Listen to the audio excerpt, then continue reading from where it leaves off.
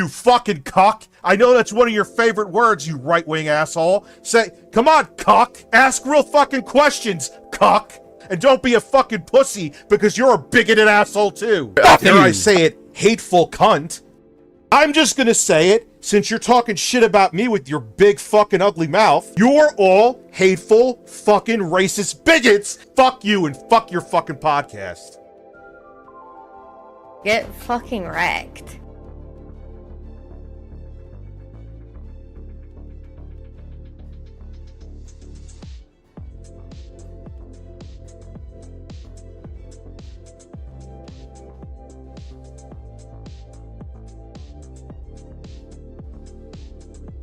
Yo, what's up, guys? How's everybody doing? How is everyone doing, man?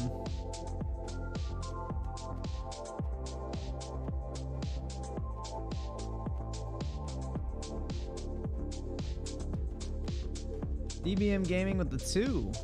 What's up, man? Gaming.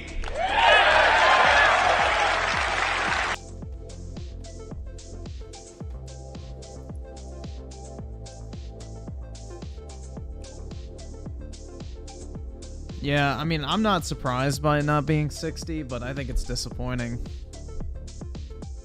Like, that game is not graphically impressive. Like, it should be 60, but it's the creation engine, so yeah. I would have put my money on it being 30, which is what I did, but yeah. The, whole fucking narrative of the Xbox Advanced Technology team being rushed in to save the fucking day. Yeah, that I never have bought that shit. We'll make sure to watch a Colt's video about that one because I think that should be pretty insightful of just how wrong fanboys can be. No, it's not a serious design flaw with the series consoles. It's the fact that, you know, Bethesda makes dog shit console ports. And the only reason their PC ports are playable is because the community fixes them after launch. Like, that's the way it's always been, man. Like, Skyrim on PS3 was the biggest pile of shit to ever touch the fucking console. Like, my friend literally had a glitch in Skyrim that if he walked in any sort of water, his entire console would freeze up. So, they've always been bad. Bethesda is just horrible when it comes to optimization. DBM Gaming with the 2, hit me with that rich clip again. Alright, man. You fucking cuck. I know that's one of your favorite words, you right-wing asshole. Say, come on, cuck. Ask real fucking questions, cuck. And don't be a fucking pussy, because you're a bigoted asshole too. Fuck you.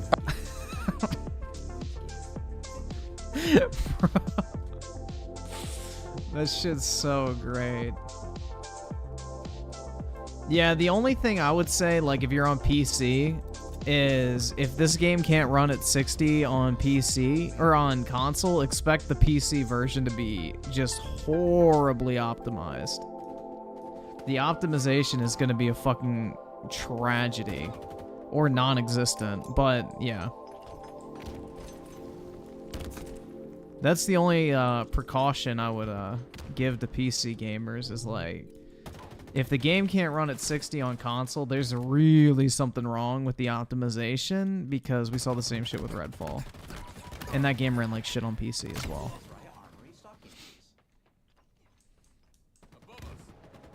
Volley with the 5. Griffin Starfield's recommended as a 6800 XT. Either subscribe, donate, or get the fuck out. There's no fucking way, man. How? That game literally looks like Fallout 4. Yeah, they didn't optimize that game whatsoever. The 6800 XT is also known to compete with a 3090, so they dropped the ball. Yeah, they didn't optimize that game worth a damn, bro. Oof. Yeah, dude. This is going to be Fallout 76 times 76. So it's going to be interesting to see the state that Starfield launches in, and those sweet little lies start to line up.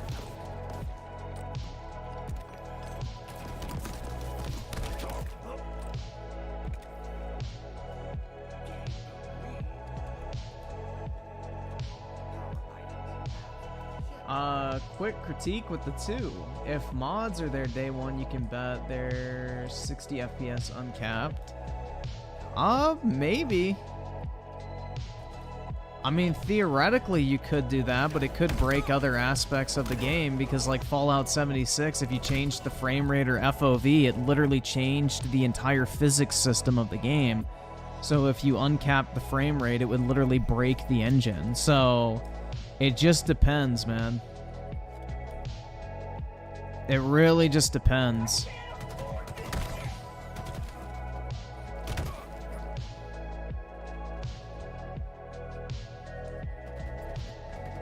Soaring Siesta with the Tier 1 membership. Really appreciate it, man. Big ups.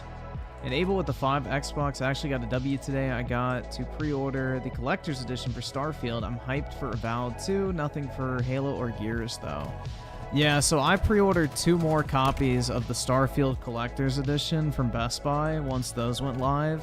I got another Xbox version and the PC version. So I've got 2 of the Xbox ones and then 1 PC one pre-ordered. I'll figure out how many of them I want to keep, but yeah.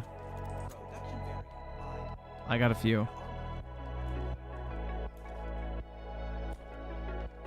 Dreamcast guy's getting killed right now? What do you mean?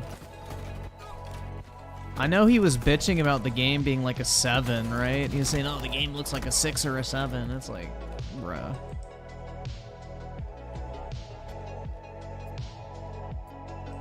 In no way does that game look like Fallout 4? Oh my god. Are you really gonna cap and say that game looks any better graphically than Fallout 4? It literally looks the same, dude. Why do you like? That's the thing is like Bethesda games are not about the graphics. I don't even know why the fuck you're so like upset about that. Nobody fucking gives a shit about the graphics in a Bethesda game, man. There was plenty of games on the 360 that looked better than Skyrim in the fantasy genre, but yet nobody fucking had an issue with the graphical style. It's okay. Not every game has to be the best fucking game. Either subscribe, graphically donate, on the or market. get the That would fuck literally out. be stupid. I don't have a problem with stylized art styles, and Bethesda's creation engine has exactly just that. But until they have a new engine, it will always look like the same game. Just slightly up-res with better textures, if even that. I can't afford this shit!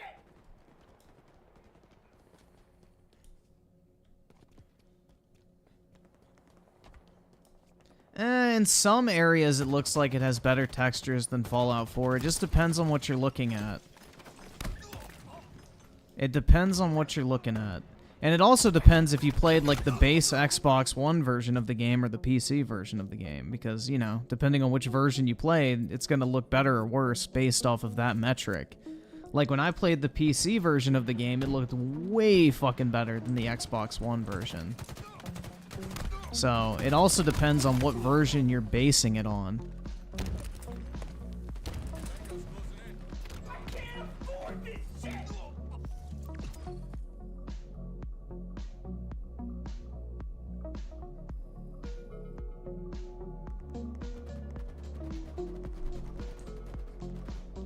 So let's see, Alex Games for Fun with the 30 months at tier 2. Appreciate it, man. How's it going, Griffin? The showcase was light. Avowed really caught my eye in a couple other games. But remember Xbox... Oh, wait. Xbox has no games? Dude, Avowed looks really good. Like, motherfuckers are like, oh my god, bro, it looks like shit. It's like... That's the perfect example of a game not needing fucking amazing graphics. Like, Avowed looks like Skyrim graphically. It's like in that same tier, I think. Like, Starfield and Avowed, I think, fall into the same category of having kind of like mid graphics, but the gameplay experience in the world is most likely going to make it really good. I don't know, dude. I just don't think every game needs to be a fucking photorealism simulator. I don't have an issue with games not being like super like graphically impressive. I don't think it's that big of a deal. But should the game look like fucking bad? No. But does every game need to be a fucking Sony movie simulator fucking ripoff? Absolutely not.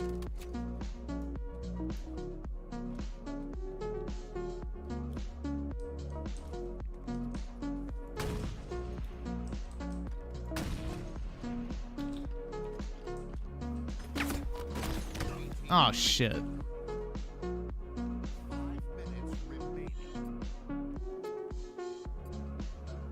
Maximum with a 2, I'm kind of nervous, but will you play Halo with me? If you can get in the same match, I don't add people, bro. Because then I would have 20 other people asking. Delta goal with a 2, so no more COD. Probably not for a while. The earliest I would play it again is if the new season starts, but even then I'm not in a huge rush. Because I'm not buying the battle pass, so it doesn't matter. I ain't really pressed. And dial 1-800-HARBINGER with the 5. If you watch videos tonight, could you watch Is This Easier to Understand? What is it? Depends. What is that? And it depends on how long it is, too, because we probably have a lot of shit to get through tonight. Our items have arrived.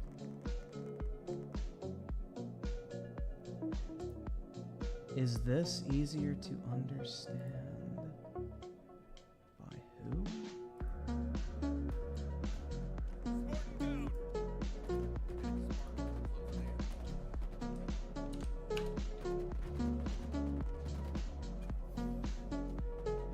I can't afford this shit. Yeah, I mean, I guess we can. It's like a minute. Sure. Able with the 2, if it's going to be 30 FPS, I'm putting it on easy mode. Well, I'm going to put it on easy mode anyway, because Bethesda games are janky as shit, man. I don't know. I do not play like a game like Fallout or Skyrim to have a difficult combat experience, personally, but hey, to each their own.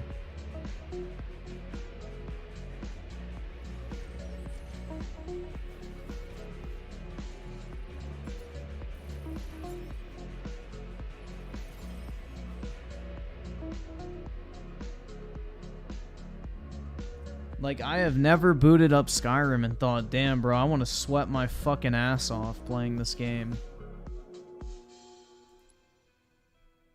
Yeah, Starfield is a prime example of a game that does not need to be 4K. That shit could easily be 1440p 60, and it would be a much better experience.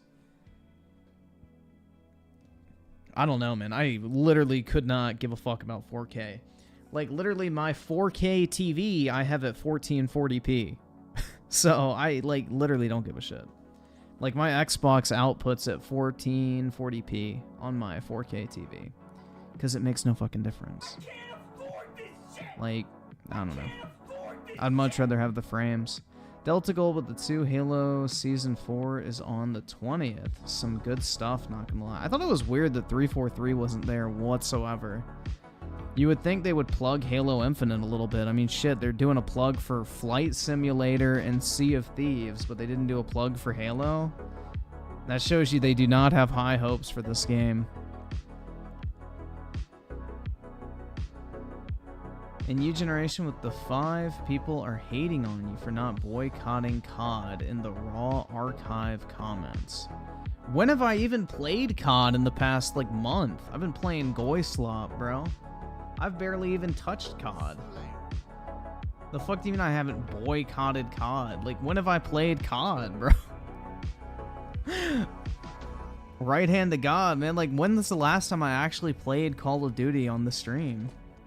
Or in general? Because I've been playing dog shit games in Game Pass that y'all have made me play.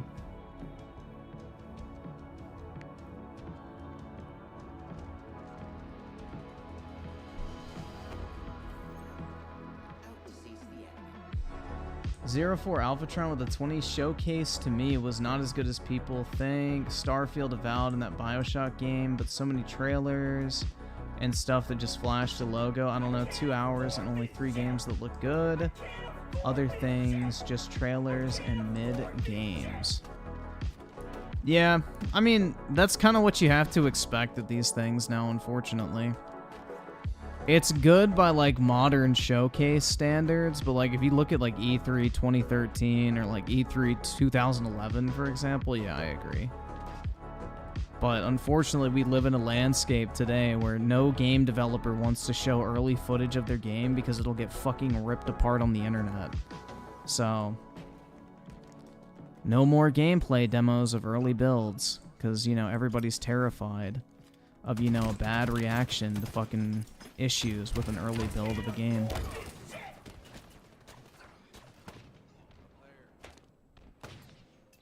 JBT with the 10. What's up, gamers? Oh my god, bro. You're bringing the fucking fat ass back. Damn. Unfortunate.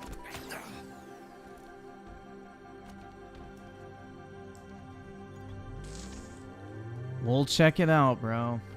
Jesus Christ. Groovy with the 5 ponies. We want Xbox to compete so Xbox can have some games. Xbox competes. Oh my god, I can't believe it. You would do this. Your games are crap. Dude, that's the thing, is like anybody capping for the PlayStation event and said this is shit is just a fucking retard. Like they had their fucking head kicked in by a fucking donkey when they were a child.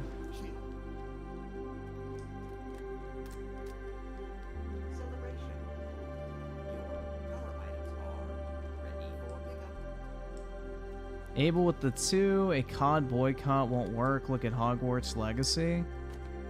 It's not even really, like, everybody's already bought COD.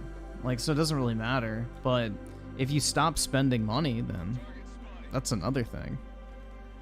But the problem is with the Hogwarts Legacy thing is the people who were upset about that didn't even fucking play video games in the first place. So it didn't impact sales at all. But the thing is with COD is the community's pissed because, like, who the fuck do you think, like, the thing is who does COD think plays Call of Duty? Like, the game is literally known for having the most toxic fucking gaming community on planet Earth.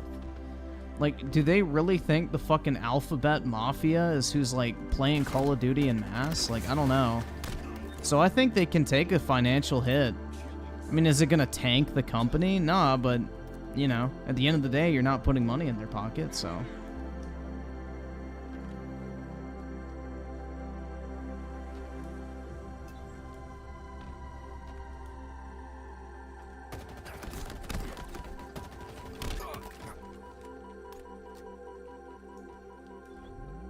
Yeah, the main consumer of Call of Duty is like males aged 13 to 35. So, you know, they're much more likely to agree with Nick Merckx than, you know, fucking Twitter.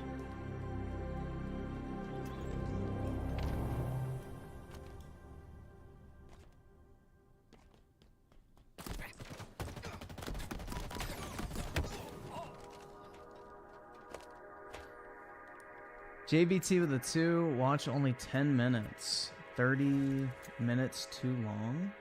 Okay. Jesus Christ, man. Who is making the, like, oh, well, it's probably you, actually. That makes sense. People like you who enjoy digging through hours of fucking footage of a morbidly obese 500-pound woman.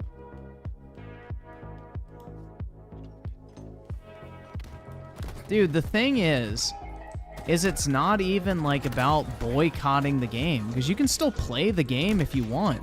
Just stop spending money on it. Like, that's the entire thing, is you've already bought the game. They already have your money for the game. So you stopping playing the game does literally nothing, because they don't make a fucking dime from you playing the game. What they make money from is you buying the season pass and buying skins and cosmetic packs and fucking emblems or whatever else. That's where they make their money. So if you want to like boycott COD, there's no point in like fucking preventing yourself from playing the game you already fucking own. Just stop spending money on it further. Like if you're somebody that buys the battle pass every 3 months, don't buy the battle pass. I'm not buying the battle pass. Like, don't buy any more cosmetic packs. I'm not gonna buy any more cosmetic packs. But I can't like go and say, give me my $100 back for my Vault Edition. Like, it doesn't work that way. They already have the money for the game. So If you decide not to play the game, you're really only hurting yourself at that point because they already have your money. So if you want to boycott Call of Duty, just stop spending money on Call of Duty. If you've already spent money with Call of Duty, it doesn't matter at that point. They don't care about engagement numbers, bro. Like, if you have a free-to-play game with 10 million players and nobody's spending a fucking dime, your engagement numbers are a negative thing because you're having to pay for server costs to support those 10 million players.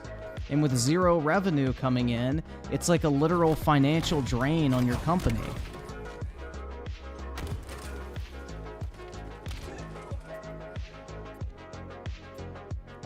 That's how you hurt. Like, engagement means nothing to Activision, man. Like, all that matters is that the people who spend money continue to spend money.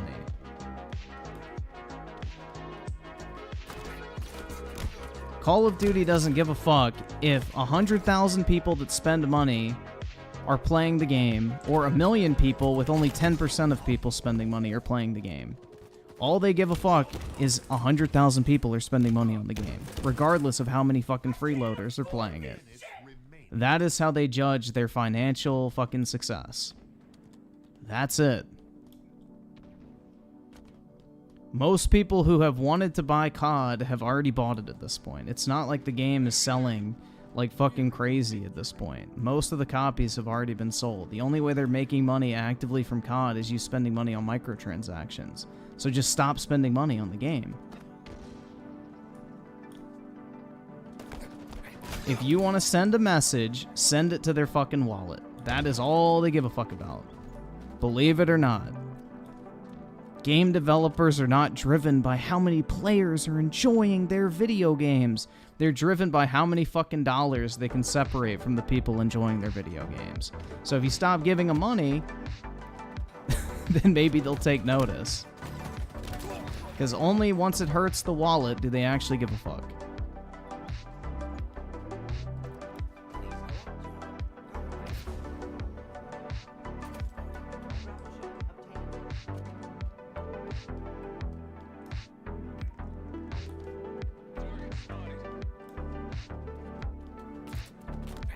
This would be like if you bought a Toyota Corolla, let's say, and all of a sudden Toyota does some shit like transition fucking kids at age 5. They put out a tweet, basically, encouraging kids to go trans at age 5, and a bunch of people are pissed off. Burning your car does literally nothing at that point. Like, that would not be a reasonable thing to do. Like, you already own the fucking Toyota. Why would you destroy your own car? They already got your money for the car. Just don't buy one in the future.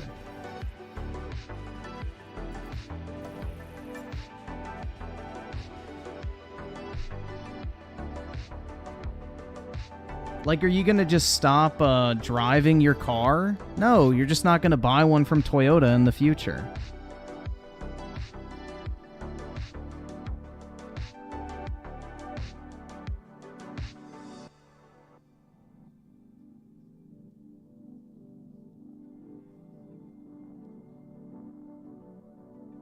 Griffin, I got a lot of money. I don't know what to do with. Should I give it all to DSP?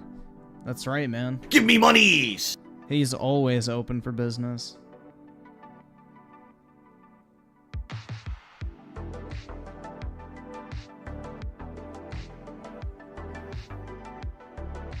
But yeah, personally, I'm done spending money in COD, man.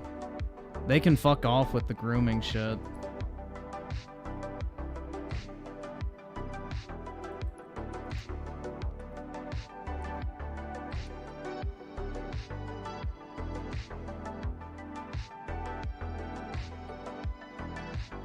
I will not be buying any future season passes, cosmetic packs, or any of that shit in MW2.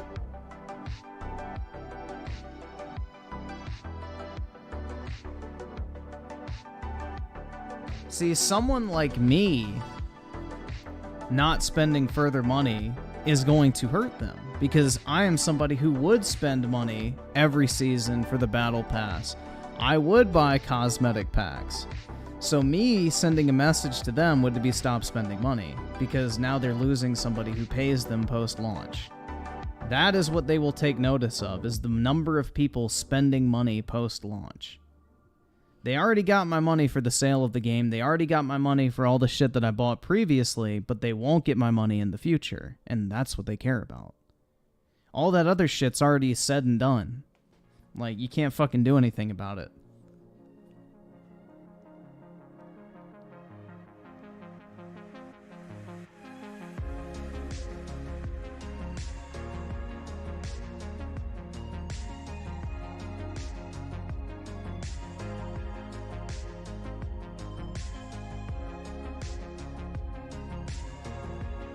Sleepy Joe with the 2. Let's go, Brandon. I agree. I fell asleep during the show, but that's nothing new. That's right, man. Thank you for your service to this country. It's much appreciated. Abel with the 2, I wasn't agreeing with what COD did, by the way. Yeah, I understand that, man. Sleepy Joe with the 2, Xbox says pay $100 to get Starfield early. Really? Are they doing the whole early release gimmick again? I thought that died out in gaming a while back. They're bringing that shit back, huh? They did that with Forza Horizon 3 and Gears of War 4, I believe. They did, like, the Ultimate Edition or whatever the fuck, and you got it, like, I think 5 days early or something like that. So I guess they're doing that again, huh? Is it like a full week? Is it 2 days? How early do you get it?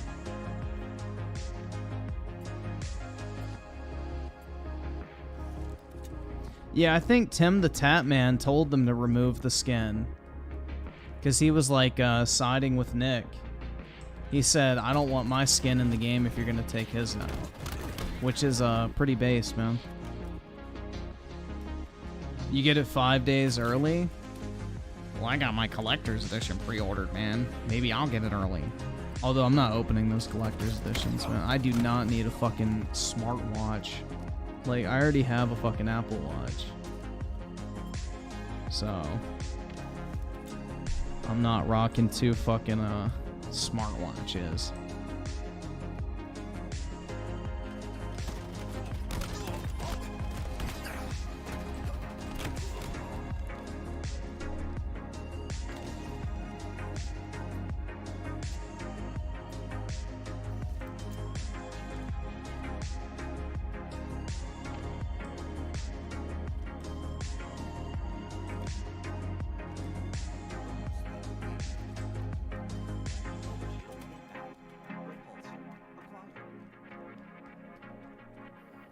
Why aren't I playing the Final Fantasy 16 demo? Because it's not out.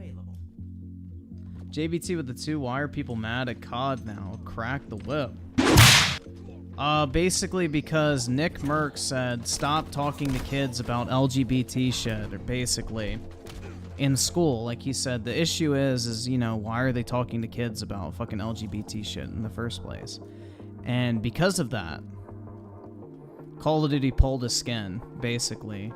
Siding with the fucking weirdos that want to talk to people's kids about sexuality. Yeah, so literally did nothing wrong. You know, as a dad, he didn't want some fucking freak in a public school telling his kid about, you know, sucking dick and shit like that, so crazy. What a wild and controversial take. I don't want some stranger talking to my kids about sexuality. Wild.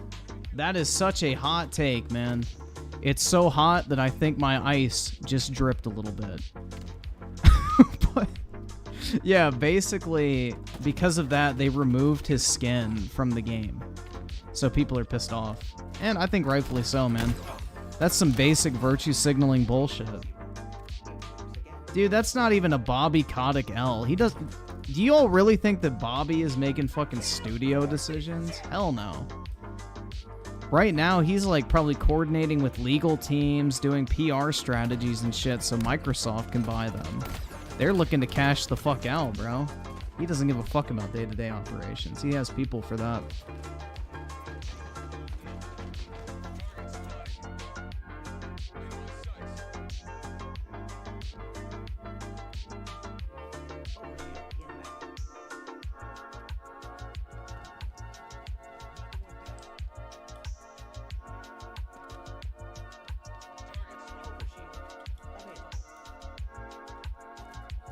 Let's see, 04 Alphatron with the 2 Final Fantasy show going on right now. Is it worth watching? Because I feel like it's not even worth watching anything else on Final Fantasy 16. Like, I almost feel like we're in the spoiler territory. Because it's like we've already seen like an hour of uncut footage. They're releasing a 3-hour demo tomorrow. And then on top of that, you know, now they're doing another fucking show. Like, damn, man. They gotta save something for release. Like, I don't know. We're like in the area of like the game's just gonna get fucking straight up spoiled at this point.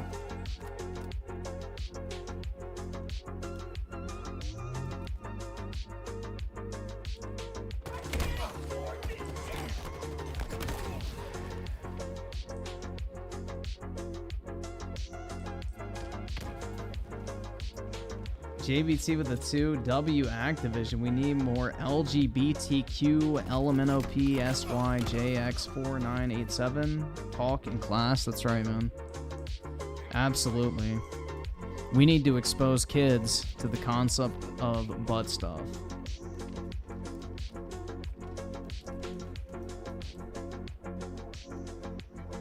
Hell yeah.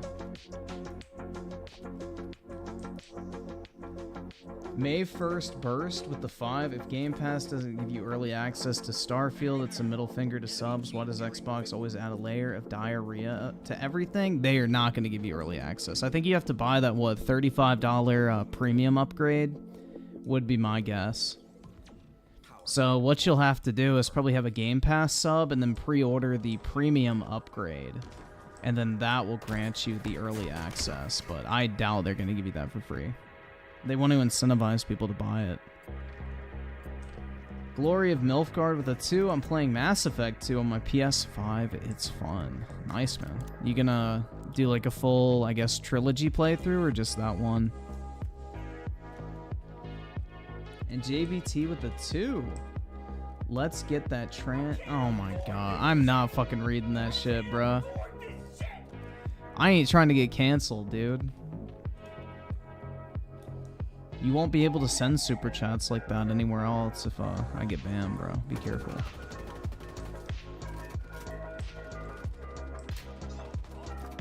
Almost got caught lacking? Nah. If I got to the word suicide, I would have stopped. Zach Miklas with the 10. The Xbox showcase was pretty good. I'm excited for Forza Avowed and the new IP Clockwork Revolution. As for Starfield, I'll wait and see. But with Creation Engine being old, my expectations are mid. Yeah, I mean, anybody not expecting that game to have just awful technical issues is in a different fucking reality than this one. But yeah, that Clockwork Revolution game looks pretty interesting, man. It looks like BioShock Infinite, which is a big plus in my book. I think either subscribe, donate, or get the I'm fuck looking out. forward to it. El Cuz with the 9 months. Gears 5 story is 0 out of 10, but the multiplayer is 10 out of 10. I 100% agree, man. I love the Gears 5 multiplayer. But the problem is it died so quickly because the only people playing it were Gears sweats. So it just got way too fucking sweaty for me.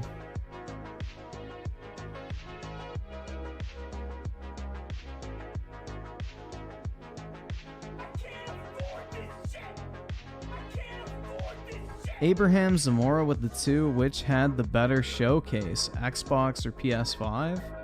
Oh, that's easy, man. Xbox, 100%. That PlayStation showcase was fucking horrific. Rich is gonna call Griffin a... You fucking cock! Oh no. Damn it, man. And you know what's gonna hurt so much about it? Is he's right. I don't want to be this way. But yeah, dude, that shit was fucking hilarious. Dare I say it, hateful cunt.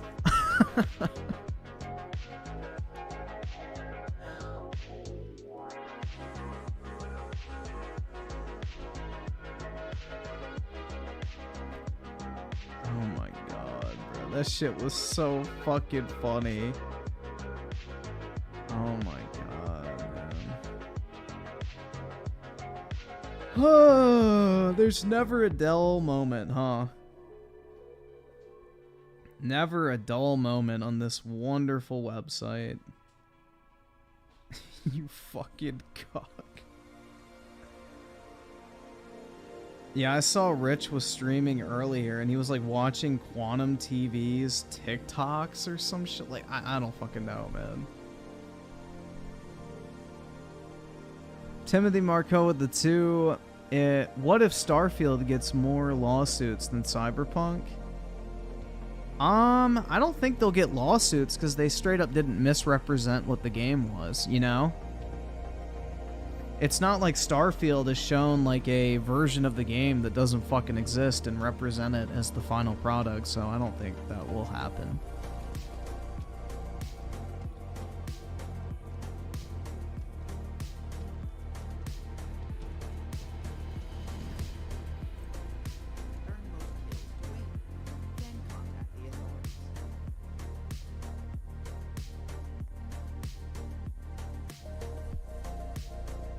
Yeah, I don't know, man. I just like, if Rich would just lay off the fucking political polarization and, you know, attacks against religious people, then he would greatly benefit from it. Like, it really seems like he's just digging himself in this fucking hole that he's never going to be able to escape from. And, like, the audience he's cultivating right now are going to constantly demand that type of shit. So he's either going to have to keep upping the intensity constantly to keep them happy, or he can cut those kind of people off now and go back to like a normal viewer base. But he's going to go down the fucking rabbit hole of becoming a political content creator if he's not careful. Like, you can only talk about topics like that for so long before you can like cultivate that type of audience completely. I mean, that shit happened with the quartering, for example. Like, he used to literally make fucking magic pack opening videos. But then he started, like, getting involved with political shit. He got banned from the card game for calling somebody a groomer or some shit like that. And, you know, he went down the political rabbit hole and he's been gone ever since. Or look at, like, somebody like H3 or iDubbbz, bro. They both cucked themselves, and now they're, like... I mean, I wouldn't even really say iDubbbz is a political kind of person, but he's definitely a polarizing person who, you know, half of the internet absolutely can't fucking stand.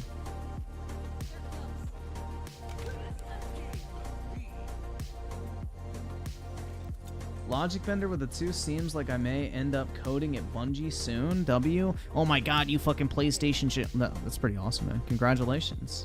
That's really fucking cool. Bro, slide me a marathon beta key, please. Thanks.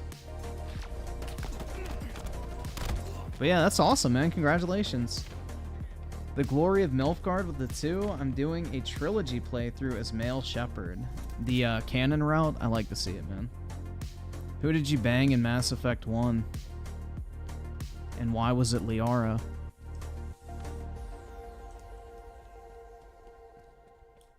See, I don't really... This is the thing, man, is I don't have an issue with, like, people discussing political issues and, like, even giving your opinion on it. But it's, like, it's one thing to attack people who disagree with you. Like, that's where it becomes crazy. Like, it's one thing to discuss something and talk about your stances, but it becomes another thing to, like, literally fucking go after people and, like, cut ties. And, like, you know, literally say, get the fuck off my channel if you think this way. I don't want you here. Like, that's just not, that's not healthy, bro.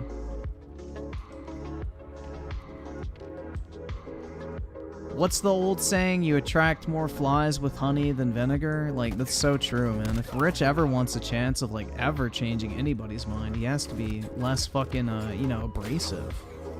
If that's his end goal, which, you know... I would assume so.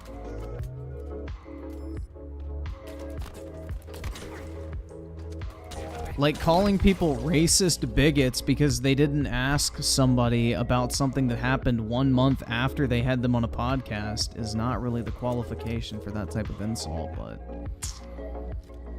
I don't know, man.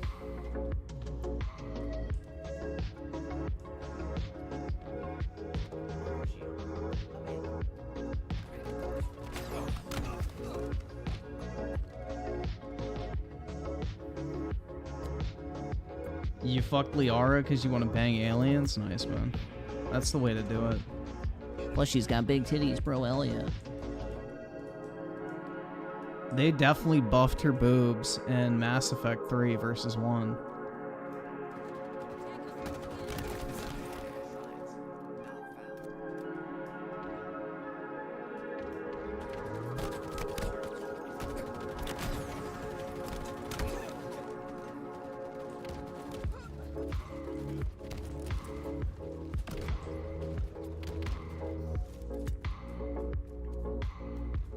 Maybe Rich should stop picking drama fights with everybody in an attempt to remain relevant. Yeah, I don't understand it, man. Like, why not? See, if this was me and I wanted to talk about the whole Melanie Max situation in, like, depth like he did, why not extend the invitation to, like, confront her about her beliefs? Like, why do it indirectly and then bring other people into the drama instead of the actual fucking person? Like, why not reach out and be like, hey, Melanie Mac, I disagree with you on this shit. Would love to have a conversation about it and talk about why I disagree. Like, that would bring in more fucking viewership. Like, that's what's wild, man. And that would be your chance to maybe, like, actually, you know, switch the, like, minds or side of, like, the people who even watch her. But it's like, no, you just go straight for the fucking emotional fucking attack route, and it's dumb. And then you start attacking people who simply had her on in an interview instead of the actual fucking source. And it's just, like, crazy. It's like a vicious cycle. And now, instead of pissing off one person, he's pissed off a whole fucking community of people.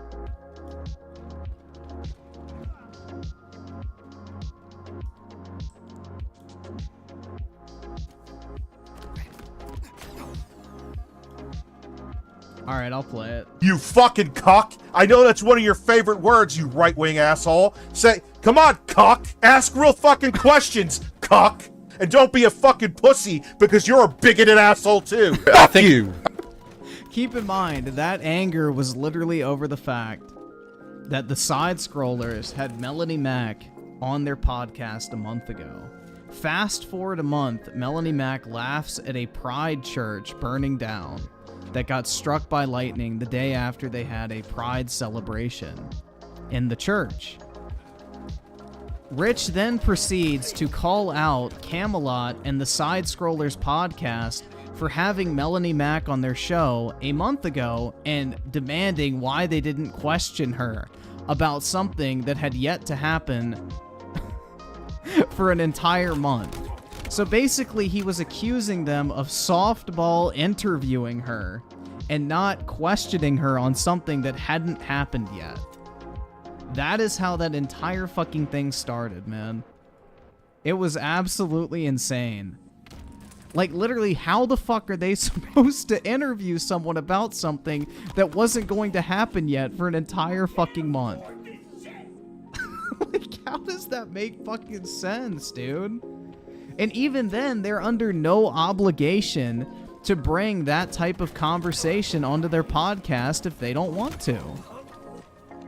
Like, you can't make demands of people when it comes to how they create their own content. Like, if they don't want to bring that topic up, they don't fucking have to. Not everybody wants to get into the fucking, you know, gay rights debate or whatever the hell you want to do, or religious debate or anything. You know, they do have a gaming show, so maybe they just wanted to keep it gaming. I don't know, dude.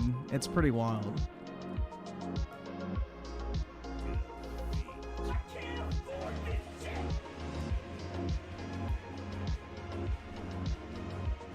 So Tony Esquire of the 5, the Xbox Showcase, exposed these YouTube gaming hypocrites, knowing damn well it was just as mid as Sony's.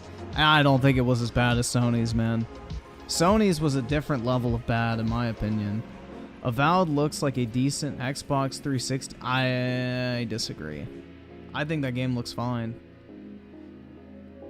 I mean, it's just not a photorealistic game. Like, I don't have an issue with that. Like, not every game has to be pushing the bounds of realism. You can have stylized games in 2023. I don't know. I don't think the game looks visually ugly at all. It just doesn't look photorealistic. I think it looks fine.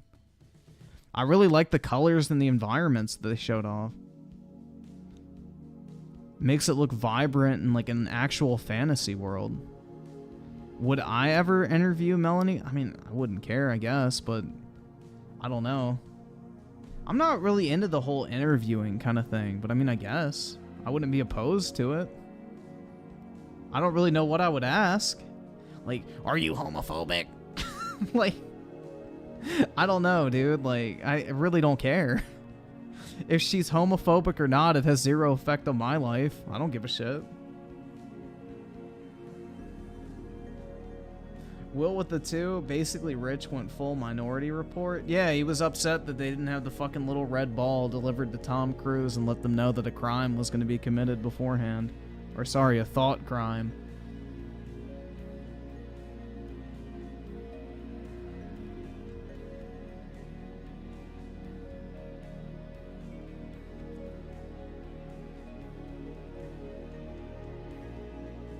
I don't know, dude. Like, the thing is with me in interviews is I have to be, like, genuinely interested in the person. And I'm gonna be honest, like, there's very few, like, internet personalities that I actually follow and am interested in. So, that would be the worst part. Is, like, I would have to, like, do a bunch of research on people. Which I genuinely don't like doing. Depressed redhead with the 5 people are really out here saying that photorealism equals good. Yeah, I don't care as long as the game doesn't look bad. Like, prime example, man. Crackdown 3. Dude, that game looks like a fucking Xbox 360 game. The textures were dog shit. The world was bland as hell.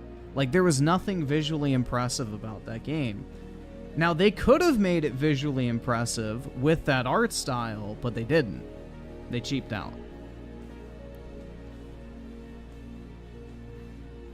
I'm trying to think of another good example. I mean, Destiny's a really good example. Like, I don't think anybody would argue that Destiny is a photorealistic looking game, right? But the game looks beautiful for what it is. Like, it has a great art style. It has a more cartoony look, but it has some of the coolest and most vibrant colors and environments and particle effects that I've ever seen in a video game. Like, Destiny is a gorgeous game to look at. But does it look anywhere near as good graphically from a realism standpoint as something like The Last of Us 2 or God of War Ragnarok? Fuck no, it doesn't. But it looks good in, like, its own way. So I think there's room for games to have art styles. Not everything has to be, like, pushing the limits of realism in gaming. You can have a stylized game.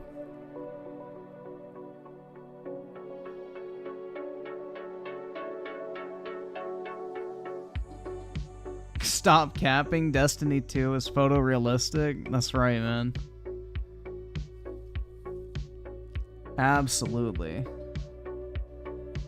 Doom Boom with the 2 Overwatch Destiny tiers are good examples. I'm trying to think. There's another one that comes to mind, and I can't think of it off the top of my head. Fuck, man.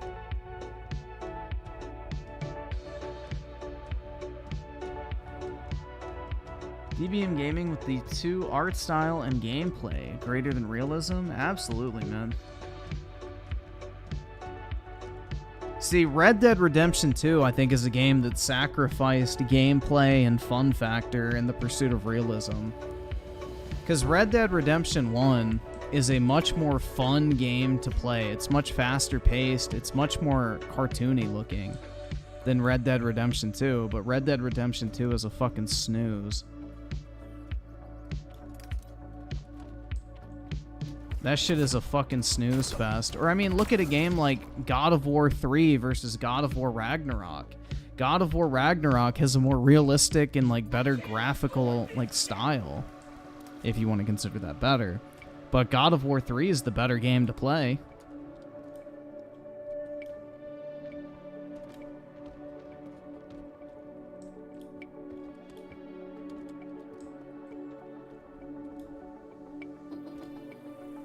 I think Devil May Cry 5, honestly, I would say is like the only game I've ever seen like merge that gap with like really realistic graphics and just being really fucking good. from like a gameplay perspective. Devil May Cry 5, I think that's probably about it. I'm trying to think of like a game with like super photorealistic graphics, but like just really fun combat. I mean, I guess you could say Call of Duty. I don't know. I mean, Call of Duty's kind of photorealistic, not really, but they go for that whole look to a certain degree.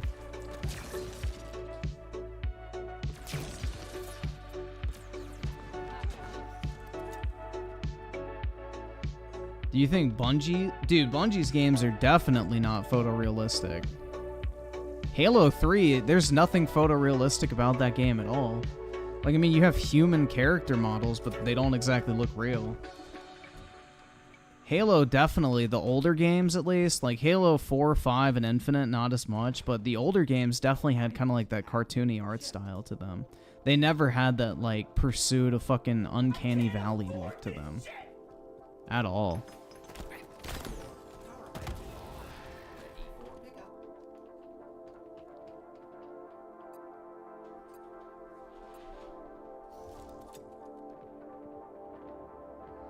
Tony Esquire with the 5. Nah, Griffin, you've been hating on Spider-Man's graphics, so please get that same energy with Avowed. When have I hated on Spider-Man's graphics? I just said it looks like a PS4 game. They could have easily gotten it to run on the PlayStation 4. That is literally all I have said about Spider-Man. When have I hated on the Spider-Man graphics? I literally just said it looks like the PS4 game, and they could have had it running on last-gen consoles as well. Like, it's not a true next-generation game. How is that hating on the graphics? That's literally just pointing something out.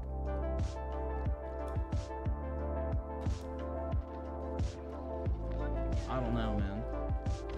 Horizon graphically slaughters this. Who cares? Horizon's a fucking boring fucking talking simulator. Shit's lame. I'd rather a game look bad from a realism standpoint and be fun than look like Horizon and be boring as fuck. Like, there's nothing fun about Horizon. Horizon literally is what you play if you want to fall asleep faster.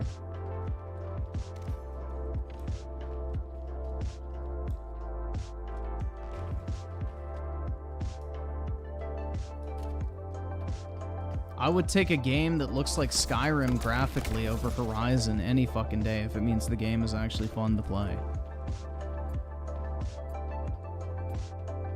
Galaxy Fur with the 5. I'm LGBTQF for furry, and I don't get all the weirdness with Rich and the whole company's going woke. I just want to live my life and not be the center of attention. Wait, so you mean you don't base your entire fucking existence on planet Earth around being, not straight? Shut the fuck up, bigot. Yeah, that's wild. Dude, that was... Oh my god, I remember this shit. Like, when they were talking about making gay marriage legal, my aunt was, like, actually pissed about that. Because she didn't want to get fucking married to like her like girlfriend or whatever the fuck. I have a gay aunt, and she was like using that always as an excuse to not have to get married. So she was like, fuck. Which is actually kind of funny. I remember that shit. That was a conversation at a I think it was like my grandparents' like 50th wedding anniversary, like family reunion or some shit. I don't fucking remember, but yeah, it was something like that. It was actually pretty funny. Like, she was upset about it. Because she always used it as, like, an excuse to not have to get married. She'd always be like, oh, but it'll cause us all these problems federally. And then when they passed the fucking thing through the Supreme Court, she's like, fuck.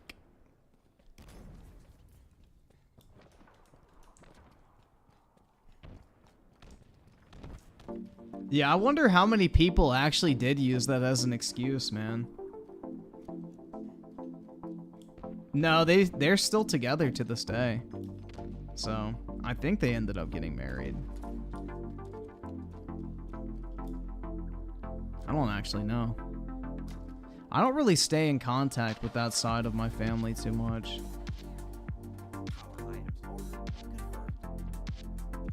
They're kind of weird, man. very selfish. Kind of like, you know, the type of family that only comes around when they want something, kind of, you know?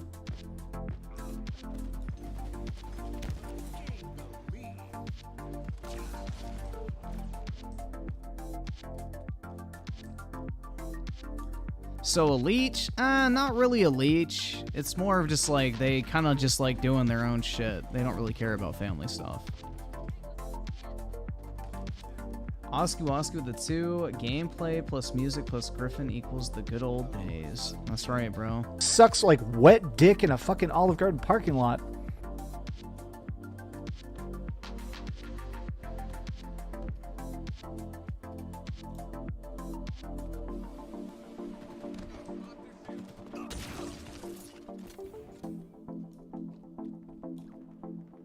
They're gonna groom me? Oh no. If you think about it, Xbox would have had nothing this year without Bethesda. Just Forza, man. Bethesda has been carrying the weight of Xbox on their back. Hardcore.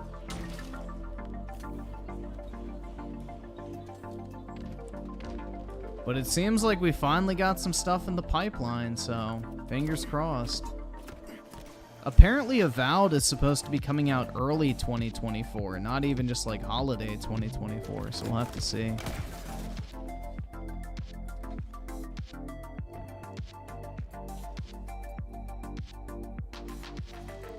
Only took a decade? That's right, man. A decade and tens of billions of dollars spent on acquisitions. We're finally here. What is Avowed? It was the Skyrim looking game they showed today. You can look it up. It's like 2 minutes. Yep, the Clockwork game looks great. Only concern is no release year even on it, but the fact that they were showing like actual gameplay clips as the trailer means that they at least have something. The fact that Hellblade is not ready to release, though, is fucking wild to me. Like, how the fuck have they still not gotten that shit ready to go? Like, dude, how many years has it been since Hellblade 2 has been announced? Like, 3 or 4 at this point? We saw a gameplay demo of Hellblade 2, I think 2 years ago. And today, we literally saw a cinematic cutscene, basically, with zero fucking combat or gameplay of any type. So we went backwards in how much we've seen of Hellblade 2. Like, we at least got a segment of gameplay footage where the person was moving the character and running away from an enemy, and in this one, it's literally her just, like, schizo talking to herself in a cave. It's just really odd, man. It really is. Like, what the fuck are they doing? You cannot convince me that is a hard game to make. Like, the first one was 5 hours of just empty fucking bullshit. There was, like, nothing in... Like, that game was so bare bones. It had the most simplistic combat of any hack and slash I've ever seen, if you even want to call it a hack and slash. The puzzles were literally just time wasters, and it literally was just a bunch of cutscenes and schizo dialogue.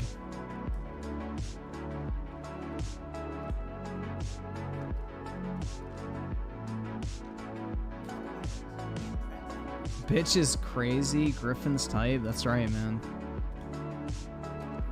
If you don't know whether or not you're gonna wake up with a penis in the morning, then are you really with the right woman?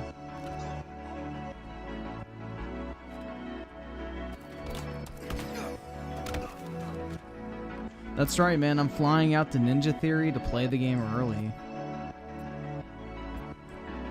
I really love the fact that the voices, you know, talk to you non-stop for the entirety of the game.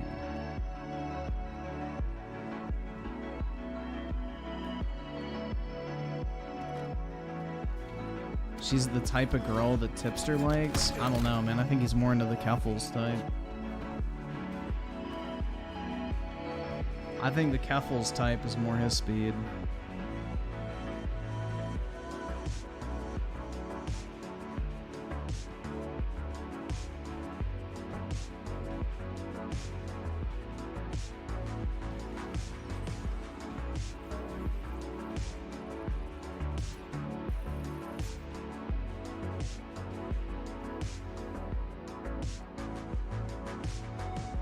CJ with a 5. Apparently Dreamcast guy got pissed at the Xbox showcase. Seems like he can't Keep that same energy. I heard about that, man. I wish somebody had like the clips of his stream. I heard like he was like literally losing his shit over Starfield. Like he was pissed off during like, oh, I'm so bored and all this other shit. Galaxy Fur with a 5. I'm gay, but no, I don't think I'm special or deserve special treatment. Just want the same rights and nothing more. Things have become toxic today. That's because people are terminally online. They don't have lives, so they form them out of just stupid things. I don't know. A lot of it, like, if you remove yourself from the internet, you find that a lot of the toxicity in the world doesn't actually fucking exist. It's all like a construct of social media for the most part.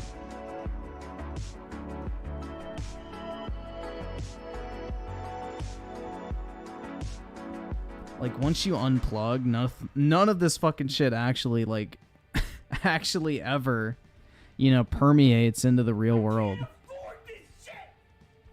Weaponized schizophrenia with a 2 despite everything. This show is better than some. Oh, definitely, man.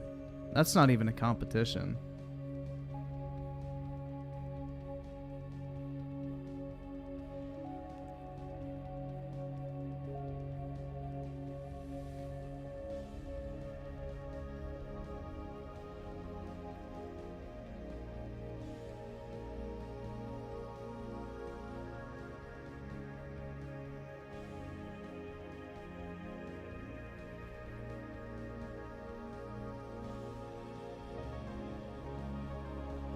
Ubisoft Direct tomorrow. I'll probably watch that after the fact. I will not be streaming that live, most likely.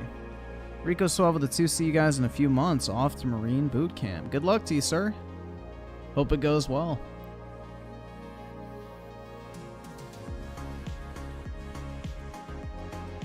Hell yeah, dude. 7-Eleven. Let's go. That's a place I haven't been in fucking forever, man. I used to love 7-Eleven.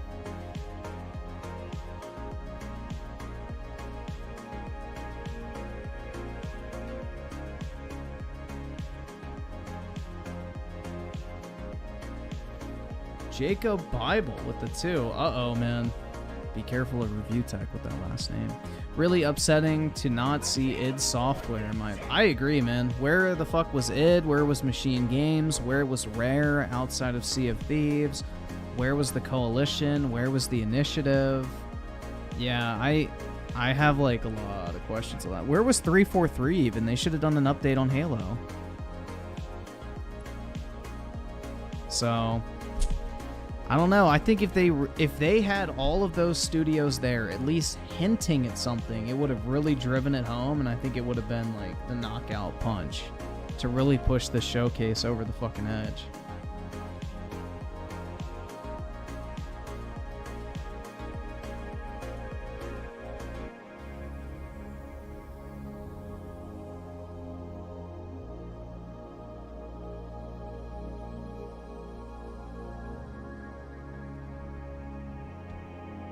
Haven't had a Slurpee in years. Same here, man.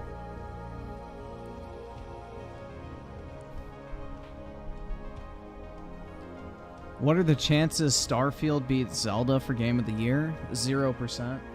Zelda's winning Game of the Year, guys. Just like Elden Ring was going to win Game of the Year last year. It's a wrap. We already know who's going to win. It has already been decided. Like, that shit is already done.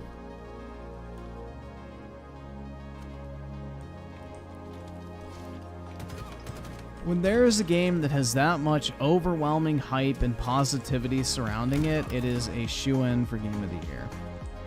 Starfield is going to be a controversial game because it's a platform exclusive between PlayStation and Xbox. That's just the reality. It is a divisive game. Because Xbox fanboys will defend everything about it, and PlayStation fanboys will attack everything about it. So, it'll be like a war of the fucking retards. And considering a lot of games media people are in those retarded groups, yeah.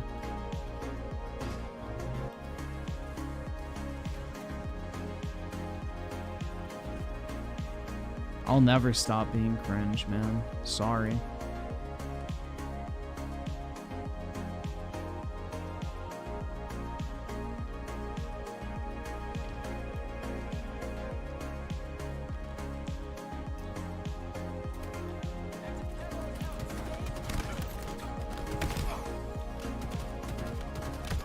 Fuck. I wish I had the AR. Has Bud Light recovered from the boycott? No. I think Modelo's now the #1 beer in the US, so they lost their market share, or at least a significant chunk of it.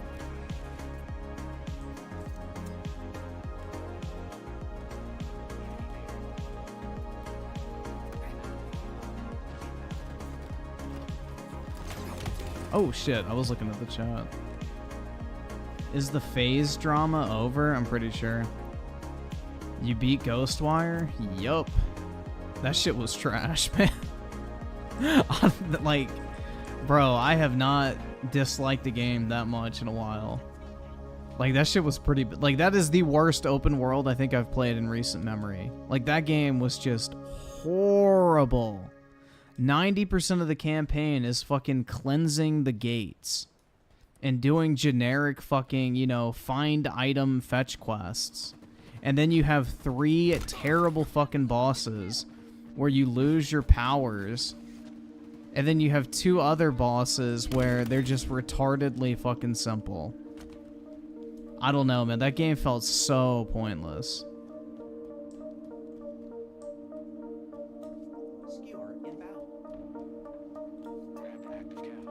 It almost felt like a demo. Like, the actual meaningful content in Ghostwire Tokyo was probably 60% cutscenes, 40% gameplay.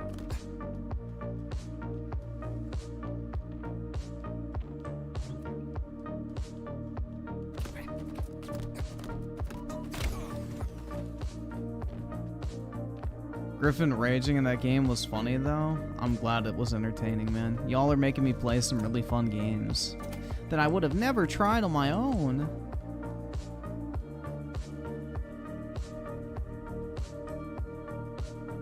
But yeah. Overall, I was not impressed.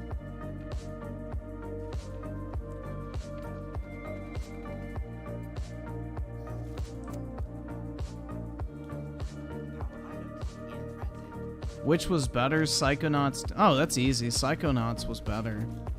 100%.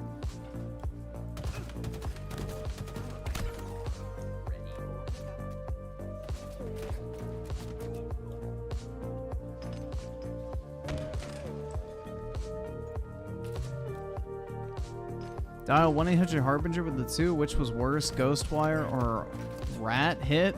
I'm guessing you meant Ratchet and Clank. Yeah. Fucking Ratchet and Jank is definitely better. Will I stream Starfield? I guess so. I don't know, like, streaming RPGs can be hit or miss. Like DSP always bitches about like his Skyrim streams and shit getting low support.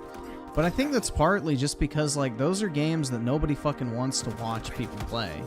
Like, why would you want to watch me play Starfield when you could just go play it yourself? Like, the whole point of an RPG is to experience it and, like, be that character, not watch someone else be that character. So, it's just kind of a boring game to have on screen.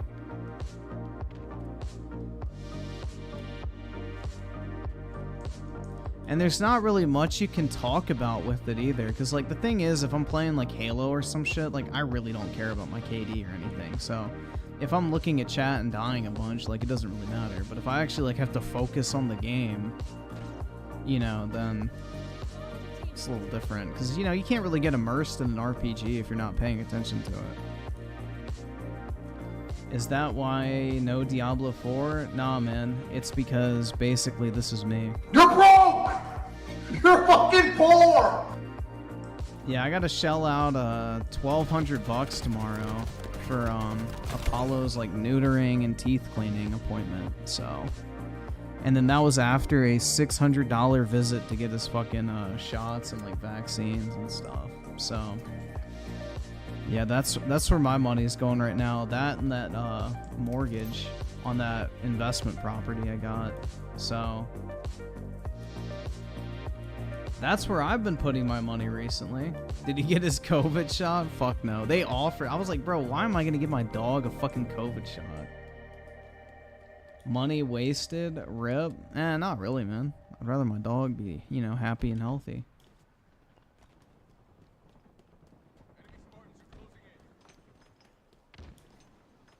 The thing is the only reason I am getting him neutered is because when you get them neutered, it reduces their risk of cancer later in life. And golden retrievers are already very prone to getting cancer, so, you know, it's just kind of like a thing to help, you know, him ensure that he has as long a life as possible and not get sick.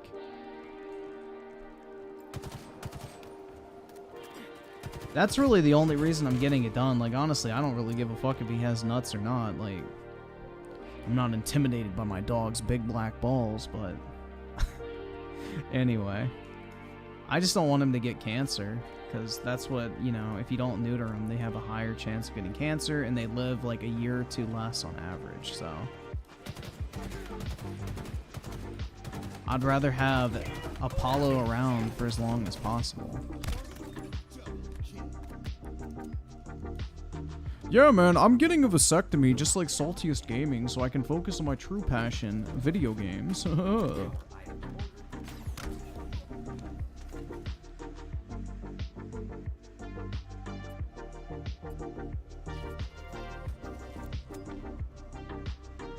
Damn, Apollo getting no bitches? Hey, man, it's just like me. It'd be like that. Sorry, man, who needs bitches when you got video games? Video games will never leave you.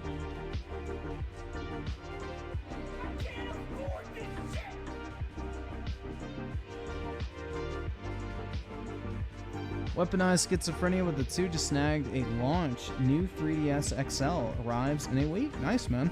Congrats. Those are really cool. I wish I still had mine. 2Tem505 with a 5. I almost said Tim2 505. 2 games we didn't see at Xbox: Perfect Dark and Gears 6. Also Fable, not looking too good. Yeah, I am not happy with Fable. Like, I went back and rewatched the trailer because somebody pointed out that it was like Jack and the... Alright, so did y'all understand the trailer? Because I did not catch it. Apparently the trailer was supposed to be Jack and the Beanstalk. I did not get that from that fucking trailer whatsoever. Like, I literally, the way I saw the trailer was like the guy with the glasses was like the narrator or something. Like, he was the one telling the fable, and you're like, I guess, rebelling against... Like, I had no idea what the fuck was going on with that shit. But it's like, he looks like he's like, not like, I guess, I don't know how to fucking word it. But he didn't look like he belonged in that environment, if you know what I mean. Because he had, like, modern glasses on and everything. So I'm thinking, like, okay, this is, like, the narrator of the story. He's, like, the guy that breaks time and everything like that. And it's like, no. He was the fucking giant at the top of the beanstalk in Jack and the Beanstalk. I never would have got that shit until somebody pointed it out. So apparently that's what the trailer was. And somehow there's gameplay in there. I keep hearing people go, that wasn't fucking CGI or cutscenes. That was gameplay. And I'm like, bro, where the fuck was the gameplay? Dude, did I miss it? I rewatched the trailer. I didn't see fucking any gameplay in that shit. It was all like a fucking cinematic, like, montage.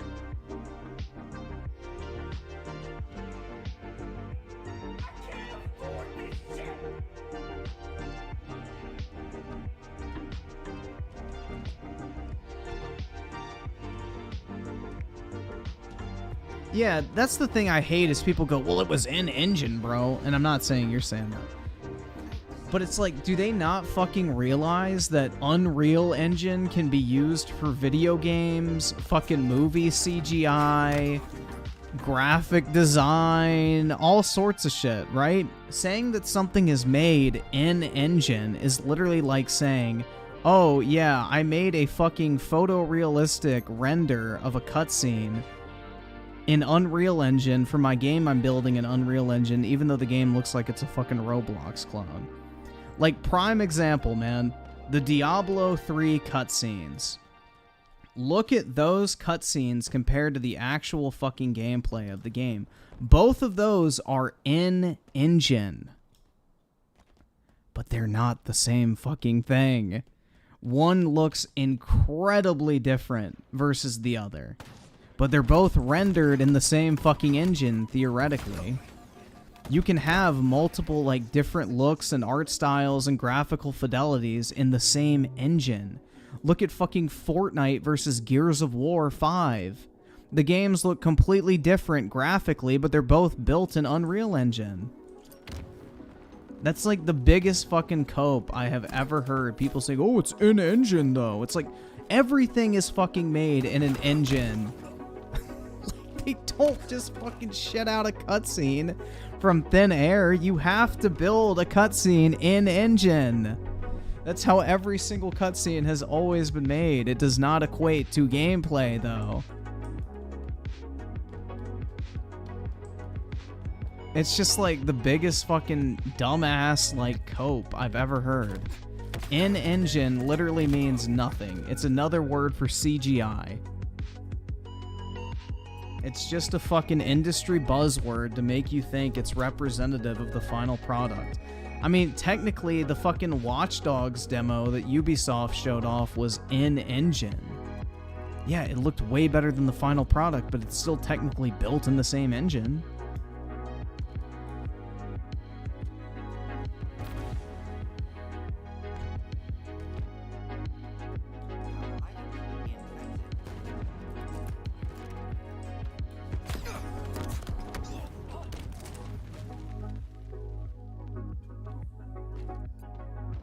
But why did you say the show was great? You're basing your opinion on other streamers?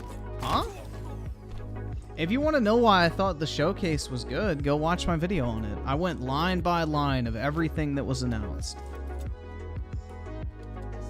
I literally covered everything. I wouldn't say it was great. I thought it was good. Too. I gave it a 7 out of 10. So it's not like I'm out here going like 9 out of 10, bro. Fucking amazing. Oh, it was like a 7. It was solid.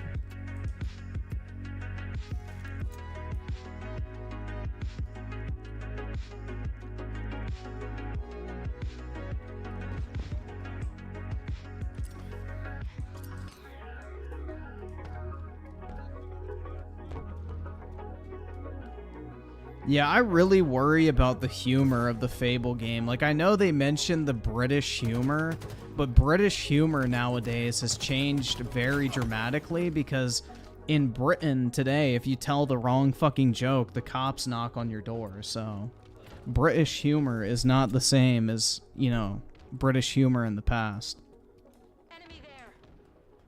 You cannot make the same jokes anymore, especially over in Britain.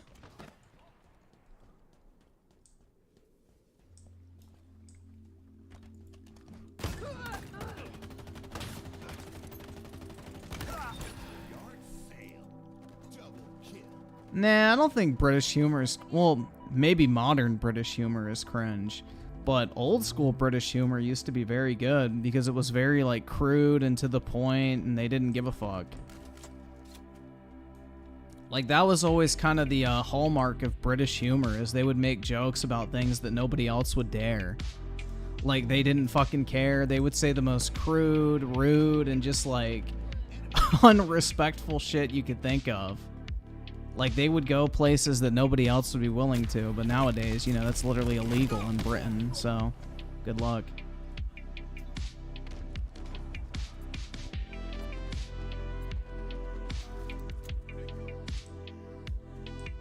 Like, the British used to be the edgelords of comedy, basically. Like, go play Conker's Bad Fur Day, man. Like, those old Conkers games are like the prime example of old school British humor. Especially in gaming.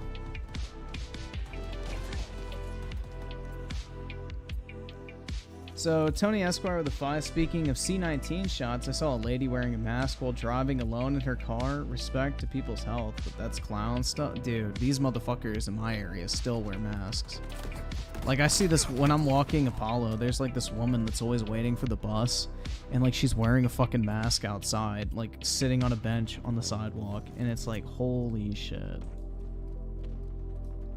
But yeah, it's fucking wild. And Marco G with the 5, Griffin, so what are you trying to say? Wait, so what you're trying to say is you need that money? That's right, to pay my vet bills, Apollo's bills, my taxes. There you go. But no, I don't actually need money. I'm good.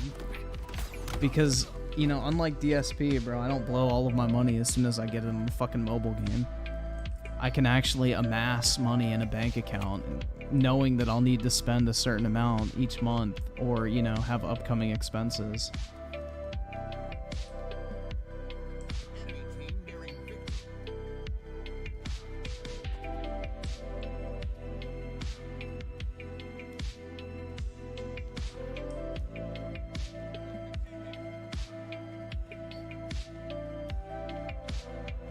DJ Aftershock with the 2. Thanks to you, Apollo. Now can't get some of that wet. Hey man, I ain't trying to pay child support. But yeah, oh well. I'd rather him live a happy life and a long life than get sick and die early, so a worthy sacrifice. Galaxy Fur with a 2, Count Dankula found that out the hard way. Yup. That shit was crazy, man. Dude, the police in Europe are like wild. They will arrest you over the dumbest shit. It's not just England in that regard. France is just as bad, if not worse. 210505 with the 2. I hope they keep the Hopes in Fable? I do not remember that. Dude, it's been forever since I've played Fable.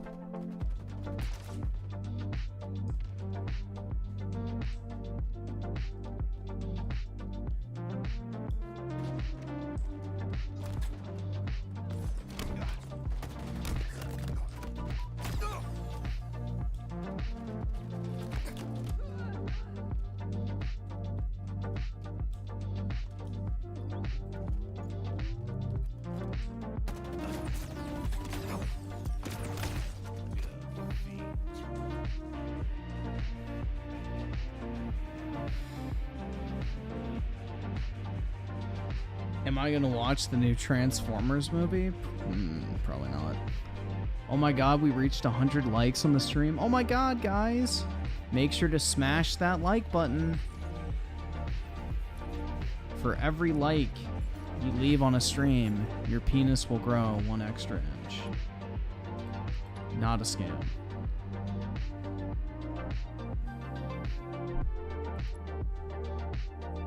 DJ Aftershock with the 2, new Swedish Prime Minister cracking down on mass immigration. Too little too late, they're already all in there, man. I hope it works for them, but they've already become the rape capital of Europe, so good luck.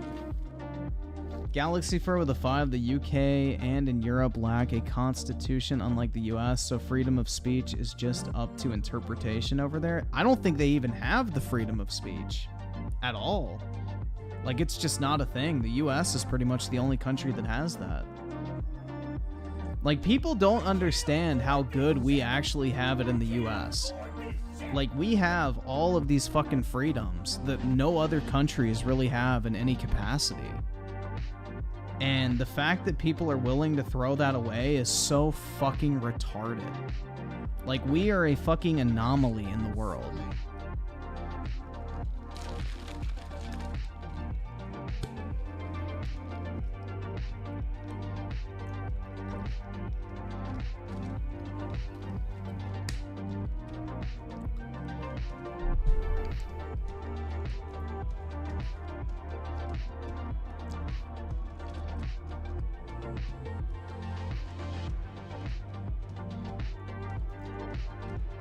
Like, the fact that all these fucking dipshits can, you know, talk out against freedom of speech is a result of freedom of speech, but they're just too fucking stupid to realize it. You know, all these quote-unquote oppressed people, you know, hate our fucking country and hate the government and hate the fucking Constitution so much, but it's like, the only reason you motherfuckers even have a chance to talk is because of the very things you claim to hate. And that's what's so fucking ironic about it.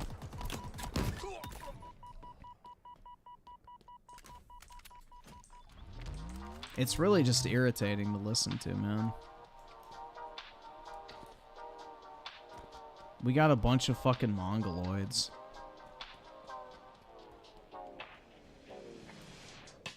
But that's the problem, is people are so fucking upset by other people disagreeing with them, they'd rather give up their fucking liberties just to not have hurt fifis. It's wild, dude.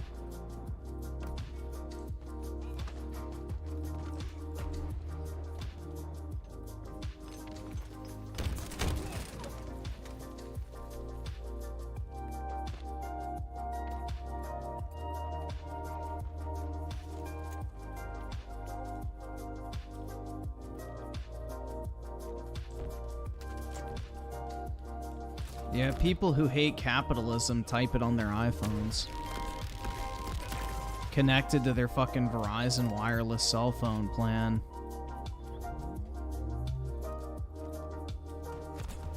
Drinking their Starbucks coffee.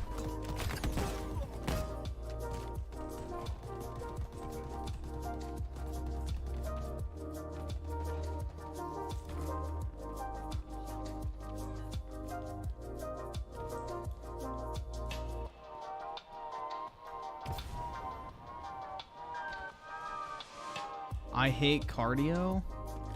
Just do it until you like it, man. And eating them, ooh, bruh. That is one of the things I do not miss whatsoever. Like, I have zero desire to ever eat fucking McDonald's again. Absolutely fucking zero desire.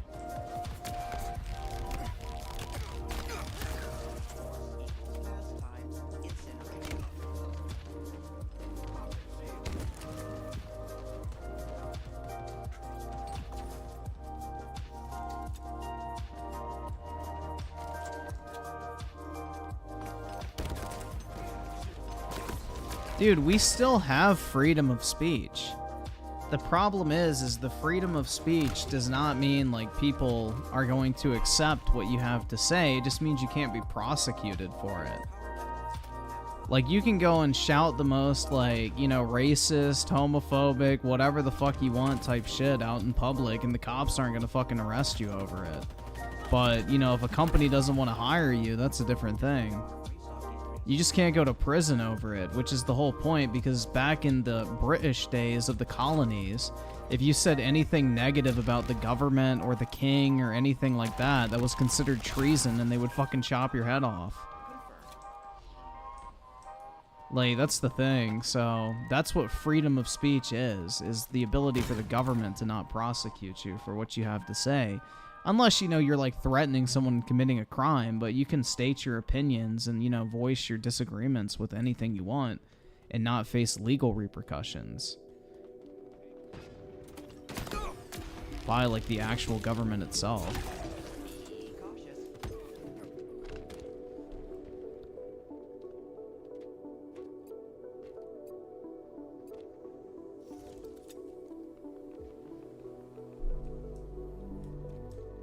So, it's like you have the freedom to practice your religion, but it's like, you know, if your religion is something really fucking weird, then people can choose to have nothing to do with you.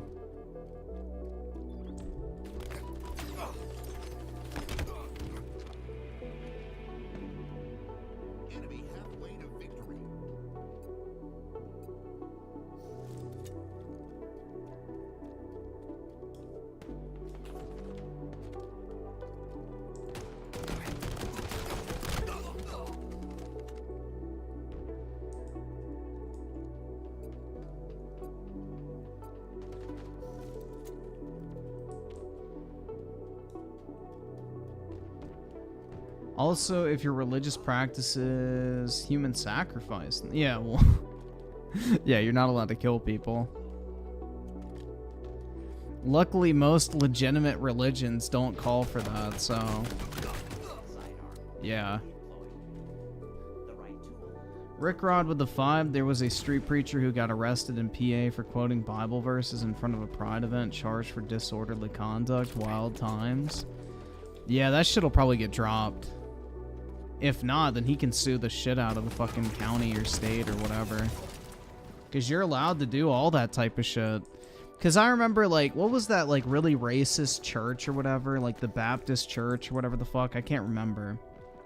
But, like, they're notorious for, like, spewing some of the most, like, disgusting shit you can think of.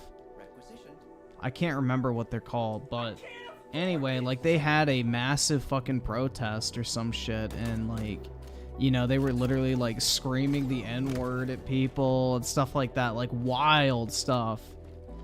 And basically, they were told, like, when people complain, they have the freedom to do it. They're on public property, and they can, you know, voice whatever they want. Like, people tried to sue them over it, and it got tossed out in court because, you know, it fell under freedom of speech. They had the permit to be there, so...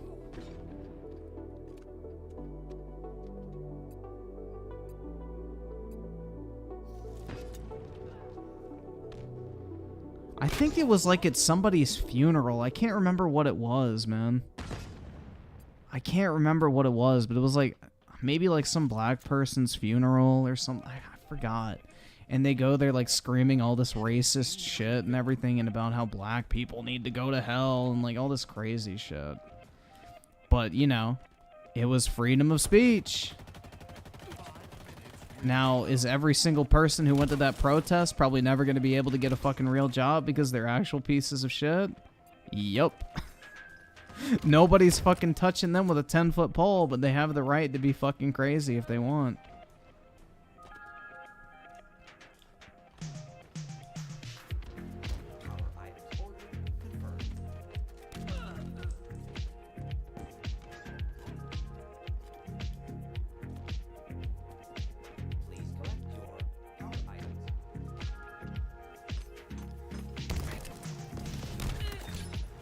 Yeah, I think it's a dangerous territory to punish people's speech because of emotional distress, dude.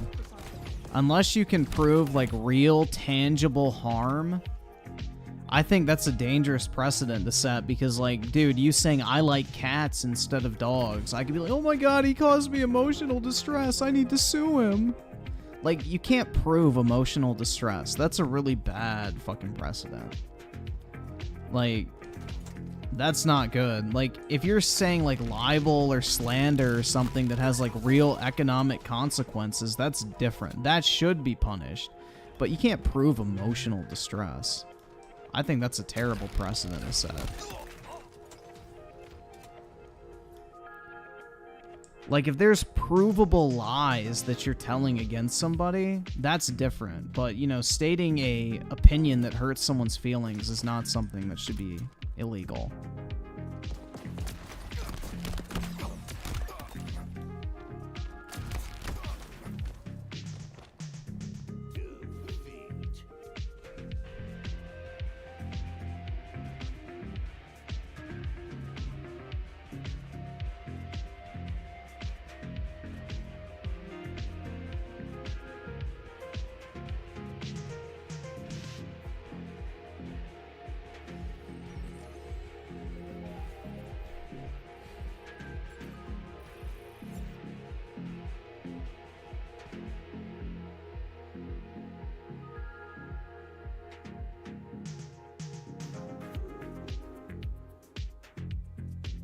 Anyone know when Metroid Prime 2 is going to drop?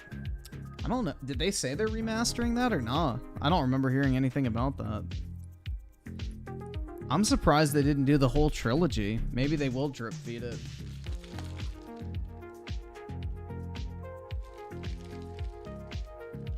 Seems like easy fucking content.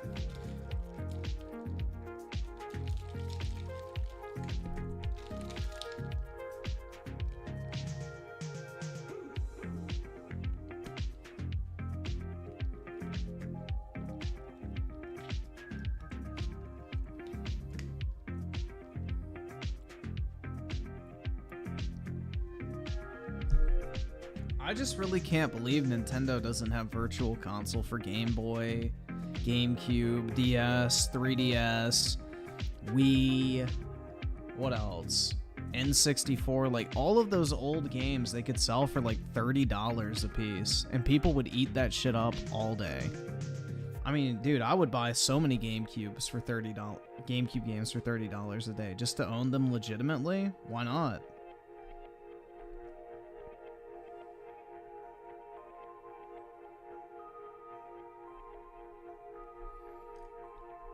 New season of COD in 2 days. You excited? I was before the whole fucking stupid ass controversy they got themselves in. Before they had to double down on the current thing. Seeing as Switch has motion controls. Yup. Super Mario Galaxy worked well on the Switch. Yeah, I mean, that's the thing is, Nintendo likes to have closure for their systems so people consume them in the moment. So I guess it does make sense, but at the same time, it's like, bruh, they're sitting on a fucking gold mine.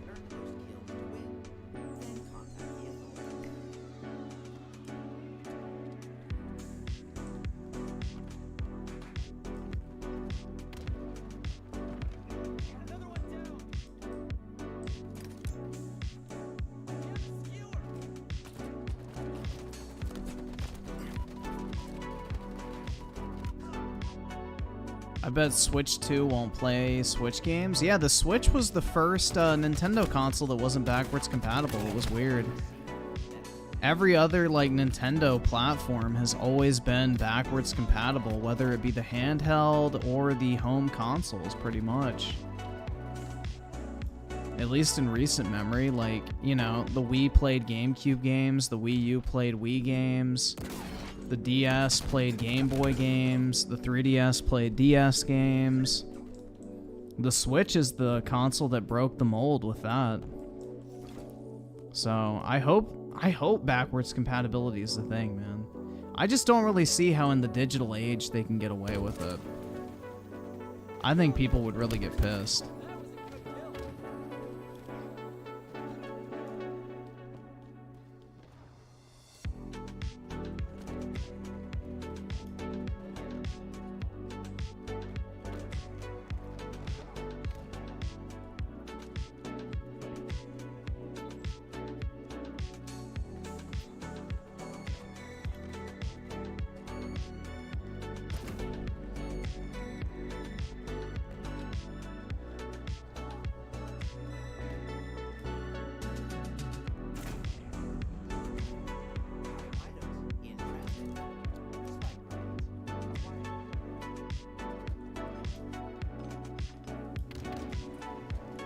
Yeah, I probably should stop buying digital Switch games just in case it isn't backwards compatible, because those physical games are going to go up in price.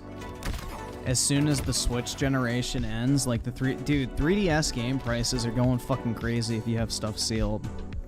So I probably should just start buying like physical Switch games more often. I already have a bunch, but it just seems to be the move, man. If you're willing to hold on to sealed Nintendo games for a few years after that console cycle ends, the value just goes fucking crazy on them.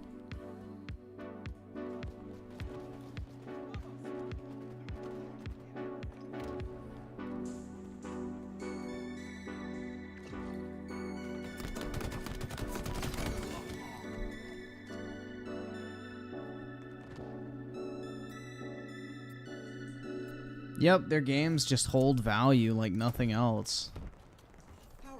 But that's because like Nintendo has genuine fans of franchises. Like a Mario fan wants to own and play all the Mario games on native hardware.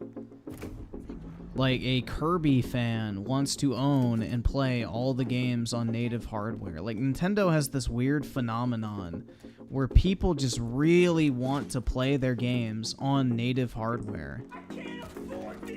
Like, even though emulation is a thing, it's just like people have that nostalgia for playing on native hardware with Nintendo.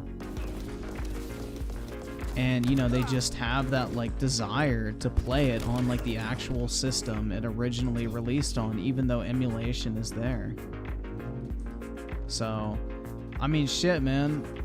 There are people who still play on their Game Boy Advances just because they have, like, nostalgia for it.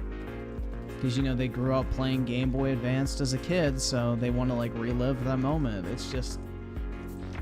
very few companies in the world can even say that they have that much nostalgia attached to their products. Like, I don't really think anybody gives a fuck about, like, their first iPhone, for example, you know? Like, is anybody gonna go out 20 years later and be like, oh, I want to purchase the first cell phone I owned? Like, I don't fucking give a shit. Like, why the fuck do I want to buy an old phone? But, like, an old, like, handheld or something? Like, yeah, I mean, that's kind of cool. So it's kind of weird. It's a strange phenomena.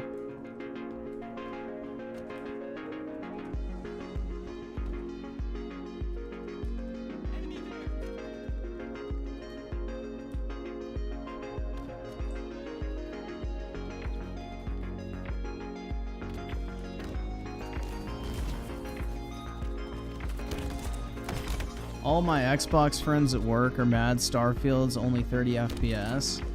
Yeah, I think that's a bad decision, personally. I mean, I understand it's a Bethesda game and the likelihood of it happening is almost non-fucking existent, but still, ditch 4K and get that shit at least running at 50 frames, man. Like, even if it's not a locked 60, they need to have an option to have a frame rate boosted mode. Even if it doesn't hit 60. Like, God of War on PS4 did that shit. Like, the performance mode of God of War 2018 never hit 60 frames per second. It ran at, like, 45 to 50, but it was still better than 30.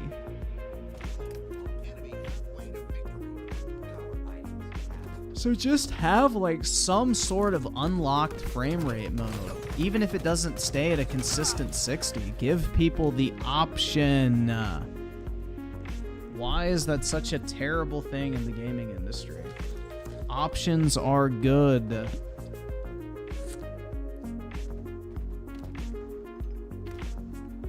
Weaponized schizophrenia with the 2. I never had a 3DS during that gen. Now I got one. The 3DS was cool, man. I wish I would have bought one earlier in the generation. I bought one, like, towards the tail end. Like, I got it a year or two before the Switch came out.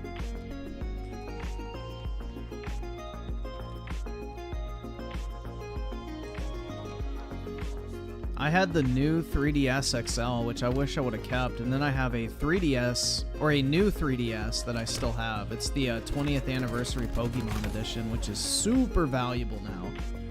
I wish I would have bought one to keep sealed, because they're like $1,000 new. I remember lining up at GameStop to get it for like 200 bucks.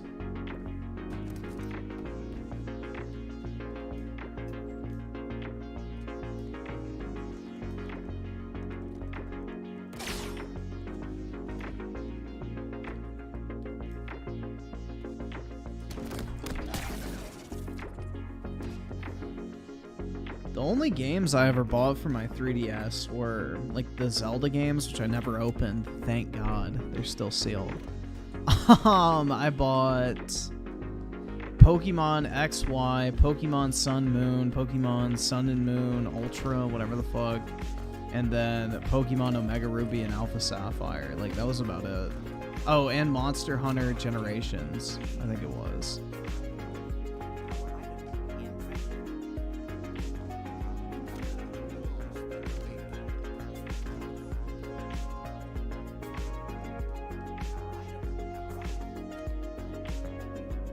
Oh, wait, I take that back. I had Fire Emblem Birthright. I don't think I have that still.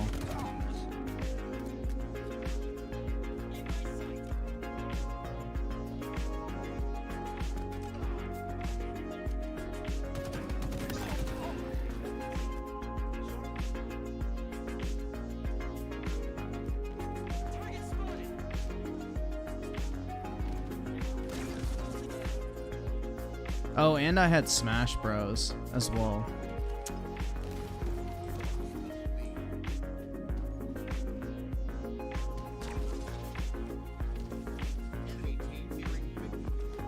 You're a massive loser, so you have basically every first-party game on 3DS.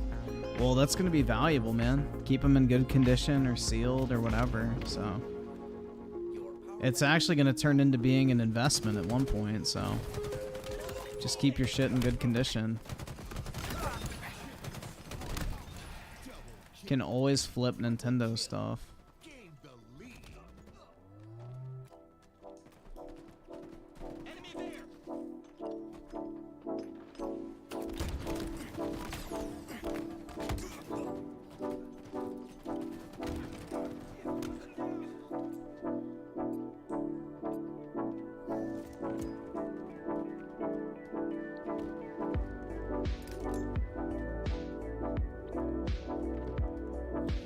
Yeah, and back when Pokemon games weren't pseudo dog shit open world titles as well.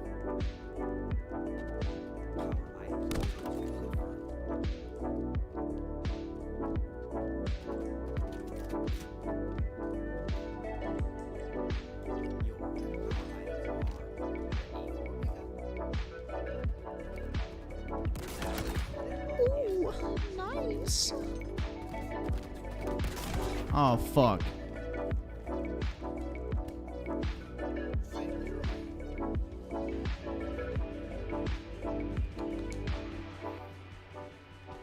I sold food at school for my 3DS games. Nice, man. Yeah, GameStop is more of a fucking toy store.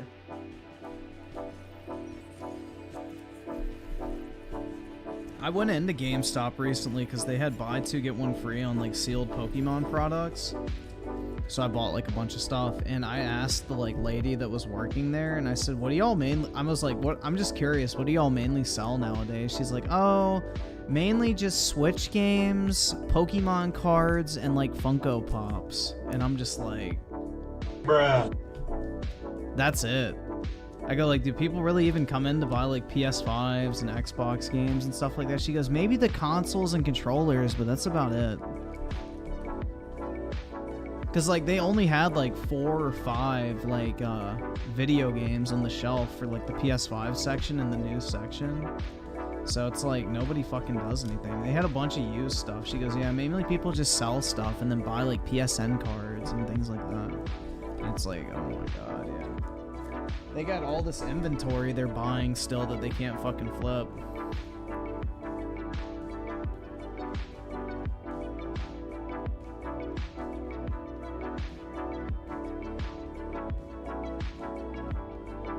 Was she cute? I honestly was not paying attention, man. She's a GameStop employee.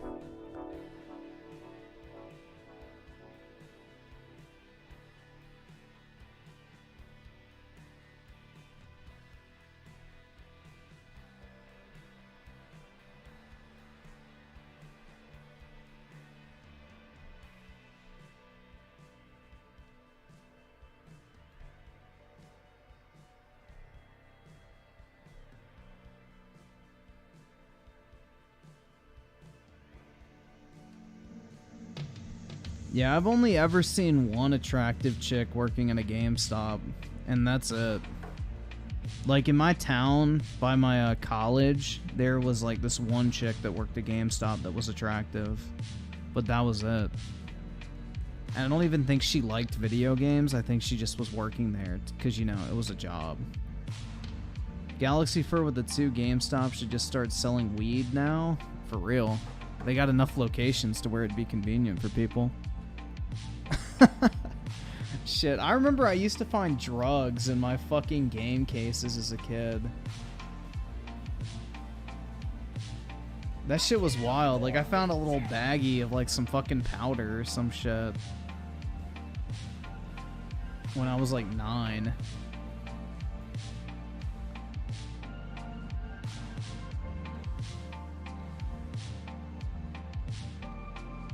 It was like tucked inside the game manual.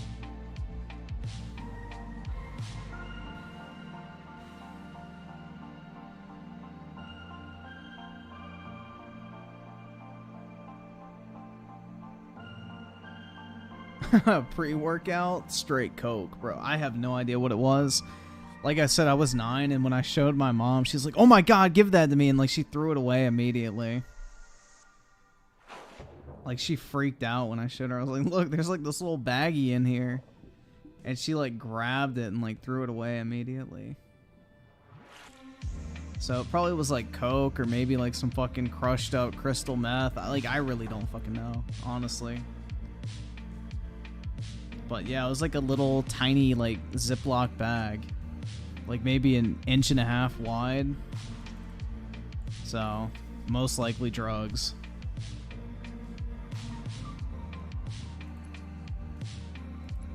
Snitched on my dad? No, I was visiting my grandma and we went to the GameStop in the mall near her house. And yeah, I bought like a Wii game or something like that. I don't remember what it was, but yeah, in the instruction manual, there was like a little baggie of drugs.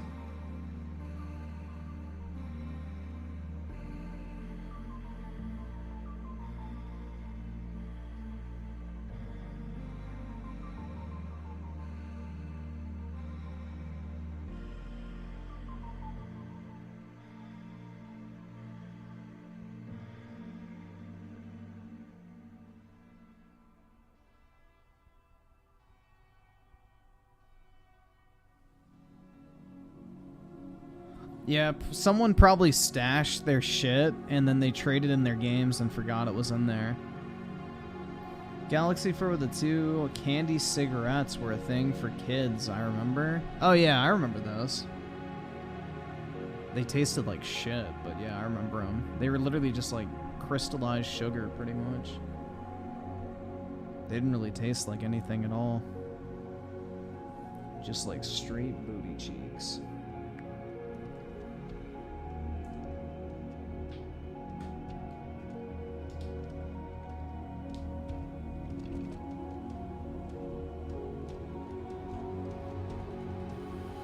I had something similar. There was an attractive chick working at the GameStop in my town, and I thought she worked there as just a job, but no, she actually did play games. Interesting, man. Did she play with you? Ha ha ha ha.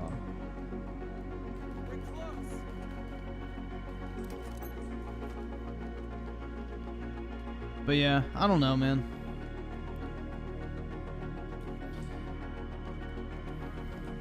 I feel like dating a GameStop employee, even if she was hot, would be weird. I don't know, man. I feel like after sex, she would ask, "Would you like to purchase a warranty?" Bruh.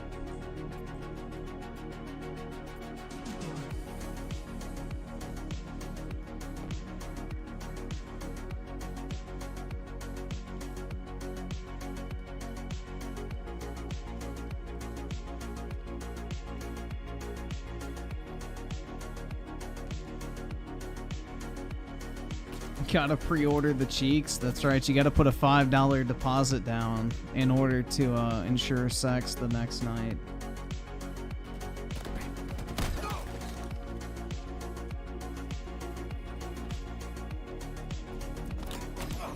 Yeah, bro, if she's got a Legend of Zelda t-shirt on, she's wife material. Real talk.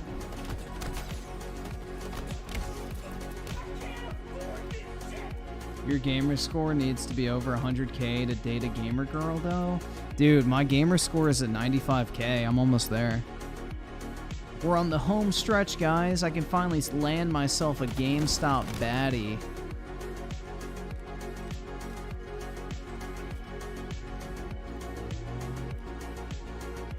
Griff would date a female Linus Tech Tips employee. What, the trans one? No thanks.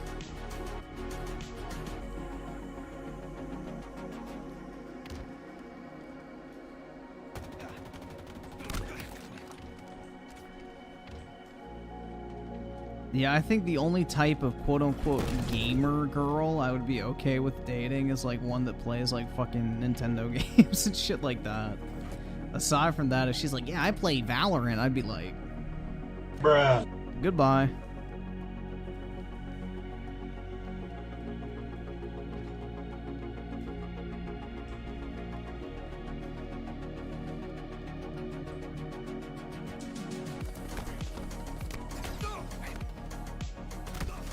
Yeah, that's right, bro. Get fucking wrecked. Yeah, get fucking right.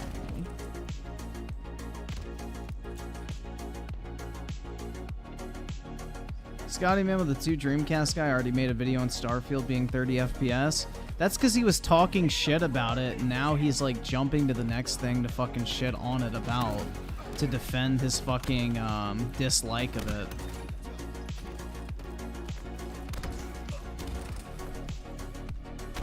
What if she plays COD? Then I hope she comes with an engagement ring, bro, because she a keeper. Hell yeah, dude. I don't know, I've only known a couple chicks that play COD in real life, and both of them were very hot.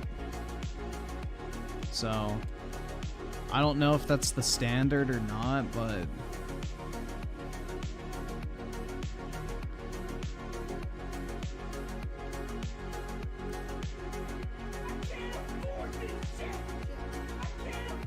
"2023 Perfect Dark with a 5. Oh, you were one of those kids that got drugs in their game cases from Yep. Yeah. I'm assuming it was drugs. Again, I was like 9, so maybe it was, maybe it wasn't. Who fucking knows, man? But yeah.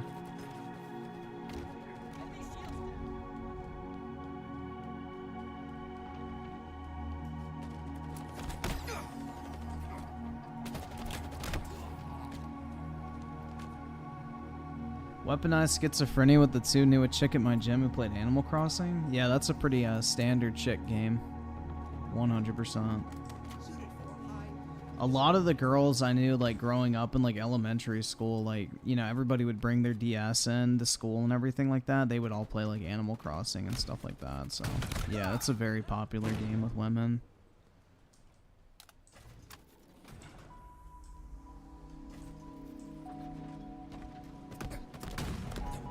Pokemon, Animal Crossing, The Sims, Mario Kart, and what is the other one I'm trying to think of? Fuck, I can't think. But yeah, those are all very popular with chicks. I can't afford this shit.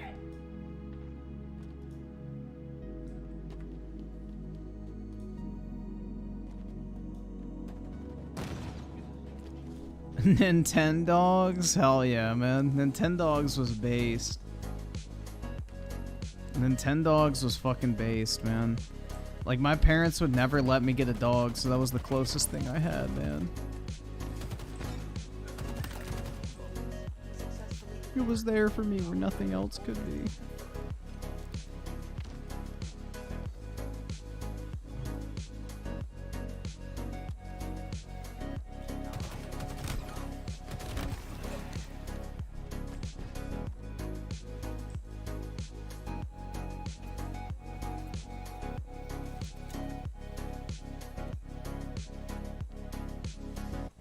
Yeah, personally, I wouldn't be, like, opposed to it. That's the thing, is I wouldn't want to date, like, a gamer girl whose, like, only thing she wants to do is play video games all day. But if she enjoys video games, that's fine. But if, like, your whole, like, idea of, like, my ideal day is sitting inside playing fucking Fortnite, that's the other game I was thinking of. Shit. Fortnite. A lot of chicks play Fortnite. If that's like your ideal day is just sitting inside playing fucking video games all day, like, no thank you. I'm a pass. I can sit inside and play video games by myself. I don't need to, like, you know, date somebody to do that, so I'd rather, like, date somebody who wants to go do shit. You feel?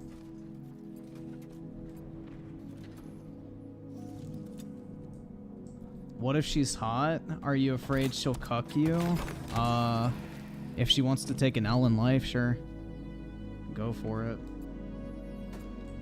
But I mean, I feel like it's only cucking you if you stick around. I wouldn't stick around.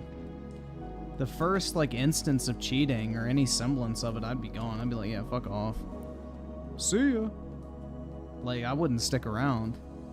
So it wouldn't matter. She'll take half your shit? Bro, you're talking about somebody you're married to, not dating. What the fuck? I'm hoping that if you marry someone, she's not gonna cuck you, bro. Like, hopefully you get to the point where you can figure out whether or not she's gonna fucking cuck you. Like, the fuck? Hopefully you're not considering marrying someone who has the potential of cucking you at that point. Like, the fuck, man? That's a little bit different than what we're talking about. We're talking about dating a gamer girl.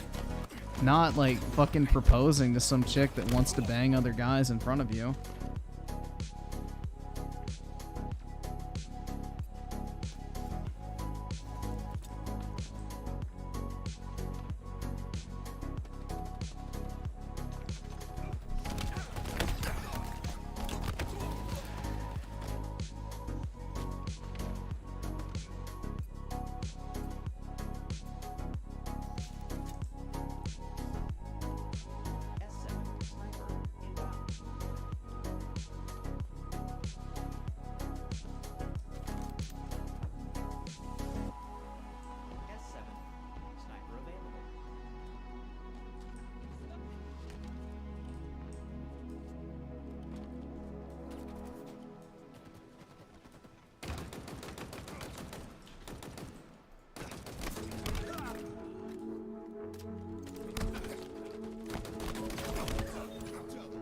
I'll take it.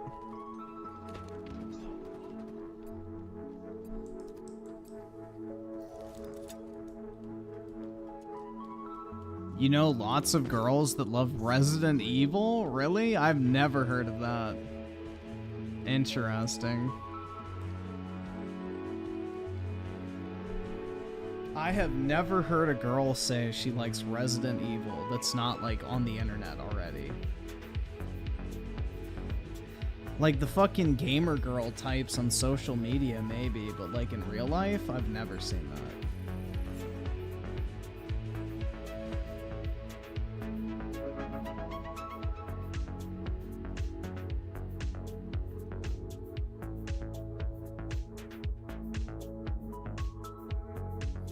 I've met girls who like the Elder Scrolls.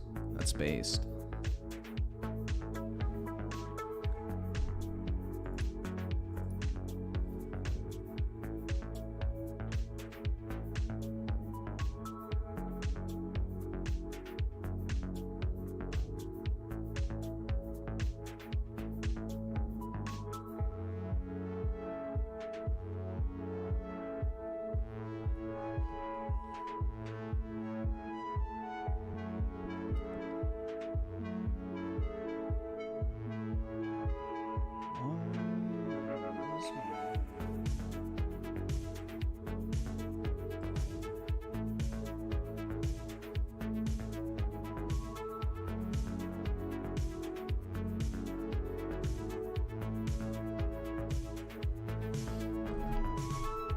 My girl plays Destiny with me every now and then. It's pretty cool. Taking her through raids is some peak entertainment. Interesting, man. Interesting.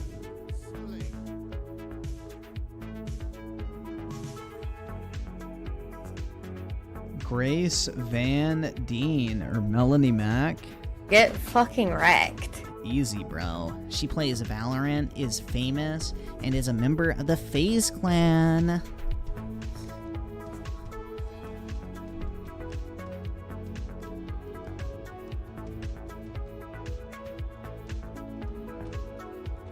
You fucking cock!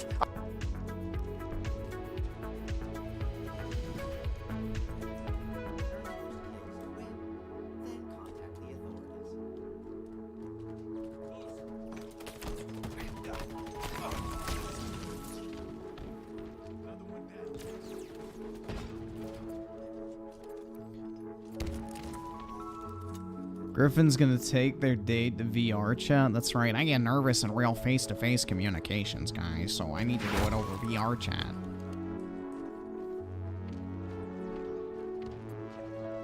I saw her with the two. Leave my tattoo gal alone.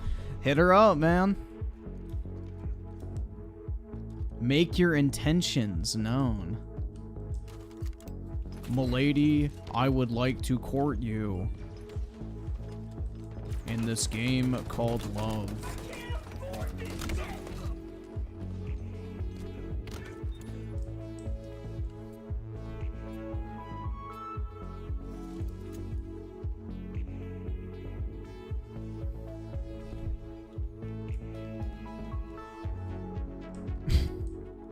That sound clip, which one? This one? You fucking cock. I know that's one of your favorite words, you right-wing asshole. Say, come on, cock. Ask real fucking questions, cock. And don't be a fucking pussy because you're a bigoted asshole too. Fuck you. Oh my god, that shit is gold. Absolute fucking gold.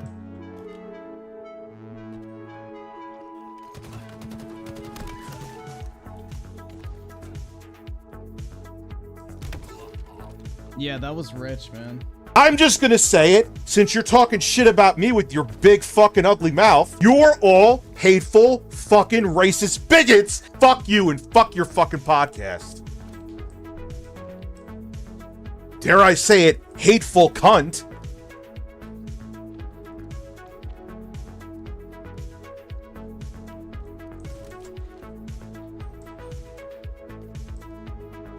Yeah, the fuck you at the end is just the icing on the cake, man. It's amazing.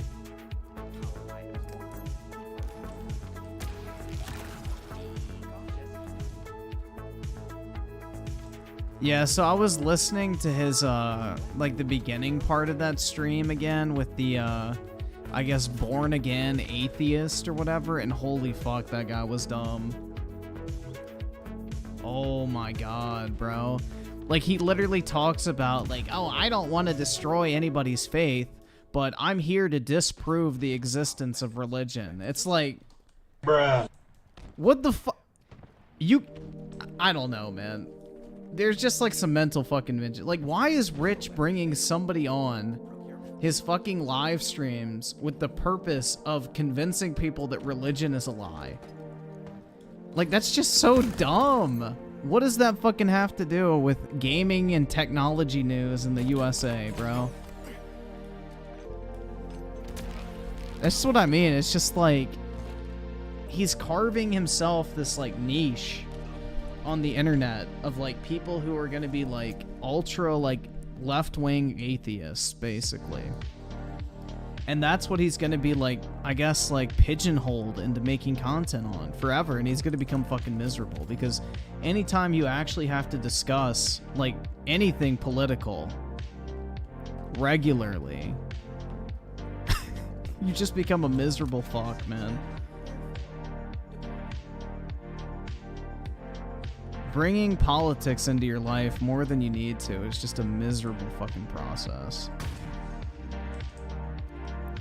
How many political commentators do you know who are actually fucking happy in life that aren't making tens of millions of dollars?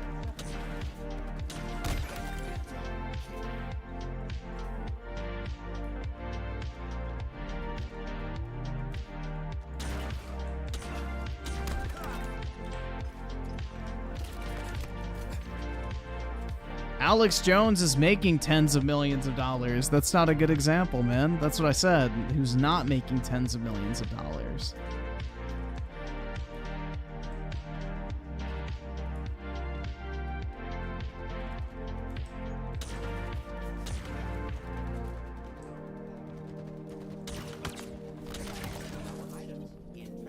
Yeah, I heard that Rich was siding with Activision and saying that Nick Merckx had a stupid take on the whole, like, you know, Pride Month thing in schools. And it's like, bro, what the fuck are you talking about? Like, you literally just had a stream where you're saying that religion shouldn't be pushed onto people. I guarantee you Rich would agree that children should not be, like, lectured to in school about religion. But he's okay with people lecturing to his kids about sex and sexuality. Like, what the fuck, man?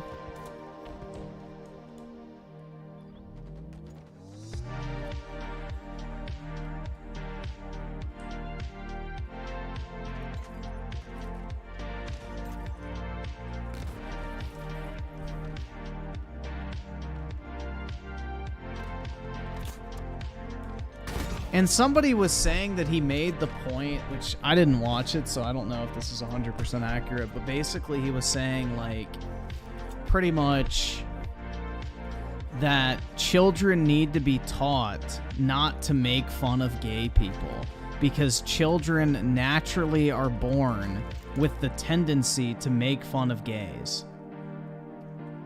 Which basically is Rich indirectly suggesting that people are born homophobic by nature. And that homophobia is a natural fucking human response to people that are different. Like, bro. You can't make this shit up. You cannot make this shit up, bro. It's always the people that are the first to cry foul that end up, you know, looking the worst in the situation.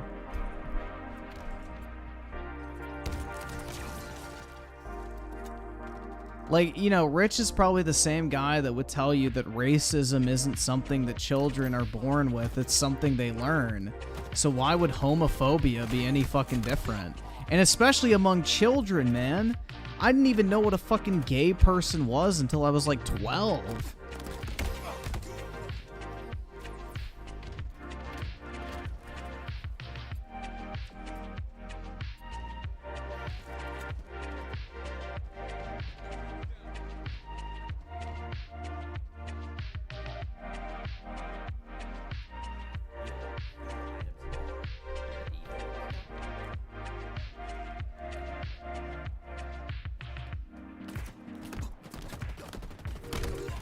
Yeah, I just, like, the thing is I will never send my kids to public school.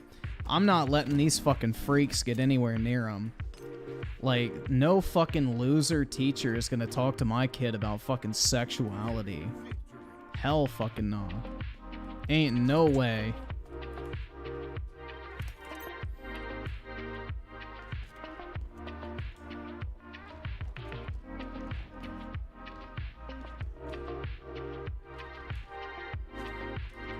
And what's scary is by the time I have kids, it's probably going to be even fucking worse, bro. It's going to be absolutely fucking worse. I mean, school's a massive waste of time anyway, but ain't no way they're going to public school.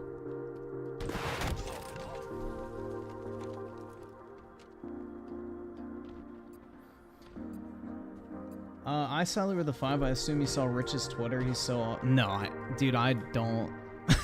I don't look at people's Twitters if I don't have to. So no, I have not.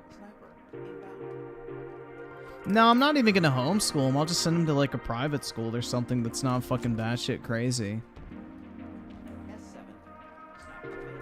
Either that or I'll just have to teach him not to listen to a fucking word their teachers say. And then I'll teach him the right way to live. Like a real alpha male, bro. Yeah, but hopefully, like, I'll be in a financial position that I'll just be able to, like, pass on my businesses and shit to my kids and be like, hey, here's a property portfolio for each of you. Manage it and live off of it for the rest of your life and build upon it if you want to. You're good.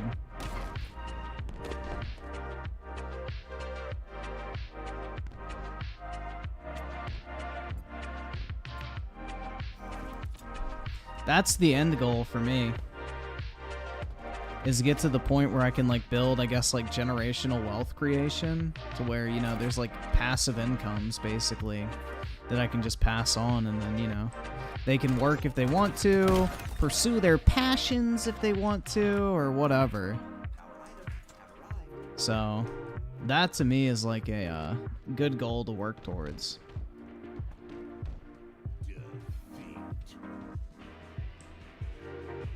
Just watched your video. It's great. I made sure to dislike and not comment. Yo, big Os, man. Appreciate it.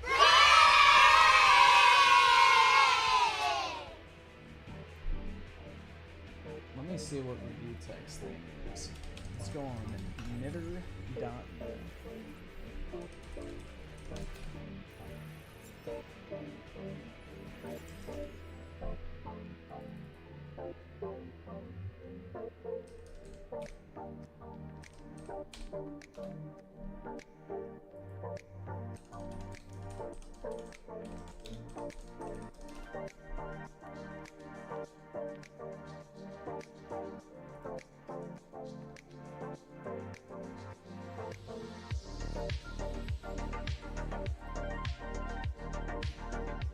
is his Twitter? I don't fucking remember.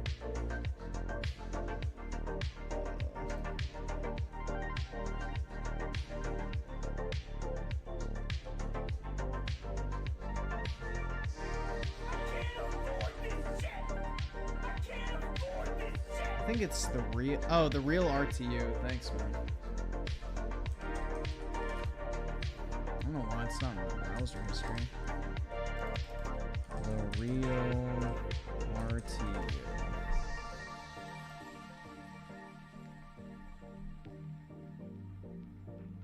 Divide and conquer is real.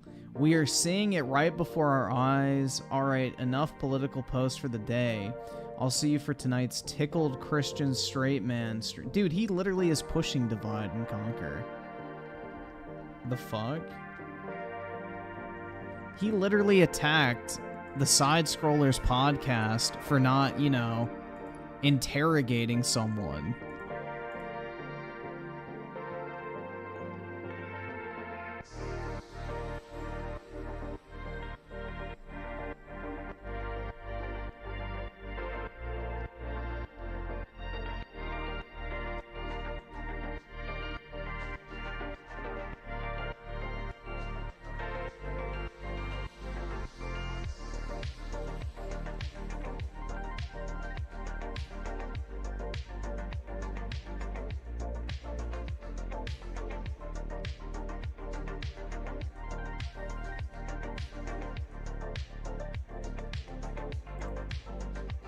Oh god, people can post pictures of my kids and wish death on them and it doesn't violate Twitter guidelines.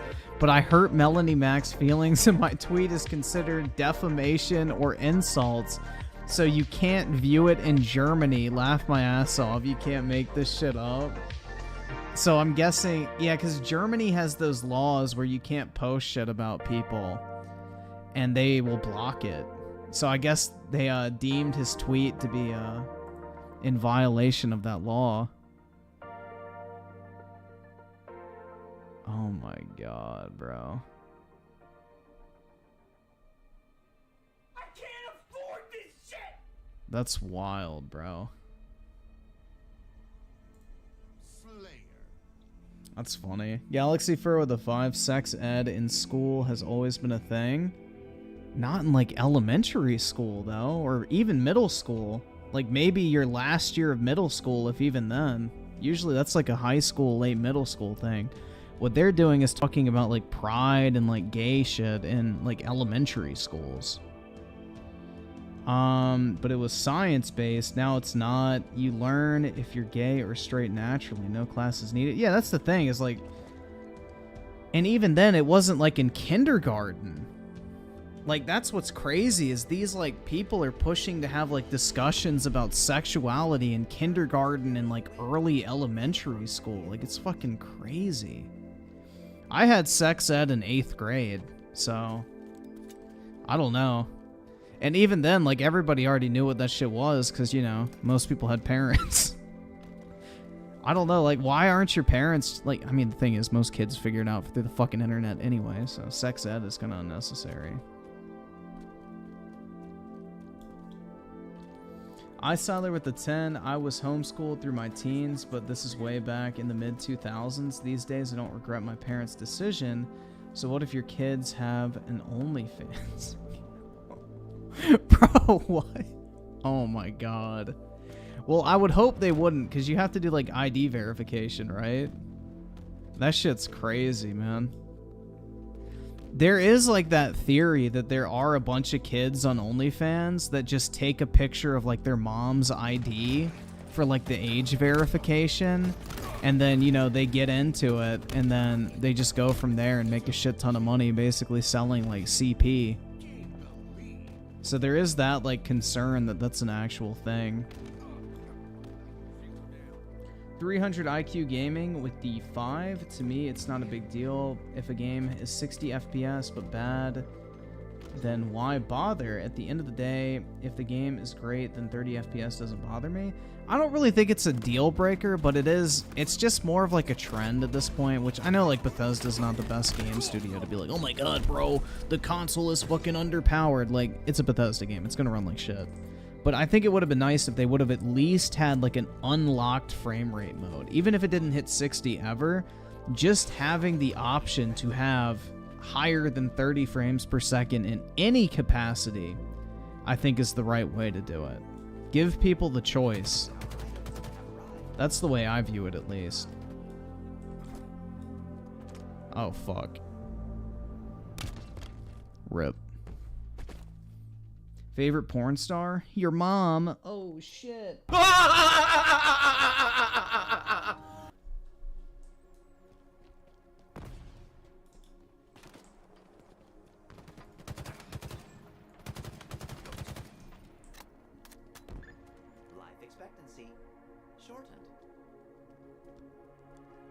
But yeah, it seems like this poll, like, most people don't care. So, I mean, I wouldn't say...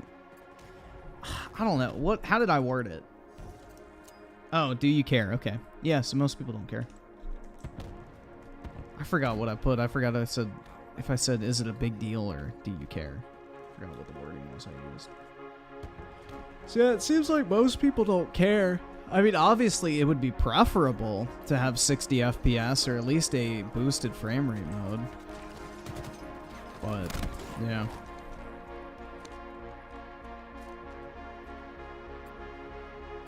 Galaxy Fur with a 5, we had a puberty sex ed class in 5th grade, but sex ed was in high school. Even then, it was science-based and the teacher talked like a robot. Yeah, that shit would be awkward, man. Honestly, like, having to, like, talk about sex in front of a bunch of, like, fucking teenagers, like... shit. I don't think I could keep my composure. I'd probably start laughing, man. I don't know. You would have to be, like, super fucking robotic about it because I feel like you would laugh your ass off. Like, shit. And the penis goes in the vagina.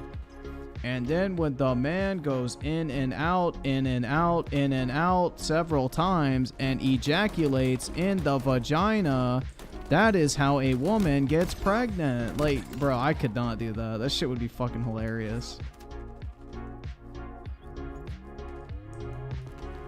That shit would be fucking so, like, awkward and funny at the same time.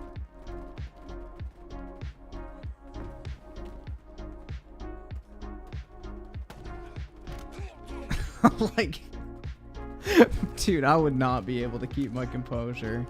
Especially in front of other people. That's the other thing, too. Is like, I can do it on a mic, but, like, having to do it in front of people live? Like, bruh, ain't no way.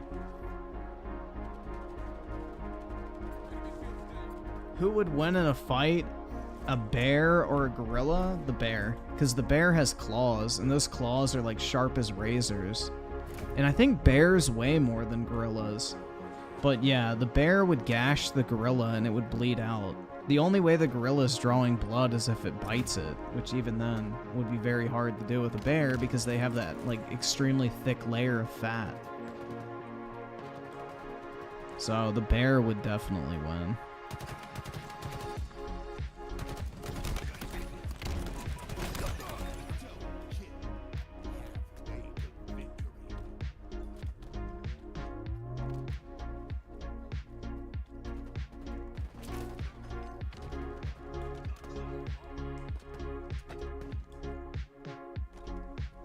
Well, dude, if they're Chicago bears, then they all have fucking guns, and they would just shoot the gorilla. Rip.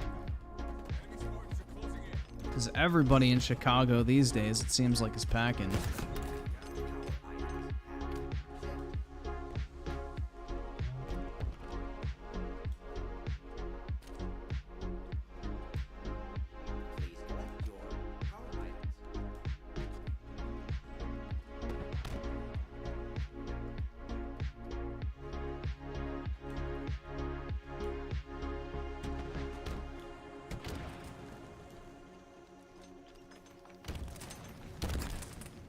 Yeah, the only reason Starfield's 30 FPS is because of the creation engine, man. That engine is a piece of junk. And until Bethesda finally dumps that trash, their games are never going to look graphically impressive or perform well. And, you know, no matter how much Colteastwood peddles this narrative that Creation Engine 2 is a completely overhauled game engine that completely changes the game when it comes to technical optimization and shit like that, like, you know, it's not the reality. Bethesda games are going to be Bethesda games. No matter how many advanced technology teams are deployed by Microsoft. Dude, Starfield is like the speed bump on the way to Elder Scrolls. Like, if we could skip Starfield entirely and get Elder Scrolls 6 2 years sooner, I would opt for that, personally. I really don't give a fuck about Starfield in comparison to Elder Scrolls. Elder Scrolls, I'm actually hyped for. Starfield, I'm interested in, but I could care less if I play it or not, in the grand scheme of things.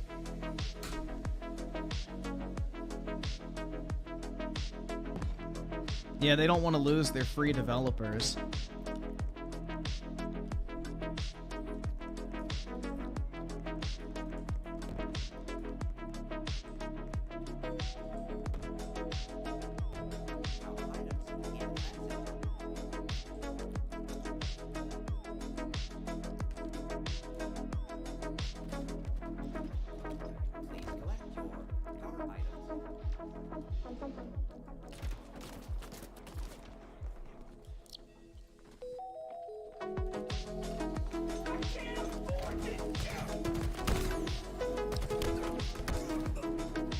You fucking cock! Galaxy Fur with a 2, a Chicago Bear, they would just fumble the gun.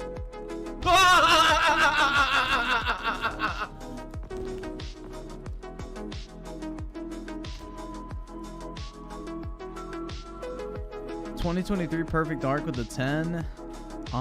No, based on what Game Grumps said in the 7-year-old video. They were taught sex when they were in 1st grade. I had sex ed the first time in 5th grade. My parents didn't allow it though. Dude, 7th? Wait, in 1st grade? That's fucking wild, man. Sex ed in 1st grade? That's disgusting.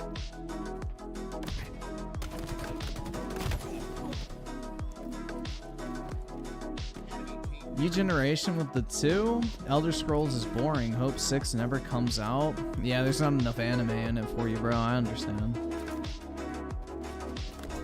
Unless there's prepubescent, you know, girls in it that are wearing little mini skirts. It's not up your alley. But luckily, Pedo Sona 3 remake is coming out.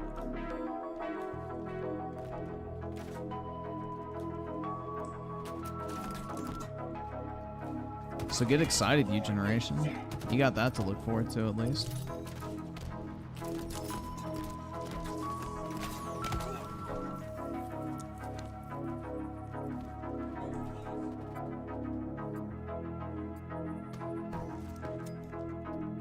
Is Elder Scrolls even good? It's goated, bro.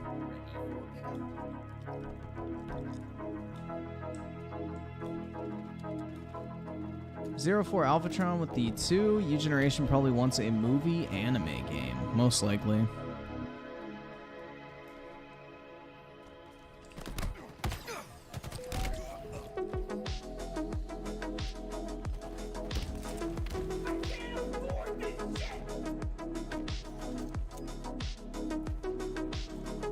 U Generation told me his favorite anime was Kiss X Sis, which is pretty fucking sus, bro. Just the name alone sends a shiver down my spine.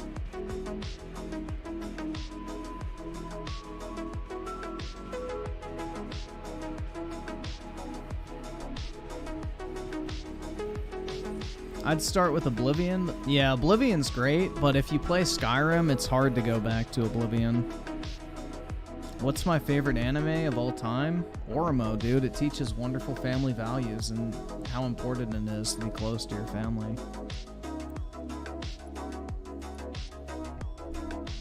It's a really wholesome anime, bro. Everybody should watch it with their siblings. It'll really bring you closer.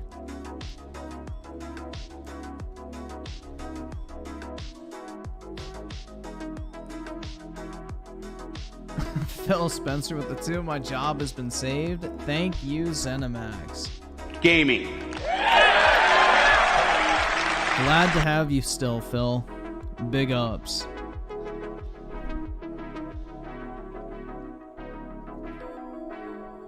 Isn't Orimo a rom-com? I mean, some might classify it as that, but in all honesty, man, it'll change your life.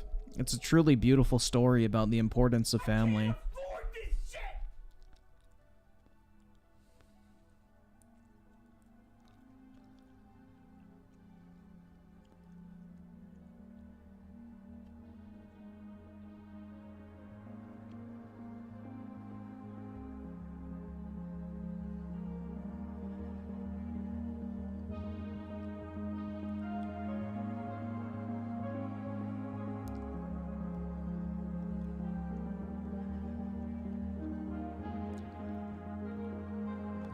Siler with the 5. Big apologies to Invictus? Who is Invictus?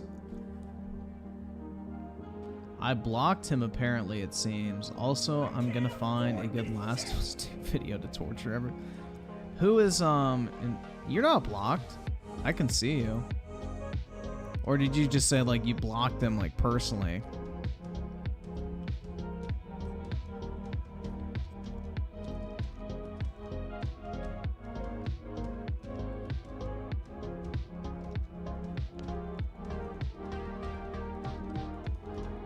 Oh, by accident? Gotcha. Yeah, that happens. We have that happen a lot. Like, people bump the chat. One with the 2, I want a remaster series remastered. Or wait, fuck. I want a Resistance series remastered. Yeah, I think that'd be cool. That or Killzone 3 remastered. That's the only good Killzone. Don't at me. Cha-ching. That's right, bro. Give me monies! Dare I say it, hateful cunt.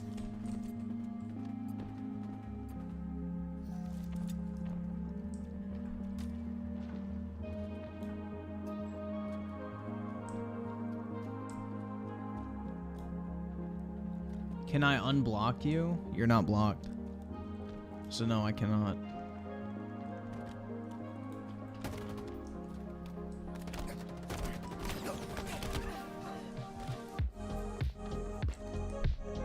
You're liking Elder Scrolls right now? Well, that's fucking great for you, Britt. But I don't remember asking. Which one?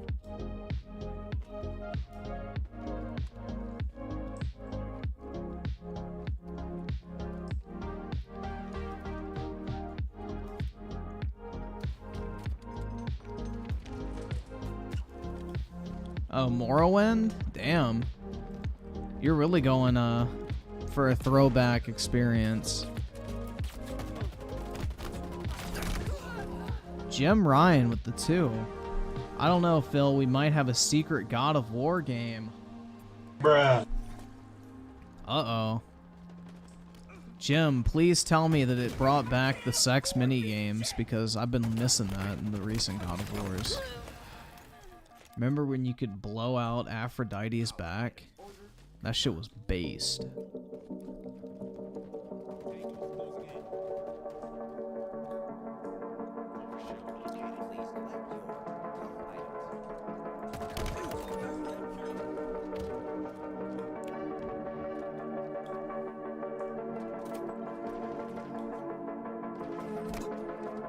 What got me to play Halo again? The Xbox Showcase, man. I figured it would be topical.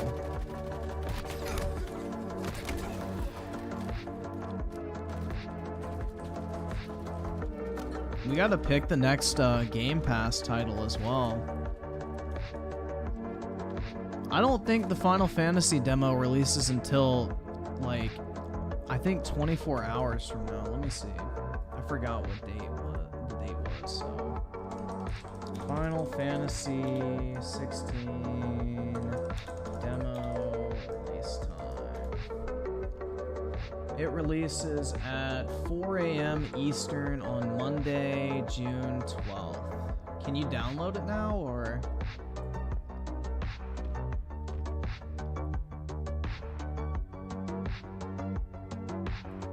Or do you have to wait?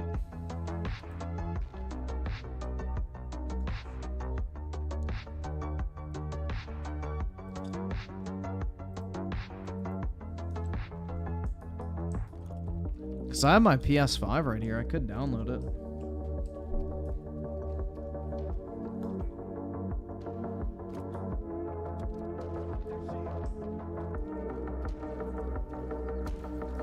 I've been drinking some Bud Light and I have a tingle in my butt. What an itch that can only be scratched with a dick. Yeah, it happens to the best of us, man. Bud Light will do that to you.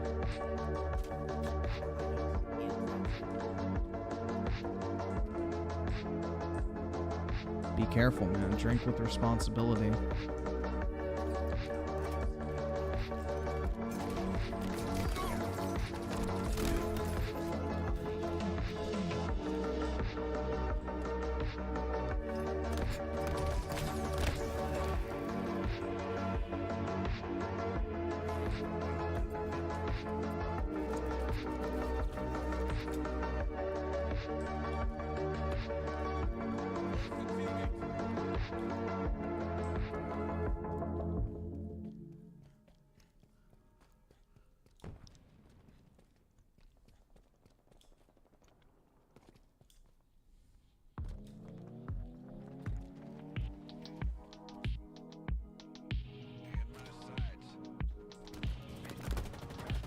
Yeah, I don't understand how Bud Light, like a company that literally, like, their entire marketing gimmick is like God, guns, and fucking good drinks, or whatever the fuck. I don't fucking know, bro. But anyway, yeah, they're like literally the redneck beer brand. It's like, bro, y'all really thought having a trans person on your fucking can would be a good idea? Talk about not knowing your fucking market, dude.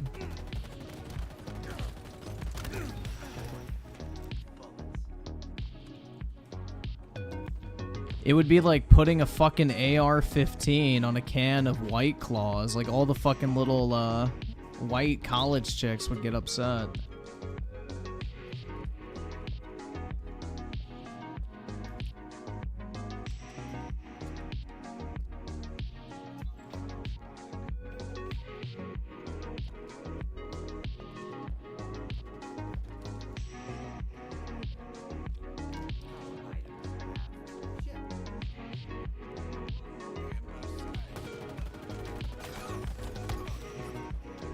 Yeah, Zuckerberg probably has a thing for femboys.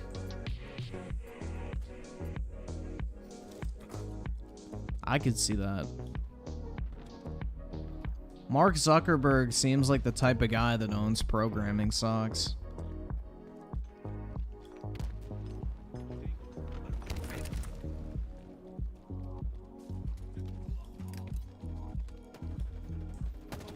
Yeah, apparently alcohol consumption is down with younger age groups.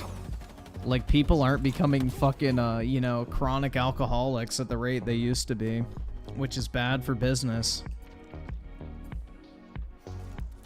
Dude, the only thing I have on when I stream is programming socks, of course. They make your thighs feel all nice and cozy and like a big warm hug.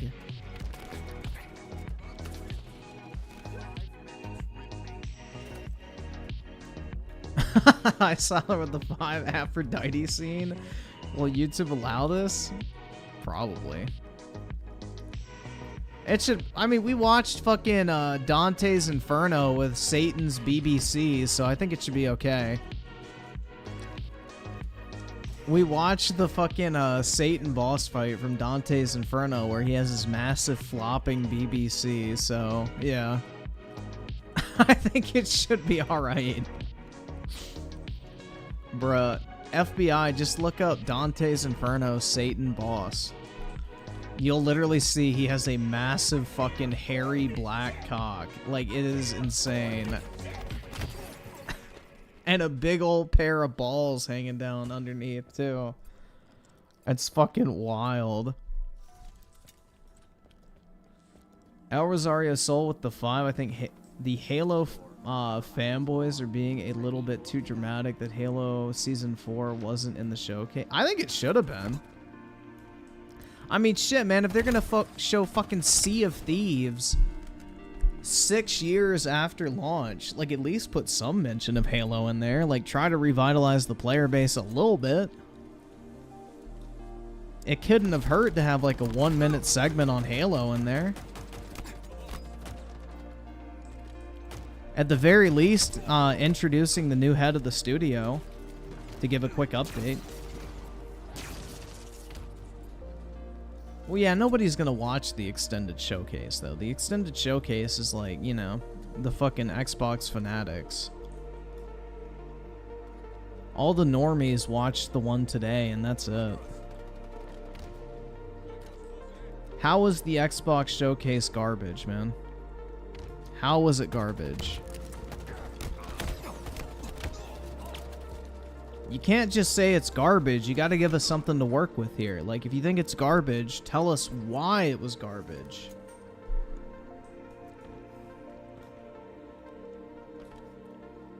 Like, put some thought behind the opinion. Like, don't just blurt out a thought. Like, give us some reasoning. It never showed us games we didn't expect. I didn't expect to see that, what's that shit called? I can't remember the name. The In Exile game that looks like BioShock. That was brand new. I didn't expect to see that. That shit looks absolutely fire.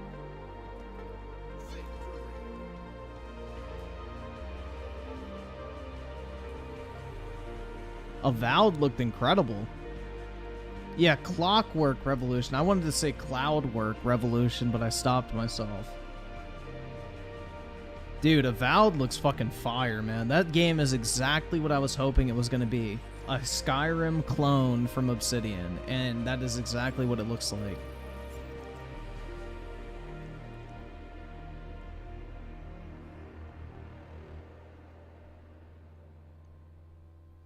The PlayStation Showcase was garbage too. Do I need to explain that too? I mean, it would be helpful of what exactly you thought was garbage, but you don't have to. I don't know, like... I can tell you 3 things real quick why the PlayStation Showcase was garbage. The only gameplay they showed was for a game they already fucking announced like multiple years ago that has 2 existing games in the franchise that we knew was going to be just a natural progression of those, so we already knew what the game was going to look like. You know, they started to veer away from their traditional Sony style games and started making games as a service titles that looked very fucking generic. The third-party showings at the PlayStation Showcase were the highlight, but even then they weren't anything insane, and they were just mostly quick little short burst trailers. The event was boring as fuck to watch. The VR section was way too fucking long. Like, I can name specific things about what I didn't like about the PS Showcase. I don't know, bro. It's just nice to add the context, because then, you know, you get a feel for what people like and don't like.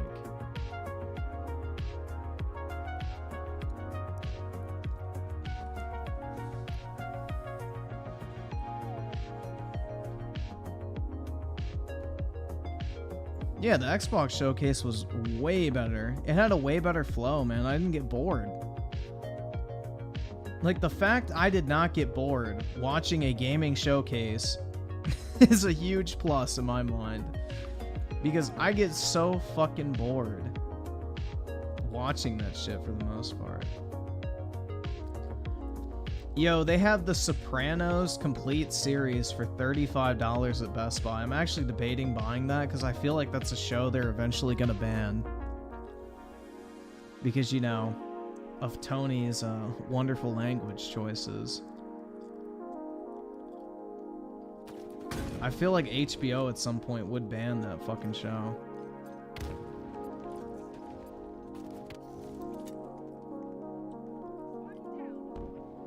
And that shit was actually pretty good.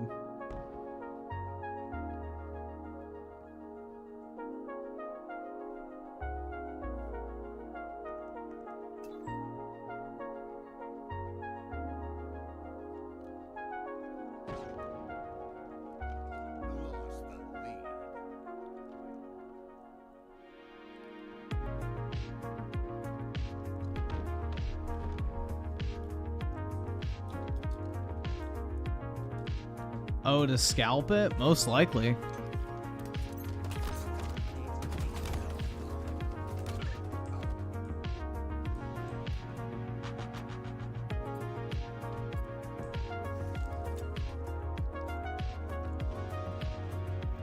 Well, it's like, what show was it? I forgot. But they started removing episodes. Shit. What show was it? I don't think it may have been The Office.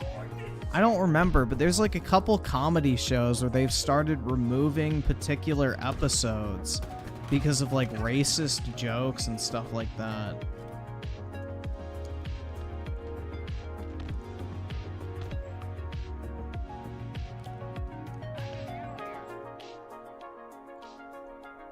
They removed South Park episodes? Yeah.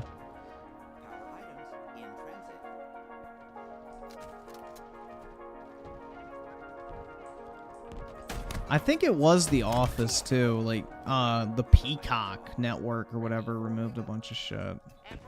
They removed the Bill Nye episode about gender. Yeah, that guy's not a real fucking scientist, by the way, guys. He's a fucking actor, just in case anybody needed that to be cleared up.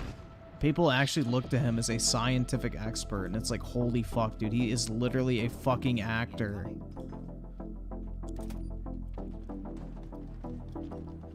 I forgot what show he was on prior to that, but it's like, he wasn't even related to anything science-y before he became, like, the science guy. He's literally a fucking Disney actor.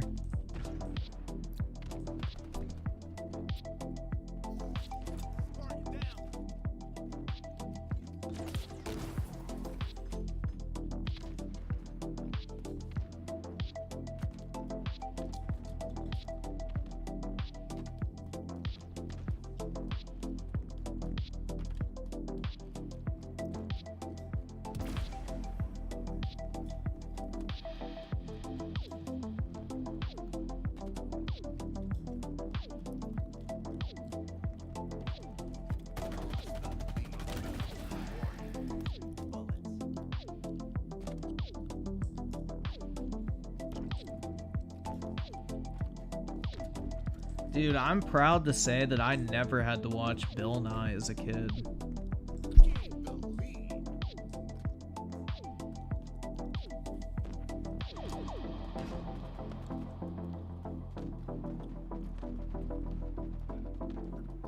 Griffin Gaming, the money guy? That's right, bro.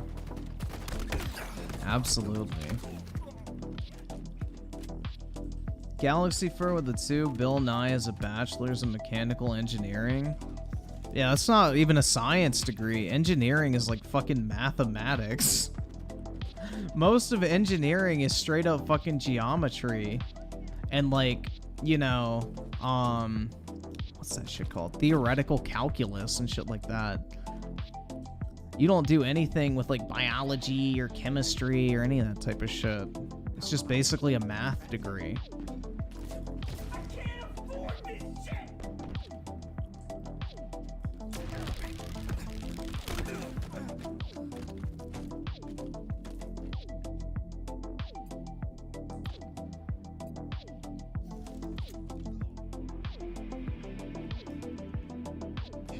I missed your super chat. Oh yeah, my bad. I just read it in my head. So I Silent with the 10. This is for everyone. They wanted this. All right, man. I have no idea what they wanted. But usually it's not going to be good. Bro, wait, you are smoking? What?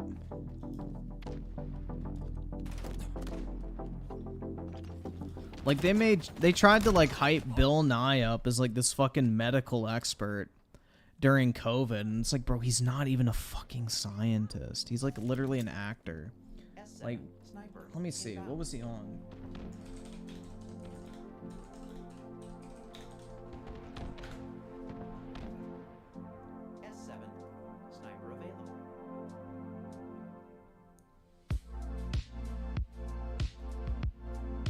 Forgot what it was.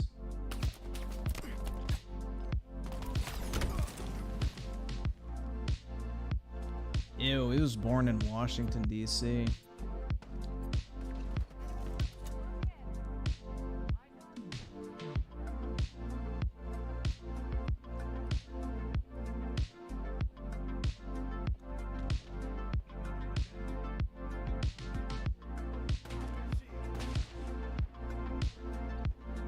Yeah, I don't care to fucking read.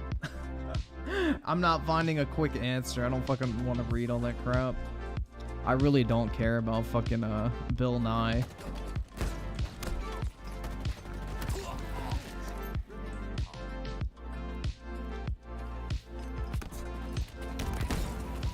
Yeah, DC. Well, the thing is with DC is DC was literally just intended to be like a fucking shit heap for the government. Like, every other capital city in Europe and, like, you know, the rest of the world was like a cultural hub. The US was never supposed to have our, like, capital city be a cultural hub. It was just supposed to be a place where everybody met up, did their fucking work, and then went back to the actual state they're from.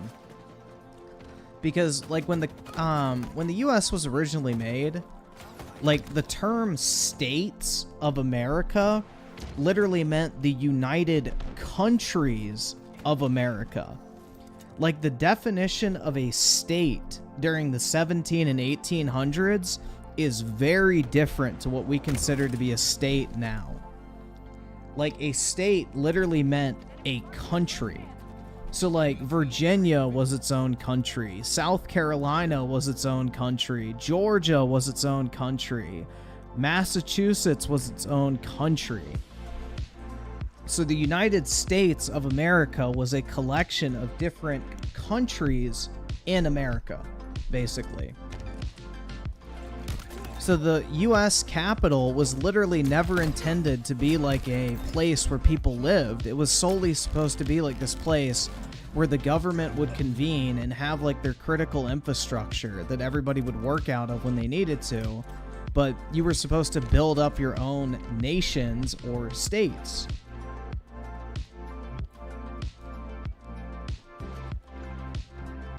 Also, the land that Washington, D.C. is built on is literally like a bunch of land that George Washington had that he gave away for free because it was a fucking swamp. So there was like literally nobody living in this area before it became the capital. So it's not like there was any culture, like cities or towns built up around it.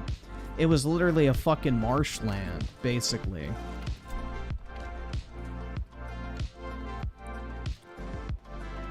So, you know, it's not something like London where, you know, the Romans built this extravagant fucking colony that when they got, you know, kicked out of England, the British took over and made like their capital city because it had all this amazing infrastructure in place. Same with Paris, same with Madrid, like all the big European cities were actually created by the Romans, which is kind of funny. They were never the original capital cities of the corresponding countries. But when the Romans built up these extravagant, like, colony cities, basically, you know, the native people adopted that as, like, their capital city because it had the best infrastructure and was the most developed. Galaxy Fur with a 2, hence why DC should never become a state. It never will. Like, it's literally impossible for DC to be a state. The whole point of DC is to have a neutral zone for the federal government to be housed in so that no one state has influence over the federal government.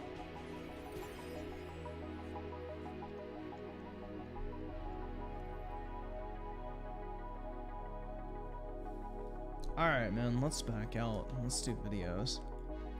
It's almost fucking 2. Jesus Christ, bro. We've talked about a lot of random shit tonight.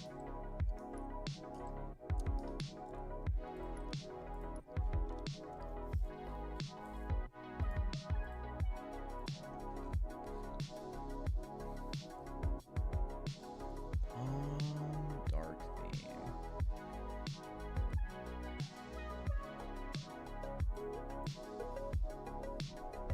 So let's see. Recommended video. Oh god. Okay, never mind. That's not the first one. Alright, so dial 1-800-HARBINGER. Yours is up first. Pew pew pew pew pew pew pew pew pew pew pew. Huh? What the fuck?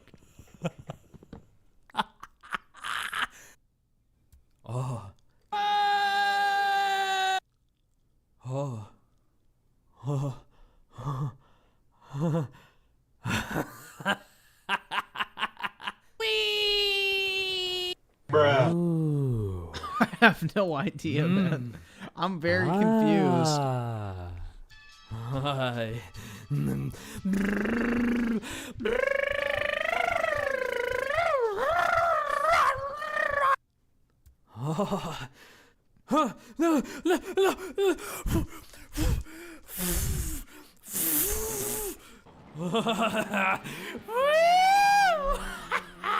He reminds me of that fucking Timmy guy from South Park. Like, Timmy.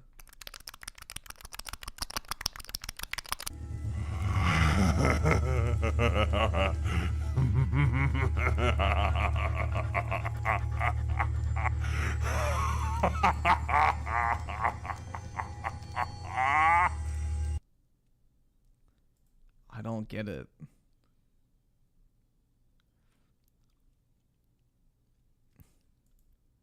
I don't know, dude. Like, what was the point of that? I'm very confused after watching that shit, man. I'm very confused. I don't fucking know, man. So JBT, first 10 minutes. Oh my, dude, I cannot believe somebody made a fucking 30-minute video of this bitch putting on clothing. Why? Oh my god, bro. If I wanted more money, I'd be making mukbangs, honey. You are a disrespectful piece of... I could have gone the rest of my life never seeing this fat bitch again, bro.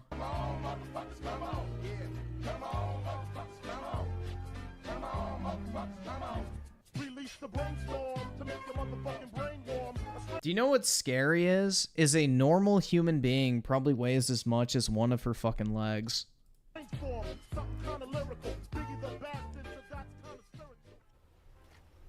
a minute! Who are you? Going wild. Okay. So this is the first shirt. Again, I got this in a size 5 because I knew it was one of those really, really loose shirts. But then I turn around and you see my big caboose and the shirt will not. Bitch, that ain't a caboose. That's a fucking freight train. Go over my butt at all. Where the fuck do you even buy clothing that big, man? Dude, honestly, clothing companies should not even fucking make shit that large. They need to stop encouraging these fat fucks to even be able to function in society. I should put y'all on my tripod, but I can't afford this shit. and obviously it depends on what I'm wearing. She fits me perfectly. And she's like even a little loose.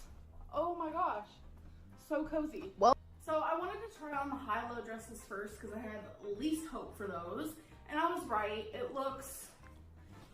Waterboy with the 20 Francis Mealtime Mountain Dew stew. All right, man. We'll check it out. Oh my god.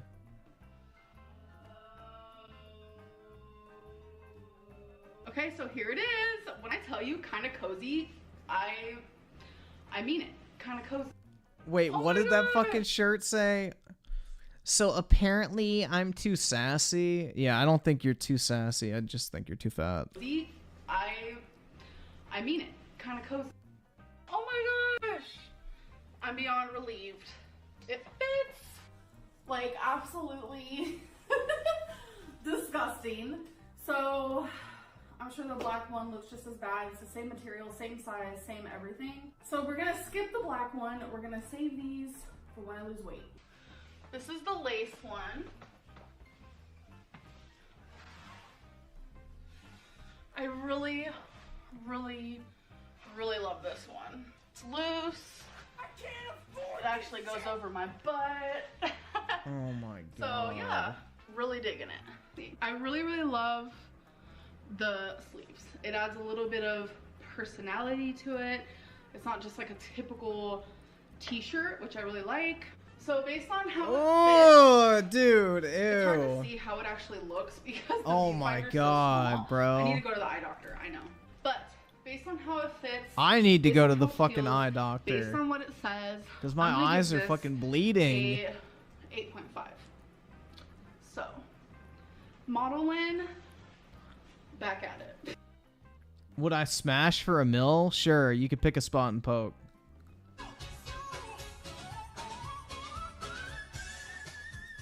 Okay, this is everything I needed in my life. I feel like this fits perfectly. I love sweaters where the sleeves are super long so you can cover your hands and be cold and snuggled by snuggling into your How could she possibly be cold? nice sweater. You'll become warm. How do you become cold? And I love everything about this, and I love this part. A definite winner in my book. Oh my gosh, this is so cute. So here's the shirt, which I freaking love. This is super Dude, I would fucking shoot myself if I ever got this fat. cute. It's actually a lot. I would looser than I actually thought fucking was end it gonna all, man. be. I actually wasn't even gonna buy this. She's got to constantly untuck her shirt from her fucking fat rolls, man. That is so gross. Ugh. Dude, this is like degen shit to the max. So, HTM 101 with the 2, can you watch Bao Zebel summoning from Bayonetta 3? Yeah, that's fun. And Galaxy 4 with a 2, Griffin totally wants to tap this. Hell yeah, bro. For the $1 million, sure. And Dial 1-800-HARBINGER with the 2, imagine the smell. Bruh. I just can't do it. I can't take this shit no more, man. And I saw there with the 10, started at 2:16 and end it within 10 seconds. Time to get copyrighted, but just in case, you don't have to watch. All right, man. We'll check it out. This is something I added actually at the end. Ugh. It's like flowy, and I love the colors. Here is another dress, and it actually fits. Wasn't sure about it. Do you know what would be funny? Is watching her roll down a fucking hill uncontrollably. Material. It's actually very, very loose. A lot looser than I thought it was gonna be. So it's very comfortable. So should I do a little jig? Should I dance? What do you guys want from me? I don't even know. Get down tonight. Get down tonight. Get down tonight. Get down tonight. What was I? Oh. So Oh. I love this one. This one is that material. No, it hasn't been 10 minutes Oh. yet. And there's pockets. I don't think I have any complaints. So this is the gray sweater. That's a cute. Oh, I get really excited when my dress has Bro, this is so fucking sad. But this material is very cooling. A lot of people ask, what do you mean when you say that? That's literally what I mean. Is the material just like is cold. I don't know how to explain it. And she is a little over the shoulder moment, and I love that I have a black bra because it matches. I really don't care if my bra strap shows. Barbie. I'm not that type of person that cares. Bruh. As long as the bra strap matches the shirt, you know what I'm saying? So this is what it looks like. Seems a Dude, little you could see-through, use that to which I'm house a fine with. family in Super Africa. comfy. Put that Fits shirt on a me fucking perfectly in tent my frame. opinion. I'm gonna give it a 9. Yay! The doggo fits! Which I was also hesitant about. This is actually the same material as the polka dotted dress. I like that I'm starting Pothead to investor get, with the like, a lot of 5. When you materials so I get can that tell big, your blood which vessels size start and getting what thinner material because I wear. blood, But or in this causing one, blood I wear a circulation 5 problem. Dude, that shit's because, like just I so said, this is nasty. 5, so is the polka dot. I just But don't then the understand other how two any ones with the human being could buttons, let the bow themselves get back, that fucking size fat. 4. But look It's how gross. cute. Oh my gosh, I literally want to wear this like Waterboy with the 2 JBT. pretty much Wait, over, JBT is so dating that that's whale. us Yep. easily. It's his boo, Sometimes man. a 3X, 4X, but so this is how this looks. It is pretty tight, but I like tight. I've always enjoyed tight clothing. And with me losing more weight, obviously it's going to get less tight, but The future, yeah, and bitch, you don't have a future at all. good with a cardigan. This is the kind of shirt that I'd wear without a cardigan too. So I'm gonna go try on the other one. So here I was worried about, and It does fit very high-low. Like, look how low this is and how high this is. Then again, that is the concept of the shirt. 04 Alphatron with the 10. I've heard that a lot of investors make these gaming companies buy cringe and woke in video games today. That's why it's everywhere. Also, I heard of a company called BlackRock is evil. Yup. BlackRock has ESG scores where basically you have to push woke shit if you want them to invest. Pretty much. And they control like a massive portion of the world's money. Pink inside. Ain't nothing wrong with that. And then Crystal actually got another one. Yeah, BlackRock is fucking evil, man. 100%. Blue and green. And this one has a really well, with the pretty two blue JBT's hoodie. a whaler, because he finna catch that Moby chick. So it's like Let me just turn off this. It might help. Bro, we should make a investment company called White Rock that rivals BlackRock, but we only invest in based companies. Give people the option. BlackRock also buying up single family homes. Yep. Dude, one company controlling 13% of the U.S.'s wealth is pretty significant. That's not a small like amount of money whatsoever. 13% is enough to crash the entire U.S. market. You guys back where you were. So, I love it. It fits. If it wasn't for my weight loss, no, this would not have fit, especially around this part. It has pockets. It's extremely lightweight. I love how this makes my boobies look. So I'd say overall, I'm going to give this a 9 out of 10, okay? Next. Oh. Her love fucking arms, bro. So different. Ooh. It's just like a little black dress. Little. Yeah. Yeah. The cats fit. But I do want to point out, as much as I love this, the material up here is different than the material down here. And this material kind of Dude, her arms are as thick as some people's torso. I can't tell if it's see-through or not. When I'm editing this, I'll find out. But, oh yeah, it is. What was that? It's the Grim Reaper coming to collect. You had too many McDonald's strips. Your cleave. So why is this see-through? Either way, I love it. I don't think it's see-through. It's that you're stretching it so much because you're so huge. I am so exhausted from trying on all those clothes. Holy crap. So another that fits. This one is a lot looser, and this one is kind of like an off black. Because you know how there's white. Griffin is fat phobic? Yep, that's why I lost a bunch of weight. It's like a super, super dark gray. Because Damn right. Shirt next to my black pants, you can tell it's not strictly black. Like the other shirt before this one was definitely blacker than this one. But yeah, I think it's weird that this one's a lot looser.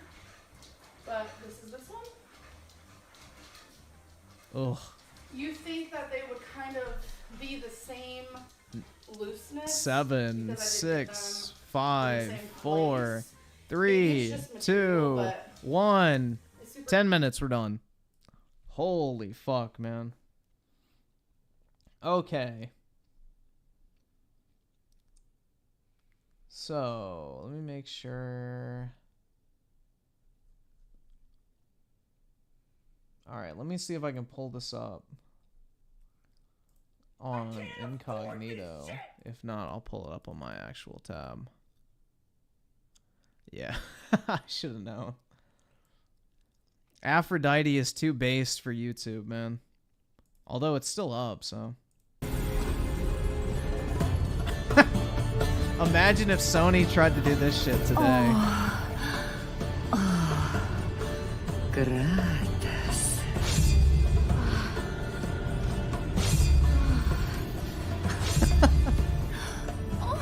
Какая сила! Даже смотреть на это истинное наслаждение. Hey man, these are video game footage. This is just gameplay, guys. Come on now, be mature. This is just video games. Relax, it's not real life.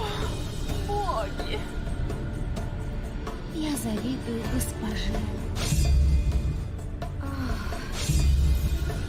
No wonder why. Well, these aren't in the new God of War games. Yeah, this is the hardest boss fight in the game, if you know what I mean. Bruh.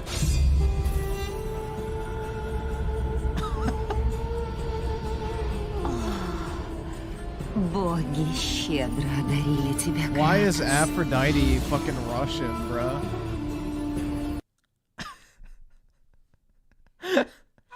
The old God of War games were just built fucking different, man. The old God of War games were just built fucking different. Oh god, Abby Zilla? Hell yeah, dude. Alright, we're cooking through these recommended. So next up, we got Waterboy. Let me pull this up.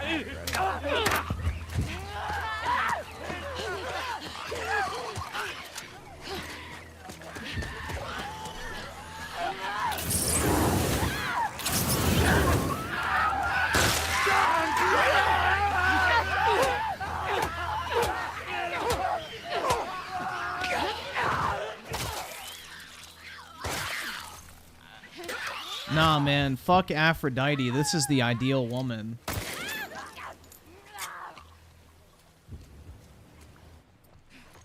This is the ideal woman, guys. Come on now. Not that disgusting idealized version of female beauty.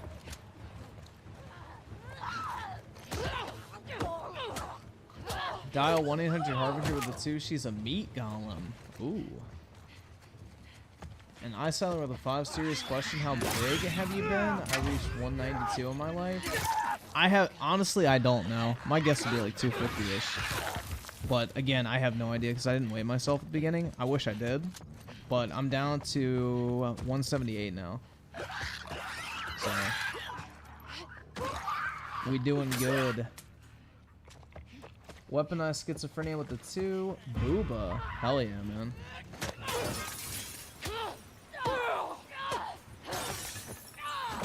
Zero 04 Alphatron with the 2.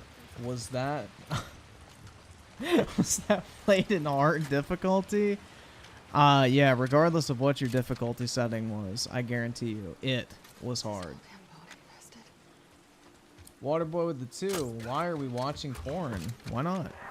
But we weren't watching porn, man. We were watching video games, and as Dreamcast guy says, video games are art. So really, we were just appreciating art.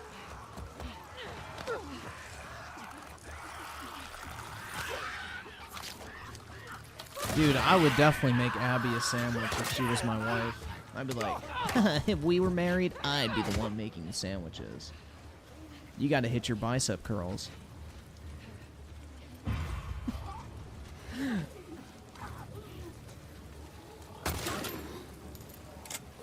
Video games are art.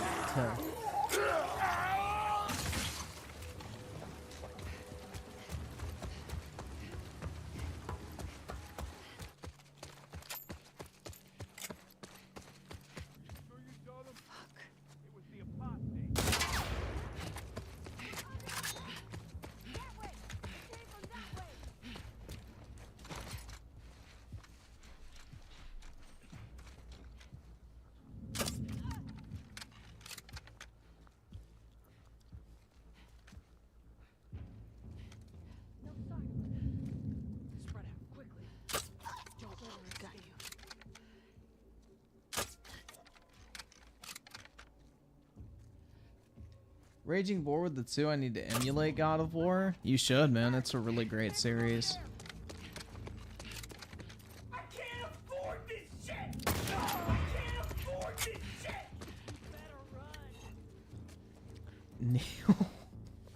Nemo with the 2.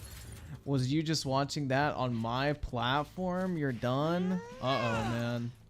You fucking cock! I know that's one of your favorite words, you right-wing asshole. Say, come on, cock! Ask real fucking questions, cock! And don't be a fucking pussy, because you're a bigoted asshole too! Fuck you! Get fucking wrecked.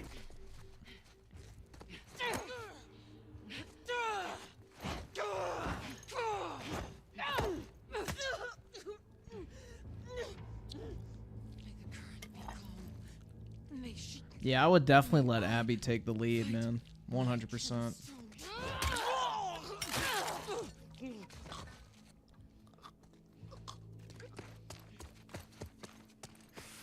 I think it's ironic in the Aphrodite boss fight too. You have to like shake your thumbstick left and right, like. Bruh. They knew what they were doing designing that. All right, so Waterboy, your video. Mountain Dew, drink of the gods. Only problem is that it always leaves you hungry. This fat boy Francis here, he found a solution to that. Bro. We're gonna call it Mountain Dew Stew. First, you're gonna need every type of Mountain Dew you can leaves find. you We start off with hungry. basic Dew, add a little Code Red because it tastes like liquid candy. A little bit of voltage, it makes you feel like you're on meth. Whiteout tastes just like freedom. And don't forget our special sauce, Baja Blast.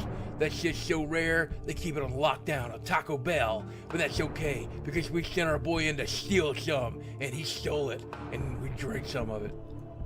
Then you get yourself a soup pot. That's right, we got 12 quarts of pot right here. That's a lot of pot. 420, 420. Also, don't forget to drink a little bit of the Mountain Dew, because that's how we roll. Drink some, pour some. When you mix your Mountain Dew, be sure not to measure. Measuring is for dope dealers and girls. Look at those dudes mix. It's like a rainbow of diabetes. I can feel my feet tingling now. Get a ladle and taste that crap. It tastes like heaven. Every good chef does this. That's why Paula D just had to have her left foot removed. Oh, it tastes just like double XP on Halo. Time to get that pot hot. Throw it on the stove. About 350 degrees. Slam the lid on. Leave it to die. Every stew needs meat. So we're gonna make some bacon strips, and bacon strips, and bacon strips, and bacon Brittany strips, Dick and with the bacon two. strips, and Get bacon strips. fucking More wrecked. bacon, give me some more bacon! I like bacon! I need bacon, bacon! But who eats regular bacon anymore? We're just gonna candy this bitch up. We're adding a little bit of Mountain Dew, so we throw it in the oven, it's gonna come out with a candy glaze. It's gone from fat boy fuel to gamer fuel, even though that's kind of the same thing. Holy shit. Bam! Spice it up with a little bit of cinnamon and sugar, because girls are made out of cinnamon and spice and everything nice, which is really depressing because none of us are ever gonna talk to a girl, and that makes me really sad. But that's Bro, okay. I forgot how based because these I have old Mountain Dew and Boogie bacon. videos are. This shit's Preheat fucking that weak. box by telling it it's pretty, and then slide in your meat, which is something I've never got to do, but I really hope to. While your meat's cooking, it's time to add your other ingredients. Every good stew needs noodles, so we're going with pull-apart twisters, green apple, watermelon, 2 flavors that taste great soaked in Mountain Dew. To keep it good and healthy, we added the vegetable, corn, candy corn. You know that stuff that your neighbor gives out during Halloween, and that's the reason you're always TP in his house. And it's like it's not even Halloween, but you do it anyway, because screw that guy. We top it off with a bag of mini marshmallows to add a little color, to add a little flavor, and more importantly, to make sure we're dead by 35. You know, I really have not seen my penis for years. Put the lid on! Add a little bit of maple syrup. That'll thicken it up and act as a thickening agent, making it even thicker than Beyonce's ass. Oh shit, here comes Pac-Man. Produce that bacon. Time to drain off that grease so we can save it for later use. Probably sexual uses. But then we're gonna flip that bacon. We're gonna turn its world upside down, the way my world was turned upside down when I realized it was gonna die alone. Time to candy up the other side, this time with a second flavor. We're going with whiteout. Bro, R.I.P. Mountain Dew Whiteout. That was the best flavor. The way God I miss intended. Whiteout. Whiteout was that great. smell's got me more excited than a MILF at a One Direction concert. Oh my. Now add that bacon grease to your stew for some much needed bacony flavor. BAM! Produce that bacon. Watch it sizzle. Get turned on knowing there's nothing you can do about it. Try the bacon. That probably does It taste tastes good, like man. cancer. It tastes like disappointment. It tastes like my Xbox console. Wash it down with whiteout. Try to die by 40. Fight off the depression by adding the bacon to your stew. Make it meaty. Make it meatier than Chris Farley's casket. Every stew needs a little bit of crunch, but crackers are for orthodox stews, so we're going with Doritos. Secret Spider-Man. Wait, what did they just say? meatier than Chris Farley's casket. Every stew needs a little bit of crunch, but crackers are for Orthodox Jews. So What? Crackers are for Orthodox Jews. we're going with Doritos. Bro. Secret Spider-Man joins us to pour the soup. Look at that bacon. It's more sugar than bacon. Pretty much just like me. Dig around deep to try to find the good stuff, just like you would have to do with my soul. Make it wet. Make it sloppy. Make it gross. I promise I'm not talking about sex. Oh yeah, look at that. It looks like Dude, a that night is alone on Call of Duty. disgusting. Holy fuck. Mountain Dew stew. It's crispy, it's bacony, it's marshmallow, it's all the major food groups. I'm gonna let you have the How first the bite. fuck is Boogie still alive, bro?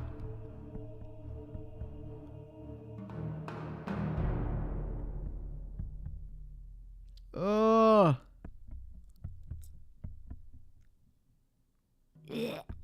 Goy slop, bro. This is goy slop. Now this is Amberlin's appetizer. Oh my fucking god, dude. That is disgusting. Gross.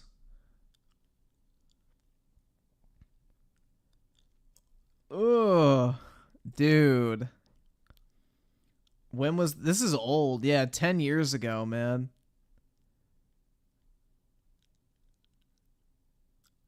Oh my god, man. Bruh. That shit is nasty. So maximum with the 2, I want to go back to rating art, please. I don't know, man. We can't do too much of it. Otherwise, it loses its luster. And Fluffle Nugget with the 2. Can't wait for Abby to come to PC. Mod's gonna go crazy. Holy fuck, dude. I can't wait either. Imagine Abby and Tifa porn. Weaponized schizophrenia with the 2. I'm getting diabetes from watching. Dude, this shit's fucking wild. I'm surprised Boogie made it to the age he is now. Alright, so HT101, you're next. Bao Zebel summoning? No idea what the fuck that is. I'm guessing the fight?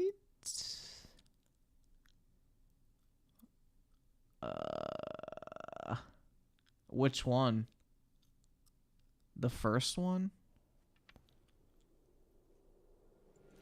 Get down!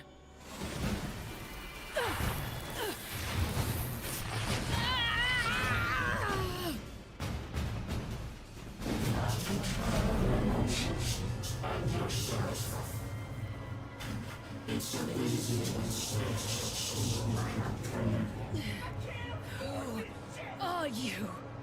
Well, it's a Switch game, bro, so it's gonna look old. Come on, Monkey. Duh.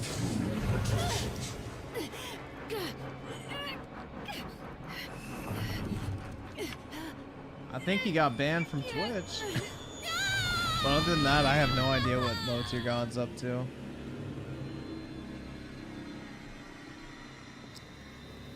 Waterboy with the 2, you certainly loved my recommendation. Absolutely, man. Now I'm craving some Mountain Dew. Free luncheon!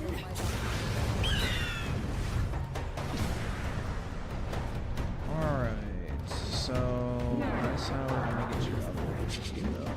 Let's get it up. 16.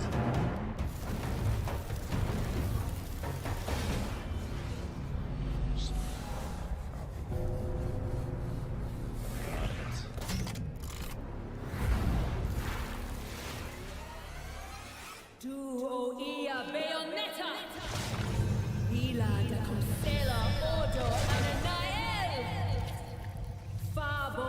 E-Generation of the 2, you see the video calling Low Tier God a pedo? No, I have not. What did he do?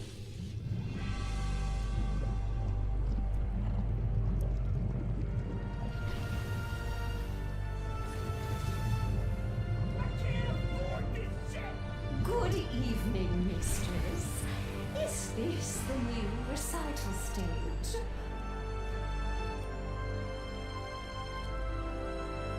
Damn, bro, she's not even bangable.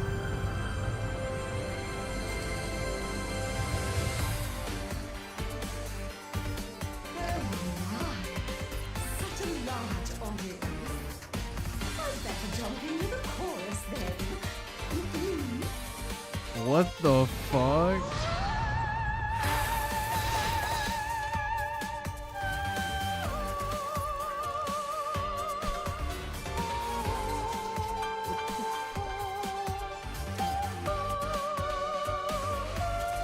Yep, the Starfield Collector's Edition is $300 here, man. With tax, so $320 for me. What the fuck?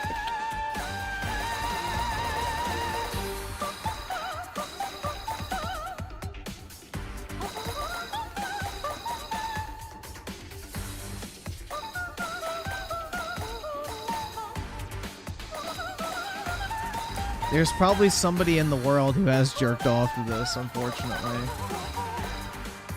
I have no idea what the fuck this is, bro.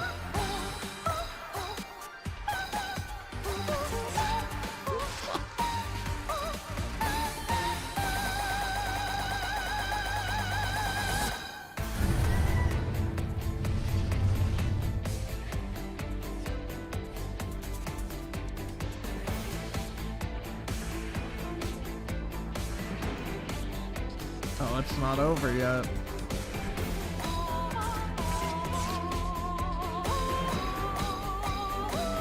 I have no idea what I'm watching, and it was recommended. I have yet to play Bayonetta 3, so no fucking idea.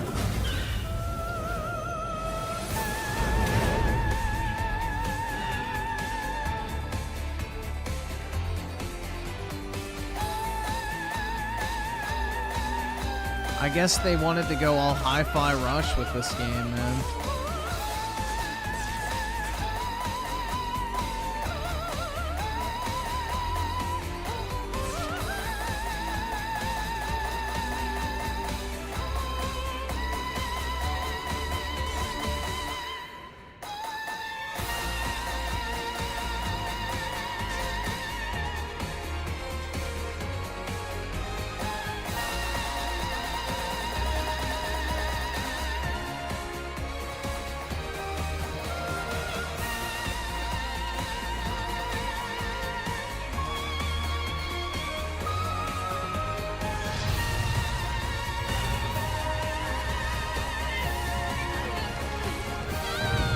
I'd want to kill myself too, bro.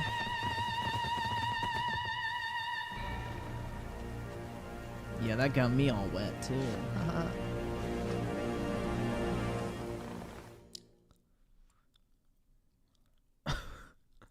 That was something, man. All right, so I have your link copied.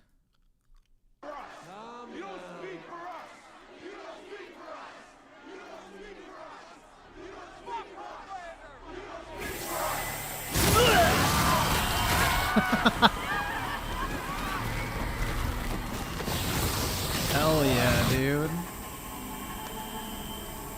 That's based as fuck.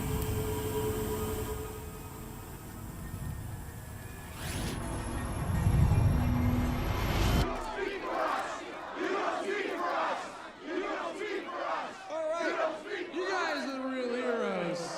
God bless you. Love you guys. Yeah, I would have just cooked them all, bro. Why not? What are they gonna do about it? Yep, I already have the copyright warning. Dude, this shit's crazy. YouTube is so fucking strict about this shit nowadays.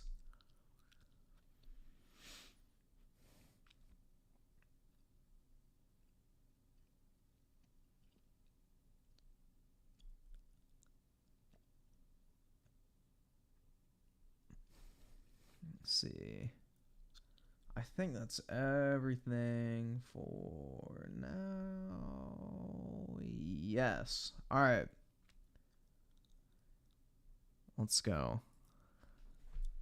So, let's see what Dreamcast guy's Starfield drama is.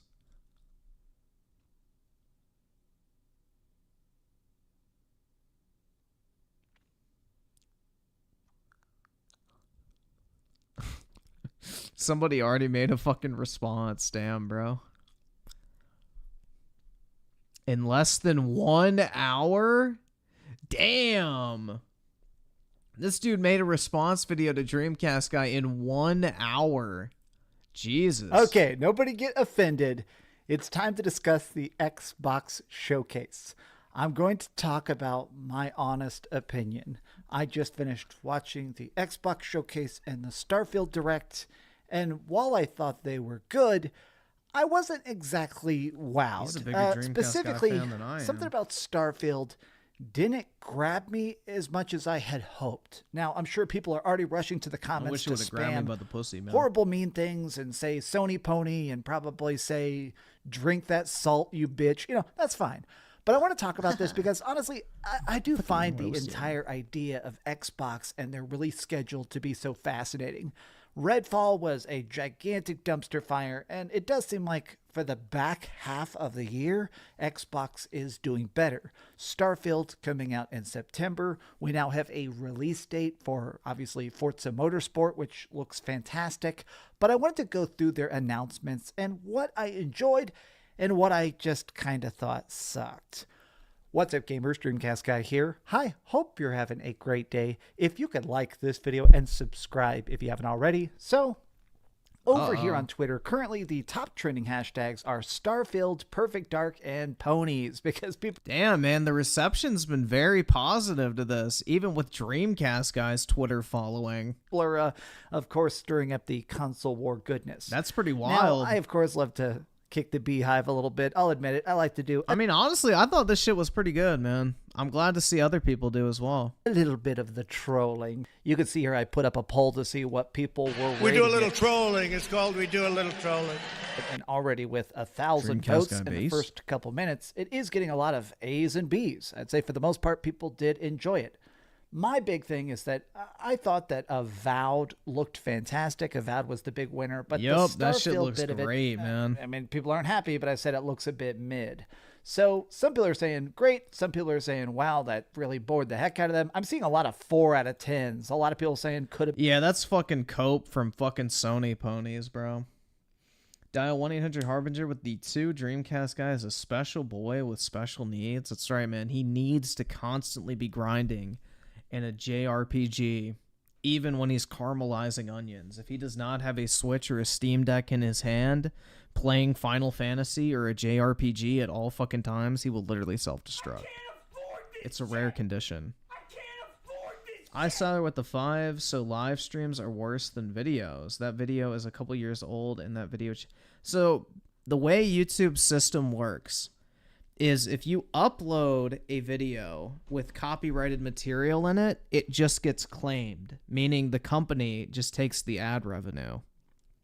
But if you're live streaming copyrighted material, YouTube treats it as like you're broadcasting TV or a movie in real time, acting like an illegal TV network, basically. Like, if I pulled up my Netflix account and then we all started watching fucking House of Cards together, that's what they treat copyrighted material as.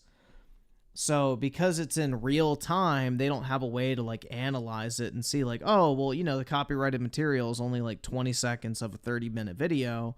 You know, we're not going to strike it down. So that's why. It's because, you know, people used to have like these live streams where they would restream like the entire fucking series of SpongeBob 24/7. Have been better. But my big issue is that the whole first half of this showcase was just cinematic trailers, and they said they weren't going to do that. Like, hey, bro, there was gameplay in the Fable trailer. It's a cinematic trailer for Fable. Wow, look, cinematic trailer. There's Fable as a cutscene. Great. Okay, what's up next? Okay, Exactly. It's this game called South of Midnight. What's South of Midnight? It's another cinematic trailer. Yeah. Legitimately, we have no idea what these games are actually about. I mean, we're assuming Fable's going to play like the classic Fables, but we didn't get any gameplay, so we really don't actually know. Exactly. Whatever this thing is, it's some sort of like stop action animation. That's cool. Yeah, you had to go to the fucking Xbox blog or whatever to figure out what genre this game even fucking was. Cool. We have no idea what South of Midnight is going to be at all.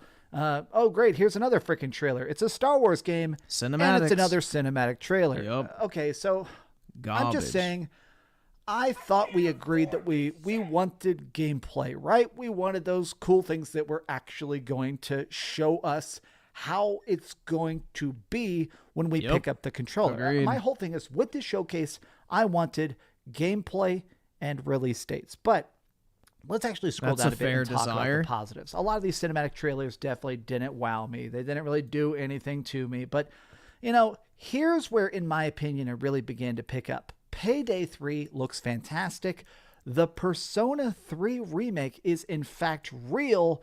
And I'll be honest, it looks a lot like Persona 5, and I do mean this as a compliment. Like, oh my god, look at that. It's freaking Persona 3 is a full-blown remake. Oh my god, my glasses. I can grind that while caramelizing onions. That's coming to Xbox Game Pass day one. I'm not sure what... Waterboy with the 5, how did Microsoft do on their showcase? I didn't see it yet. I'd give it like a 7 out of 10, man, honestly. I think it was pretty solid. Microsoft paid for it, but that is a huge win. This is probably my game of the show. Avowed. Yep, that shit looks absolutely fire. Absolutely incredible. Yep. This looks insane. This is the new game by, oh god, what are they called? The people who made Pentiment and stuff, Obsidian Games. These people have a very good track record. This looks fantastic. Magic, gritty story, especially here at the end of the trailer, they show this like army of skeletons. Let me show you the army of skeletons. I think this army of skeletons looks awesome.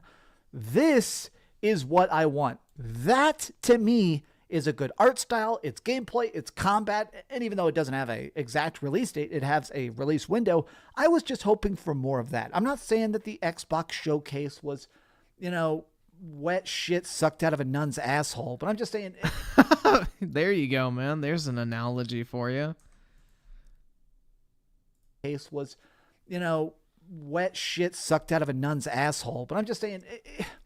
I wanted more of this, and we just didn't get a lot of it. Instead, we got a lot of updates for existing stuff. Like, look, already people are tweeting. One of the trending things is, where is Gear 6? Oh, great. Another update to Sea of Thieves. That's nice. Another update to freaking Flight Simulator. Oh, they're doing a Dune crossover with Flight Simulator. That's great. Oh, here's one I wanted to be excited about. I'm super curious. Why? If you actually played Hellblade, there's no way you can be excited about the sequel unless you just hate playing games. It's about Hellblade 2, but the trailer we got is, again, just a cinematic trailer. Like, look at this. It's just Senua talking to herself in a cave. There's no gameplay. There's no combat. There's no idea what this game is actually going to be about, what it's going to be like. It's just another cinematic trailer.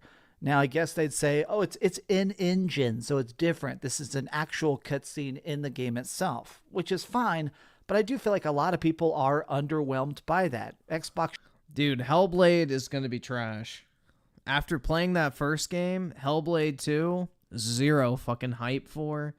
I want to stay as far away from that game as humanly possible. Showcase was all right, definitely lacking a punch and cool reveals. There were a few highlights. Well, to be fair, Scotty, man, he pretty much shit on the Sony trailer immediately, so... And it's not like he was capping for that. He was shitting on that one as well. I guess I wanted more stuff that actually showed us what these games were going to be, why we should be excited to have an Xbox. Like, obviously, it's really cool that Like a Dragon, this is the new Yakuza game, looks very different. I think it takes place in America. You got Ichiban here, and everyone's speaking English. I'm a big Yakuza fan, so that's a cool reveal. Oh, great. Gee, I wonder why. Flight Simulator, great, cool, yeah. Oh, yeah, there's another update to Fallout 76. Yay. Personally, I get really annoyed that at every single Xbox showcase, we have to see the exact same 5 games. Yup. Sea of Thieves. At least they didn't have Minecraft. Sea of Thieves. Minecraft never fucking shows well. Starfield, Sea of Thieves, we get updates to Fallout 76 every single time. They have to show us freaking Elder Scrolls Online. Like, these games as a service things that obviously Microsoft is paying. Microsoft has to prop this up. Obviously, Microsoft is wants this to be a big success, but I don't know. I don't care about these games as a service things, even if they are Microsoft first party. Now, this was a weird, mysterious project. I'll be honest, I have no idea how to even pronounce this. Kunitsu Gami, Path of the Goddess by Capcom. It reminds me a lot of Onimusha, the old Onimusha game. That's what I thought really it was cool at first. art and great monster design. I really don't understand what this game is going to be like, but this trailer is good. And again, it felt like a big part of the showcase was focusing on, I don't know, really good Japanese published games on the Xbox, because there has been a lack of that. So biggest W, in my opinion, is all these cool Japanese games showing up. Forza Motorsport got a freaking release date, and it's October 10th. Hell yes. And then I think that's pretty much it. Overwatch 2 is getting more content patches. That's great. Persona 5 is getting a tactics spinoff. Oh, yeah. And now we have the actual reveal of Starfield, right? There's nothing else, right? Yeah, a couple more indie games. Okay, indie games. Oh, yeah, Cyberpunk 2077 is really cool. Cyberpunk is coming out here in just a couple of months, obviously September 26th. They released a new trailer for the Cyberpunk DLC that looked fantastic. Apparently, we're going to be saving the president inside of Night City. I predominantly have played Cyberpunk on my Xbox, so I'm going to be playing this DLC on the Xbox Series X, and I'm very excited for it. Idris Elba teaming up with Johnny Silverhand, Keanu Reeves in Cyberpunk. That's going to be cool. A lot of stuff in this showcase, even if it was interesting, like this Metaphor That is the dumbest fucking name for a game. Metaphor Refantasia. Like, what the fuck? Like, some of these Japanese names are just so fucking weird on video games. And you know that's not like a translation thing either. Like, they literally were just like, let's call it Refantasia. Fantasio, which is like a new game by the Persona It's people. like, bro, what It's the a new Atlas fuck? project. A lot of this stuff just kind of made my eyes glaze over. Like this Towerborn, a procedurally generated side-scrolling beat-em-up. This, though, is the other game I'm extremely happy with. This game was called... Yeah, this shit looks cool, man. It looks straight up like BioShock Infinite. Clockwork Revolution. It looks like BioShock. Yep. It's got Looks some good. sort of weird mechanic where we're going to time travel and fight people. It's super BioShocky, and obviously I got BioShock tattoos, so this seems like a really good vibe. I think my two favorite games of the show, by a huge margin, was Avowed and Clockwork Revolution. If these games actually have like really solid, I don't know. I think this is the kind of stuff that can sell Xboxes. Make games like this that actually A man chooses, a slave obeys. look good and high quality and important and really say like, hey, here's the Xbox. Now, after the Xbox showcase, they decided to do an hour-long deep dive onto everything about Starfield, including the fact that you can walk around on planets and craft items and make your character and do side quests. I'm going to sound like a real wet blanket, but I don't know why something about Starfield does not grab me. In a lot of this gameplay they showed today, honestly, a lot of the NPCs had incredibly dead eyes. The dialogue seemed really kind of cringe. The combat seemed incredibly boring. They kept showing combat segments where people practically didn't even fight back. And, you know, to each their own, but to me, it just didn't look great. It looks like a Bethesda game. I don't know. Like, why are people expecting Bethesda to suddenly redefine what their fucking games look like? This looks like almost every single other Bethesda game that has ever fucking released. Just with a prettier coat of paint and grander in scale with the space setting. It literally is like every other fucking Bethesda game. It's like expecting fucking Persona to all of a sudden look like fucking Horizon Forbidden West. Starfield looks a lot like Fallout 4 in space, and I That's literally what it is.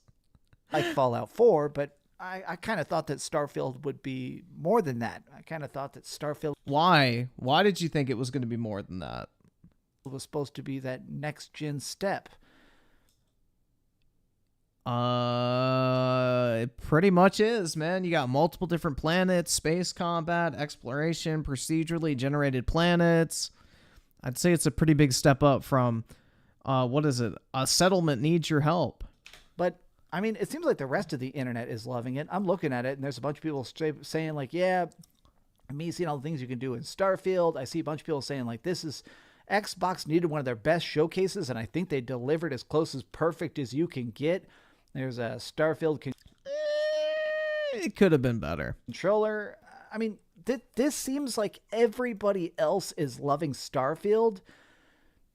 I think I'm the odd man out here, which is fine. I'm glad that everybody is going to enjoy Starfield more than I do. I'm not one of those guys where if I don't like a game, I think you shouldn't like a game. Tweets like this actually... Yeah, he's like literally fucking deep-throating Spider-Man 2, man. And it is a carbon copy of the first one. Like, it looks identical to the first two Spider-Man games, which is fine.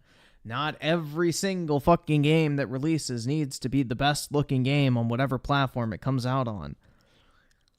Don't get it fucking twisted, but it's like, I don't understand why every single game needs to compete to be the best looking game of all fucking time. It's okay to not make graphics your priority. Really make me happy. Even with the sky-high expectations people had for Starfield, that presentation met or exceeded all of them. If this comes close in the final product, this is absolutely going to be the game that everyone was hoping for and that the Xbox needs. Personally, I don't feel that vibe, but I'm glad that other people do. I think it's totally fine. I think gamers and a lot of like movie nerds and stuff need to be able to get that skill where you can take a step back and say, I'm glad that you love it. I am not glad if you all enjoy Marvel movies because it's rotting your fucking brain. I do not do better. Understand the love for Starfield. To me, it looked like a 6 or 7 out of 10 game. It looked like a fine... A 6 or... Bro, that is not a 6 or 7 out of 10. What the... Oh my god, bruh. A 6 or 7 out of 10? Oh my fucking god. Like, what the fuck does he expect this game to be, man? What exactly is Dreamcast guy looking for? How is this a fucking 6? Like, he's already built up a fucking review score in his head. Which is how he builds his other review scores, but oops. You know, not playing games, watching footage. Like the GTA Remastered trilogy. This is the best this is what? Fuck, what was the wording he used? He said, like, this is what a remaster should be by the definition of the word, or some shit like that. Or Cyberpunk. What was the other one, too? There's been a couple. Let's see. Waterboy with the 5, Microsoft did better than Sony on the showcases. Oh yeah, way fucking better, man. Night and day. And 04 Alphatron with the 2, bro. Starfield is next gen. What the fuck? Other than visuals? Yeah, I mean, I don't know, man. I think this game is very impressive looking. Like, the scope of it is fucking huge. Like, everybody's so fixated on, it doesn't look photorealistic. And that's all anyone can get through their fucking pea brain, dude. It's really fucking sad. Generic space. Like, people don't play graphics. You play fucking video games. I'm, like, so sick of this argument that every single fucking game has to literally be a fucking God of War Ragnarok tier graphical set piece. Exploration game. But that's fine. I mean, we'll see. I am going into it with an open mind. I'm going to play it. I'm going to review it. I'm going to go in with the best goggles ready to see if it is the space sim. And it's going to be fun as hell. I'm going to go into it and just try and be the most dirty pirate in the... Pompous with the 2, do you mean when you meet up? No Man's Sky review? Do you mean when you meet up? No. What do you mean by that, bro? I'm confused. Are you talking about his No Man's Sky review? Universe. But as it stands, I'm pretty lukewarm on it. I guess we'll know how good it is here, though, in a couple months. So thanks so much for watching this video, gamers. If you enjoyed it, give it a big... Oh, when he made up his No Man's Sky review. Yeah, exactly. Or when he lied about losing his Piranha Plant character in Super Smash Brothers.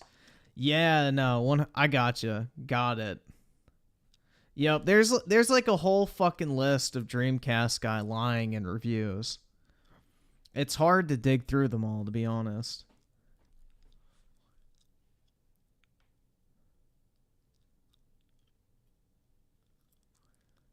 So I Solid with a 10, 5, 13 long, very random video. Yep, we'll check it out, man. And Mulsman with the 2, nah, they mad. It looks like a Bethesda game. Fair.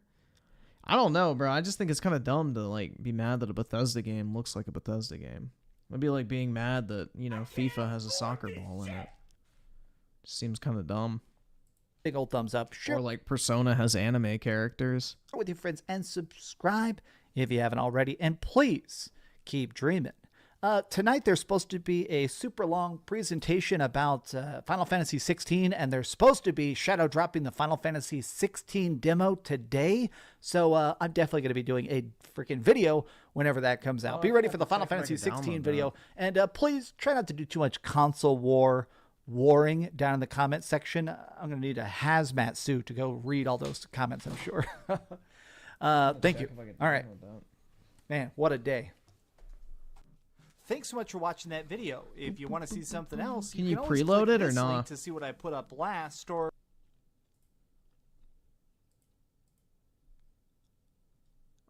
Let's see. So, all right, here we go.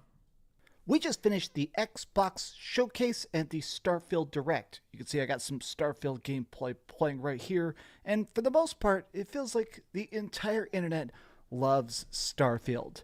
I'm not completely won over by it. I just don't think this looks super big and different than No Man's Sky, but, you know, that's fine. Not every game needs to be for every person. Fuck. But I was under my desk plugging in my PS5 to my PC. Did he really just say this doesn't look any different than fucking No Man's Sky? Is he blind? Like, what in the actual... Dog. This doesn't look different to No Man's Sky. Bruh. I'm just gonna say it, since you're talking shit about me with your big fucking ugly mouth. You're all hateful, fucking racist bigots. Fuck you and fuck your fucking podcast. Oh my god, bruh. No Man's Sky. Everybody was asking during all these displays of exploration and combat and stuff like that is, what's up with the frame rate? This Why is did they apparently gonna be on prioritize 4K? Because they're Series fucking X stupid. and Xbox Series S. They were saying this is going to be the most powerful gaming console. Because game developers are more concerned with how their game looks in gameplay footage than how it actually fucking plays, and it's really sad. It's very sad, man. Very disappointing. So, apparently, they have now confirmed it's hard locked at 30 frames a second. This is not a rumor. This has actually just been officially stated directly by Todd Howard. Yep, there's going to be a performance mode and an Xbox frame rate mode eventually, but the game runs at 30 frames a second. Now, that's the big question. Is this fine? Is this bad? Why do we keep having 30 frames a second on every Xbox exclusive? PlayStation 5 is developers are measurably fucking stupid, bro. a less powerful system than the Xbox Series X. If you actually hold up the raw specifications of a PlayStation 5 versus... Well, actually, if you factor in the SSD velocity architecture, then technically the PlayStation 5 is the more powerful console, bro, because hard drives somehow affect video game performance. The Xbox, sorry guys, I just the had to PlayStation interject 5 right there. is weaker. I couldn't and resist. Yet every PS5 exclusive hits 60 frames a second. Yup. Hi, I'm Dreamcast Guy. Be sure to like this video and subscribe not a if you good haven't already. look. So currently I have this poll running. This just literally just came out. Already 60 frames a second is a trending hashtag. People are... Dude, do they really not let you preload the Final Fantasy beta? That's dumb as fuck. Do you have to pre-order it or what? Because I'll pre-order it if I can. Do you have to like is there no pre-download? Dude, and PSN's gonna fucking crash as well at 4 a.m. because everybody's gonna try to download it at once. But yeah. Legitimately pissed because this whole thing is, why are we talking about all these games being Xbox games if they run like trash Stupid, on you can't Xbox? preload it. Now, a lot of people are straight up saying, look, I like this poll by RGT85. Should all games on the Xbox Series X and the PlayStation 5 have a 60 frames per second mode? Yes. I mean, after all, anyone saying no is a fucking dipshit. Redfall just came out a couple months ago, stuck at 30 frames a second, looked like garbage. 30 frames a second. I know people say like, oh, that's not too bad. The problem is 30 frames a second, it looks kind of like a slideshow. But the biggest issue is that whenever you have any frame drops, any tiny hiccup in performance, 30 frames a second going down to 20 frames a second is complete immersion breaking. It looks even if I could play Starfield on the Xbox Series X at 120 frames per second, I would still choose the 30 frames per second mode. You guys remember that fucking dipshit take? Only it wasn't Starfield, it was Horizon Forgotten West. Freaking awful. And already from this gameplay trailer, we are seeing performance issues. Even in this trailer, we are seeing performance. Why is anyone surprised by this game having performance issues? It's a fucking Bethesda game. Oh my god, bro. Shit. Issues. And this is like being surprised when you get fucking food poisoning from a shitty Chinese restaurant. Like, no shit, it was bound to happen. I think that's a bad sign. If this thing's supposed to be at 30 frames a second on a good day, how's that actually going to shape up? Oh, it's not going to be well, 30 frames per Man, second. look at this. Oh, look how choppy it is. You love to see it. Anyways, okay. So, speaking with IGN in an interview just performed, Todd Howard said that the game of Starfield runs at I don't know, man. I just, like, I don't care. Like, at the end of the day, like, if this was a Doom game or... I don't fucking... I mean, this is like raging that a Switch game runs like shit. It's like, no duh. It runs like shit. It's made on shitty hardware. Well... It's the same for Bethesda games, only it's made on shitty software. I mean, this is like yelling at the fucking sky and expecting something to change. Like, it's just gonna happen. Either you accept it or not. Everybody knows what they're getting into when it comes to buying a Bethesda game at launch.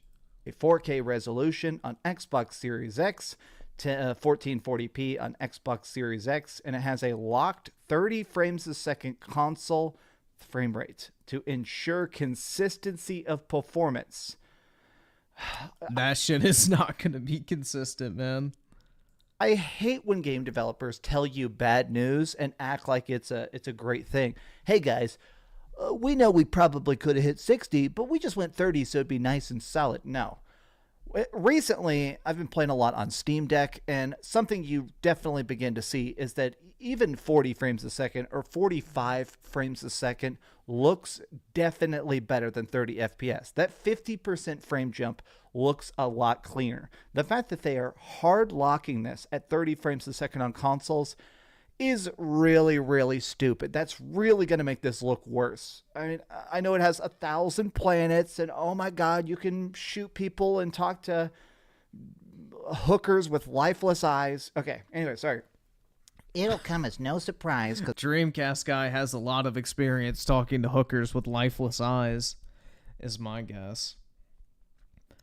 And Galaxy Fur with the 5, Xbox thought Starfield would demonstrate the Xbox's power because they brainwashed themselves, but now they still have nothing to show 3.5 years in. Yeah, I mean, the biggest graphical showcase that Xbox has is Gears of War 5, which came out in 2019 before the Series X even came out. That's pretty sad. In 04 Alphatron with the 2, yo, did you just adjust your glasses as you said that? In fact, I did, kind stranger on the internet. My gunner glasses. iSiler with a 5. Gears look different at first. Yeah, we'll check it out, man. Because I'm Todd Howard, and this is my voice. I think I know what video you're talking about. Is it like the first preview image, or not image, like gameplay that Cliff Bleszinski showed off. Given our previous games, what we go for, all these huge open worlds, fully dynamic, hyper detail, where you can do anything. What the fuck is this voice, bruh?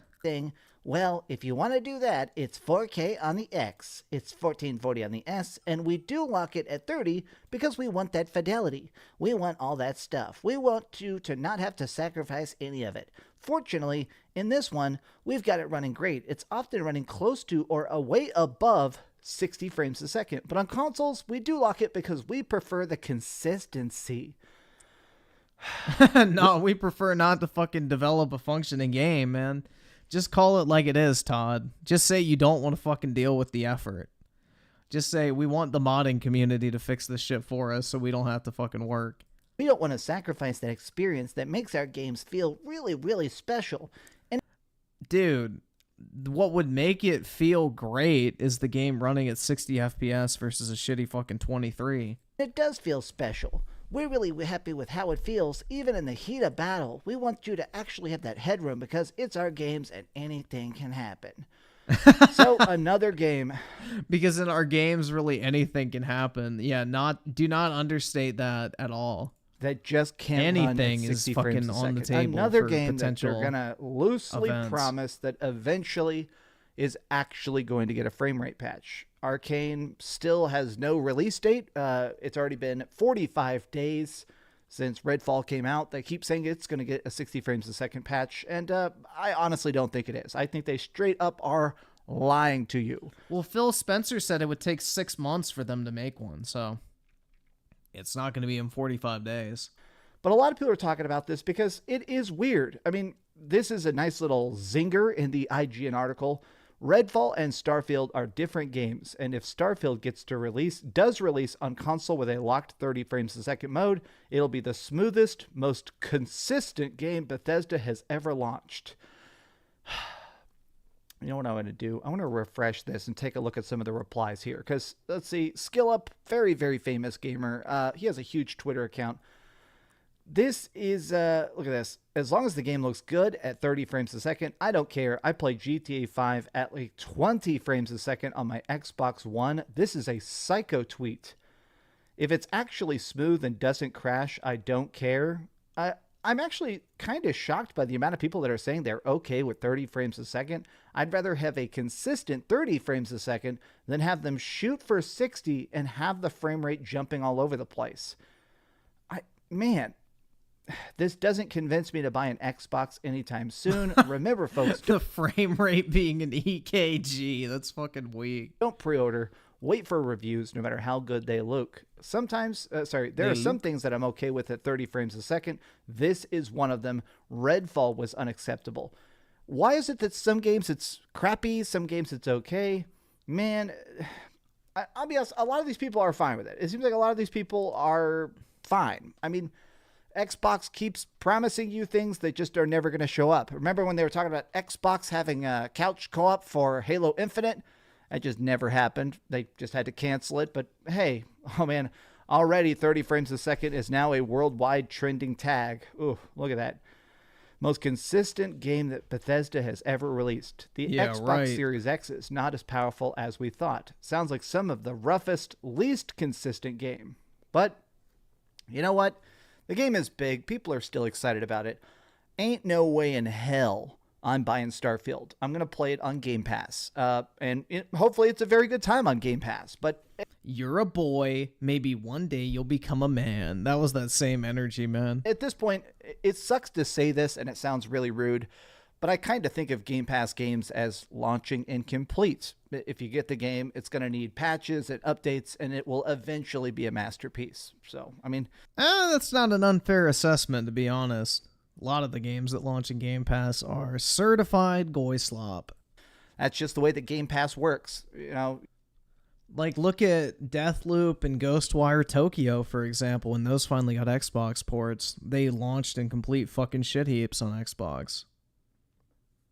Redfall, trash. Either Crackdown subscribe, 3, donate, trash. or get the fuck out. Halo Infinite, trash. What else launched in Game Pass? I guess Forza's fine. What What other big games? Oh, wait, there haven't been any.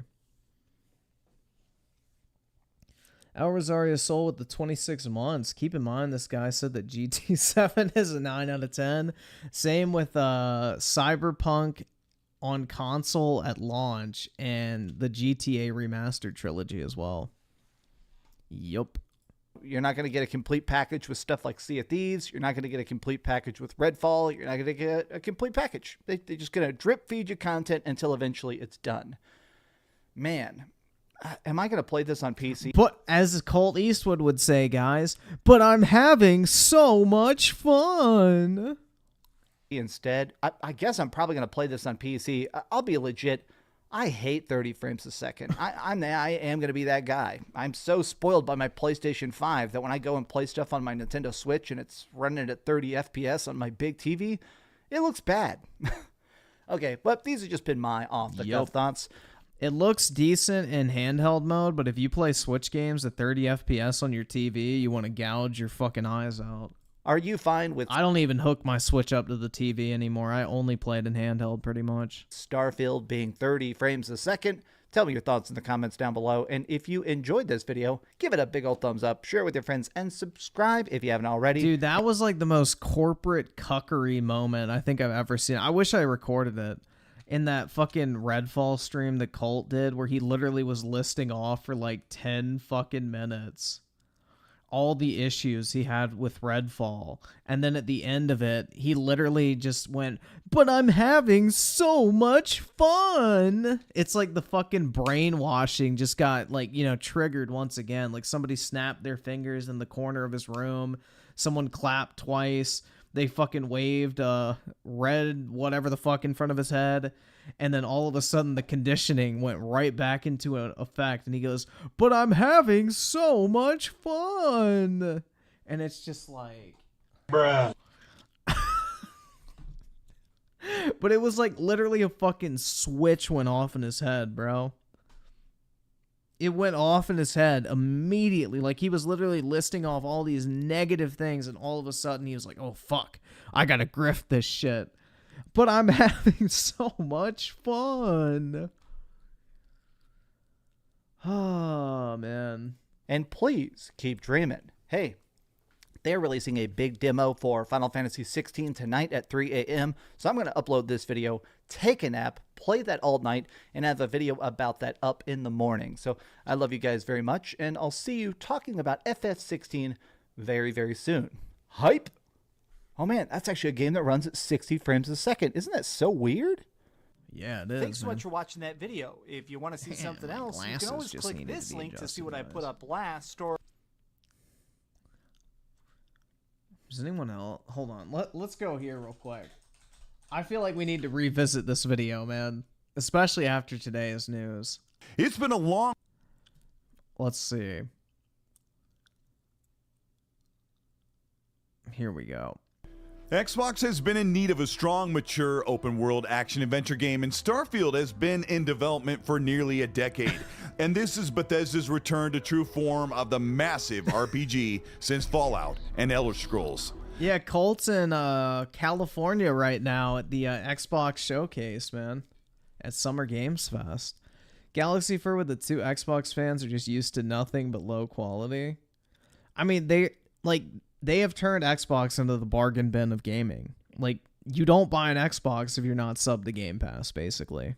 There are certain very important aspects of Starfield that Bethesda and Xbox have hidden away from fans for the big reveal, but this week changes all of that.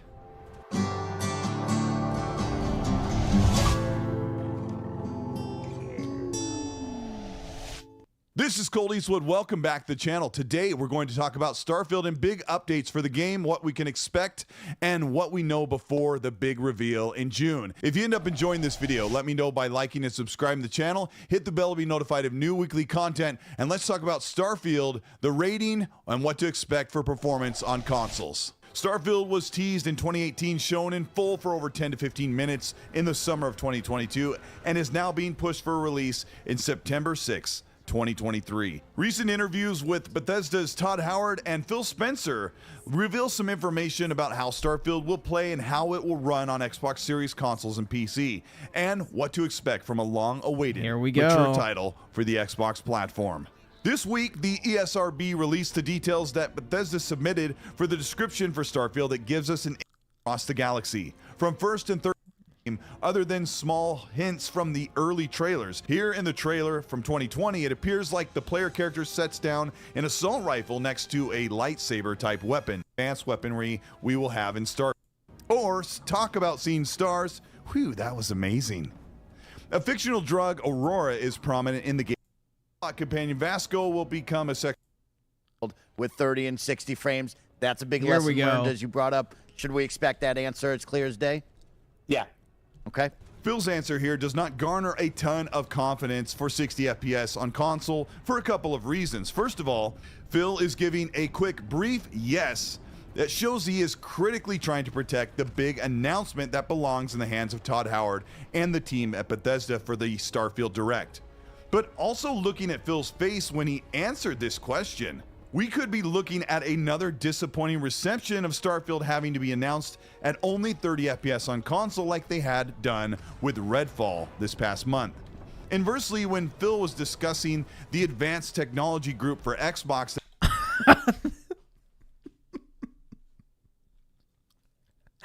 the advanced technology team, guys. This mystical Xbox advanced technology team that supposedly, you know, is going to make Bethesda's issues just vanish. That have been sent out much earlier to work on Starfield, he says. But when Matt Booty and Jamie Leader, who's running ZeniMax, and I sit down, I think we can engage earlier with our different studios. We did a better job with Starfield. Again, nobody should believe it until they're playing the game, but that game was earlier on in production, and it was easier for us to kind of swarm a bunch of people to go and kind of help with some of the technology on our platform and ensure that we're going to ship a quality experience there. And he alludes to the game getting the support and technical assistance that it needs to run at 60 FPS, which Redfall did not have.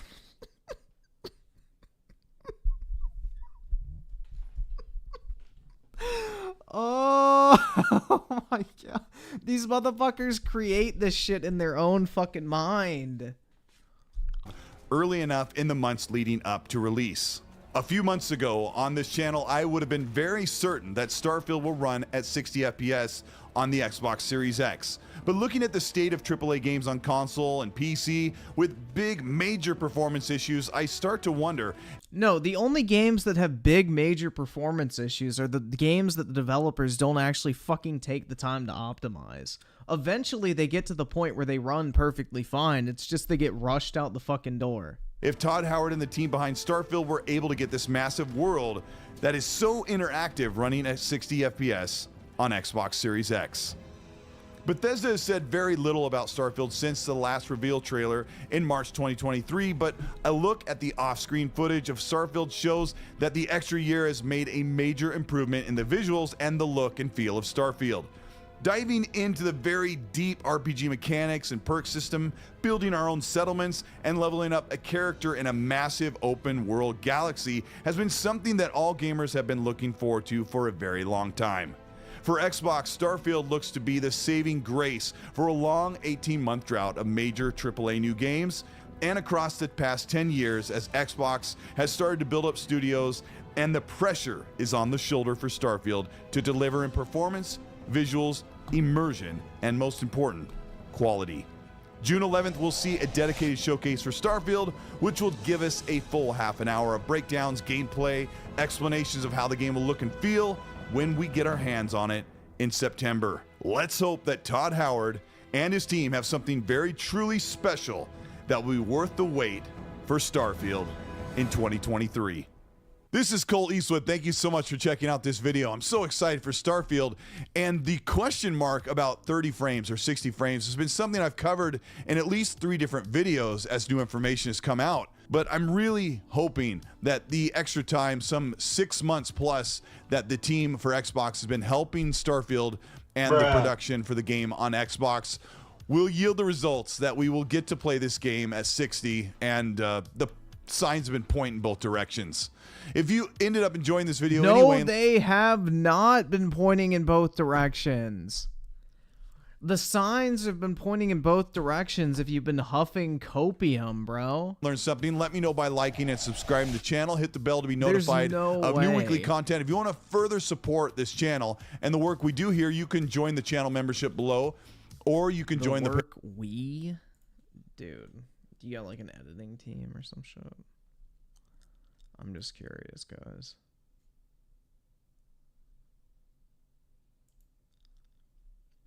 This aged well. Yup. Like milk in the summer sun, boys. Oh my god. They just set themselves up for failure, man. I just don't understand. Why are you unnecessarily hyping these games? It make no sense to me, guys. I don't fucking know. It's just crazy. Like, you can avoid the disappointment so easily. Just stop overselling. Stop overselling yourself on unrealistic expectations. I don't know, man. Who else should we watch?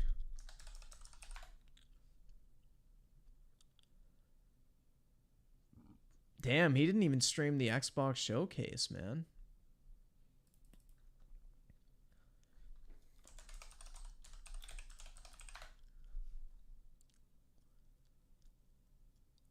He didn't stream it either?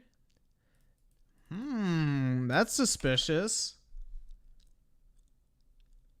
Xbox Showcase reaction. Is it age restricted? What the fuck? Why did he get age restricted? Hold on. Let's see what RGT thinks. He's typically got based takes. The truth. Oh shit. Here we go. Alrighty, so the Xbox Showcase just took place for 2023. All eyes were on Xbox. We had Sony do their presentation with the PlayStation Showcase, kind of mid. We had Summer Games Fest, which surprisingly was pretty decent. And now it was Xbox's turn. What were they going to bring to the table? I watched this event over on Spawnwave's channel with him, MVG, and Nate the Hape. And I don't he watched it with MBG? know how I feel about this. I'm hoping that this video and me going over some of the announcements will help me come up with an idea of how I felt about this, because I almost feel a little bit numb, because there was things that I definitely liked about the presentation, and there were things that I definitely didn't like about this presentation. So where am I going to fall at the end of this video? I guess you're going to find out with me. So to kick things off, That's a good gimmick, man. I should do that. Fable. And obviously Fable is a lineage title for Xbox. It's something that, you know, a lot of people would potentially get excited about, but unfortunately it was in-game engine footage, and AKA cinematics. For all the fucking mouth breathers in the back that don't fucking understand what CGI is. CGI is rendered in a graphics engine. Let me say it again. CGI is rendered in a graphics engine. Okay, I just wanted to get that out, man. Like, I just don't know how fucking stupid people are that they don't understand that you could make something in Unreal Engine that looks completely fucking different from the actual gameplay of the game and say it's in-engine footage because it uses a fucking engine. It's just wild, bro. And I don't really trust that stuff. It's to just me, in-game people engine learn footage nothing. is just like a fancier way of like saying CGI without pissing people off because people don't like CGI. But realistically, like in-game engine footage is not necessarily indicative of gameplay. It looked like Fable. It sounded like Fable. There was British accents, British humor. You all know about me and British people. You know, we're cool sometimes, and sometimes sometimes we got a little bit of a problem. But when it comes to Fable, I like Fable, so I like the Brits in Fable. And, you know, it was fine. They didn't really show any gameplay, like I said. There was a weird dynamic of, like, a giant and a really tiny person as well. So, fine. You know, cool. It was definitely an attention getter. A good way to start the show as far as an attention getter is concerned. No release date, no release window. Don't expect it anytime soon. 2025 is still what I'm saying. I don't think it's coming out in 2024.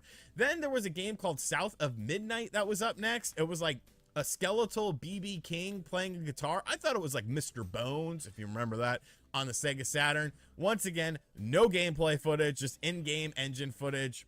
Okay. Ubisoft's Star Wars game called Star Wars Outlaws was shown off, and guess what? It was all in-game footage. Now, they did say at the end of this trailer that it was going to have gameplay reveals during an Ubisoft thing coming up in like the next day or two. I think it might actually be tomorrow. So, you know, cool. Like, yeah, if they do show gameplay of this game, it's gonna look nothing like this trailer. I don't know, it had a female lead character as well, so like some people were like, Star Wars woman, like, I don't care about that. Hey guys, the Force is female after all. Just want to see what the game is actually going to look like, because once again, in-game engine footage just... Dude, I'm just like so done with Star Wars at this point. Like, Disney has polluted that fucking franchise to the point where honestly, I just don't even fucking get excited about Star Wars anything anymore. Unless I fucking see Darth Vader front and center, I don't fucking care anymore.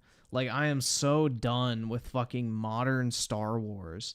Like, it's the most boring corporate, just fucking rehashed dog shit over and fucking over again. Like, it's just generic as fuck. Like, Star Wars is becoming like the new zombie fucking, you know, trend. It's like they literally just fucking insert Star Wars into any fucking potential setting, scenario, whatever, and just milk it because, oh, people love Star Wars, just like people love zombies. Like, it's kind of the same energy at this point. Like, Star Wars ended with 6. I'm done. It's nothing for me. This will be coming out in 2024. Well, Star Wars is getting whored out again. I remember when Star Wars getting games whored out. used to come out all the time, and then there was like none. And I guess Disney's just like, whore it out, man. Get us some Star Wars games. Our company's failing. We Immortals, need which as much money looks as possible. Hades. It's kind of cool because you can play with 33 people co-op. It's like Hades and Gauntlet sort of had a baby, and this is the product of that child. I'm not sure who was the mother and who was the father in that situation, but it looked pretty decent. You know, it's on Game Pass. I might check it out, but this next game was something I was excited for. Payday 3. I'm a big fan of Payday 2. I have been waiting patiently for Payday 3. It looks like Payday. Like, let's be real here. It doesn't look like a big graphical evolution or anything like that, but it is going to be on Game Pass, and it comes out on September 21st, so I'm 100% down. The whole robbing banks dynamic is very interesting in games. This definitely looked a little bit more action orientated though. Like, Payday is kind of known for it's kind of trying to be stealthy, and I feel like this trailer wasn't indicative of that, but I do feel like it was done to make the trailer more enticing for people, because obviously if you have a bunch of slow, methodical stuff, people are going to be like, this doesn't look good, you know, what are we doing here? They want to see the action, so I'm going to let it slide. Hopefully it comes out and is a good game. There was some... Hey bro, any game that I get to kill the oppressive police is a great game in my book. Persona stuff. Hell yeah, I wasn't paying attention. I'm not a Persona fan. We can rise up against the oppressors. But yeah, I wish I had friends to play Payday with, but ain't gonna happen. And Avowed was shown next. Avowed is coming out in 2024, which is something you'll be hearing quite a lot. It's kind of Fable-ish. It's got that medieval theme to it. There's magic and guns and combat and swords and big creatures. A lot of medieval games. That seems to be sort of what the industry is doing right now, like medieval and space games. Fantasy games that's cool. are always we're welcome. Obviously shifting to a bit of a different dynamic with that, but I thought Avowed actually looked really good. I liked sort of some of the environments that you visited in. It didn't have like a super realistic art style to it. Like, it was pseudo realistic, but it definitely took liberties with like some of the textures and stuff and some of the colors that they used in the environments that you visited. I like this game. This was actually one of the highlights of the presentation for me. Like I said, a 2024 game. They showed off some Sea of Thieves. They showed off Flight Simulator 2024. Coming out in 2024, Hellblade 2. Now, I was watching this presentation with headphones on, And it was definitely a benefit to have headphones on watching this because, of course, there was that dialogue that goes back and forth in your head. MVG said that he felt that this was going to be a 2023 game. Go look it up. He said it a million times. And what did RGT always say? I always said, bro, it's 2024. There's not anything else beyond Starfield and Forza as far as big games are concerned in 2023. No, I think Hellblade can be. And guess what? Hellblade is 2024. They didn't even give a release date of 2024 as far as like a numerical date is concerned. They just said 2024. That could be a whole year away. Yep. Plus, we don't even know. But it looked great. You know, it sounded great. I enjoyed the first Hellblade. I think it's a super underrated game. I know some people don't like it, but I like it, and that's all that matters. Bro, that game is dog shit if you can even call it a fucking game. You will not make me play this. Like a Dragon, Infinite Wealth, 2024, some No one Fallout can make me play that 76 shit. crap, a new Capcom game. I kind of liked this game. It actually showed gameplay, kind of a little bit of like Onimusha meets Okami. It's a game called Path of the Goddess. I think there was something before that where they said like another part of the title. I didn't catch that. So I just have Path of the Goddess in my notes. But it is a Game Pass game. I like the style. I like the combat. It looks very smooth, very fluid. And the visual style is definitely reminiscent of a game kind of like Okami, but it definitely sort of has an Onimusha feel, but a little bit faster. I don't know. It's an interesting looking game, and it's on Game Pass. I didn't catch when it's coming out, but it's probably 2024. Then we got to look at Forza. Of course, Forza is coming out on October 10th. That was leaked. Kind of a bit of a disappointing reveal for me. They didn't really show much of the racing, which was kind of what I was interested in. They showed a lot of cars. That was something interesting I saw in my comments section earlier, is they have not shown footage of a straight up race in Forza Motorsport.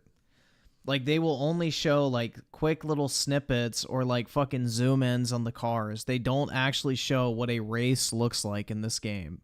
Customization, which is cool. Obviously, they're trying to compete with Gran Turismo, but I was more interested in, like, how crashes were going to be handled. You know, is it just damage that's done to the vehicle that you don't see, or is there visual damage and stuff like that? I feel like they could have shown off a lot more with that. They also showed off a Starfield trailer, which I thought was really weird, because Starfield was getting its whole big thing at the end of the show, and it's like, well, why are you showing a trailer for it now? And then we kind of got into the weird part of the show, I want to say. Just Ant, which was like a rock climbing game.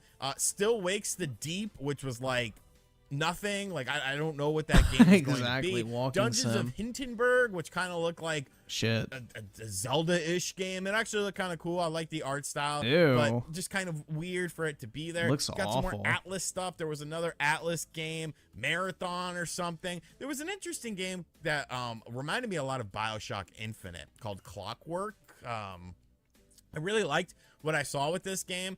It looked a lot like BioShock Infinite. Like, when you see this, because I'm showing the trailer up on the screen right now, it really looks like BioShock Infinite. And I've said that 3 times in a row right now, but I'm going to say it a 4th time because it looks like BioShock Infinite. Like, it literally does, but obviously it's going to have its own spin on it. Coming out in due time, which that's a hell of a release date. And then, Yep. Then we went into Starfield, and I turned it off during the Starfield thing because I'm already sold on that game. I don't feel like I need to see really anything else. It's on Game Pass. You see, that's kind of a problem that Xbox has, is like, I'll skim through it after the fact, but it felt like it wasn't must-see TV for me because I'm going to play the game anyways. It comes out on Game Pass. I am a Game Pass subscriber. And looking over this show, there were games that I was definitely super interested in. I heard a lot of 2024, though, and that kind of concerns me a little bit because I feel like I'm always doing this song and dance with Xbox because, once again, wait till next year. Like, oh, well, next year is going to be the big year. That's when everything big, that's when all these games, we're going to have rapid fire of all these games coming out. And it's like, damn it, man, you tell me that every freaking year. You know, we are getting Starfield this year. We are getting Forza 8 this year. We got Redfall this year, which was an absolute piece of crap, but it was a strange presentation. Some games had trailers that were way too long. Like Fallout 76, there was Overwatch 2 that got like an extended trailer. It's like, I get why you're doing it, but this isn't what people want to see. There was a lot of in-game engine footage, which I'm I'm quickly becoming not a fan of that because it's not gameplay and it's not necessarily indicative of gameplay. And I feel like that's what Xbox was really hanging their hat on. I will say there was kind of a genuine lack of surprises. When you look at all of these games that are coming out, especially from Xbox first-party studios, it was mostly stuff that we were already familiar with, that we had either seen very little of or really nothing at all of. So I guess that is a bit of an improvement. I don't know, though. Like, did I like it more than the PlayStation Showcase? I mean, when I think of the PlayStation Showcase, I'm thinking of Metal Gear Solid stuff, and I'm thinking of, you know, Spider-Man 2. And I don't know that any one game really excited me as much as Spider-Man 2 did in this presentation, but I do feel like cumulatively there was games that would make me more excited because of how I'm going to be playing these games over time. Do I think this was better than Summer Games Fest? No, I actually don't. I actually think Summer Games Fest... The fuck? Some freaking how, some way. Jeff Keighley became the king of summer because Nintendo's not doing anything. You know, I hate to break it to you, kiddies. But I don't know. Was it better than PlayStation? I mean, you didn't have all these splash screens, and you know what? They're very similar. They're very similar at the end of the day. And if these Microsoft games didn't necessarily hit with you, you know, you were kind of wondering, like, well, you know, okay, like, what's going on here? Like, where's this game? Where's a new Gears? Where's Perfect Dark? But I think they did a solid enough show. The pacing was brilliant. I will say that. The pacing was really well done. It was just game after game after game. But I just felt like, you know, a lot of people expected them to show off more as far as games were concerned, to show off more gameplay, and they didn't really do that. They relied a lot on in-game engine footage. A lot of the bigger titles are 2024 games with no exact release. There was really nothing surprising for 2023, and no shadow drops either, which is usually... Yeah, aside from Final Fantasy VII, there was one other thing I think too, but yeah, pretty much everything in that was completely fucking trash. Really a staple of these showcases. It was all right. I'm not going to say it was an absolute home run or it was an absolute win. I'm not going to say it was better than the Sony PlayStation Showcase, but I'm not necessarily going to say it was worse either. It was just different. This was and way if you're an better Xbox than the fan fucking and an Xbox owner, Sony you have Showcase. a lot of games coming to Game Pass eventually that you'll get to play. So I'll say it's all right. You know, a C, a solid C. I'll give it a solid C. Right down the middle, daddy. Dude, I think Avowed looks better than anything Sony has in the pipeline, personally. Wasn't great. Wasn't shitty. It was average, slightly above average. And we'll go with that. Let me know what you think about this presentation. I can't even talk.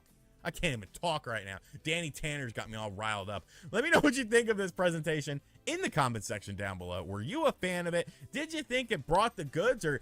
When does Armored Core come out? Doesn't it come out like in the next couple months? I think they're deliberately not showing gameplay for that game because it looks exactly like the fucking PS3 games and nobody's going to want to buy it.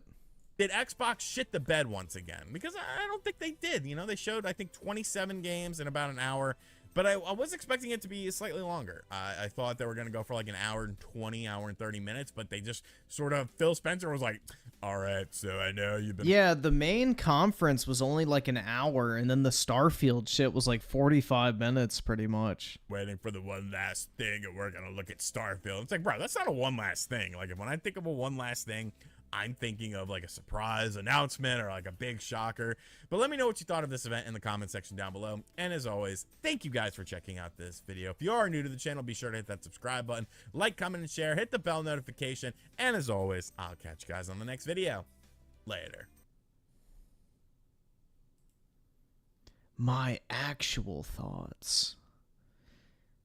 Did you make a video with your fake fucking thoughts? What do you mean your actual thoughts? What the fuck does that mean? Did you make a video bullshitting? Like, I hate when people do that shit, man. Alright, so let's check out your video. Skip it up and that up. Oh, God. I remember this. Skip it up and that up.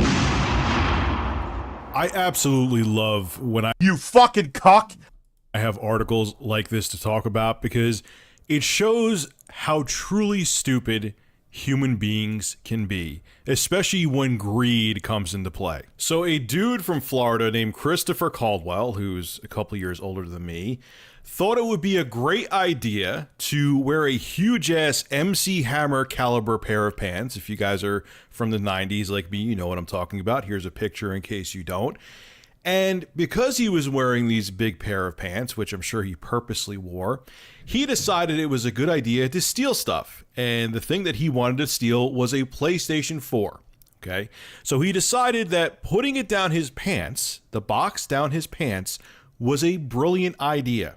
Now, keep in mind, the PlayStation 4 box measures at... Nowadays, they wouldn't even stop you at a retailer because they would get in trouble with the police. 18.8 inches long, 13.4 inches wide, and 4.2 inches thick. And you're looking about around 9-ish pounds that the PlayStation 4 weighs. So just think of this scenario for a second. You have a dude, I'm assuming he's skinny if he has these big-ass MC Hammer pants on, who has these obnoxious-looking pants. They're probably not exactly the MC Hammer pants, but I'm sure they look suspect with him walking around Walmart.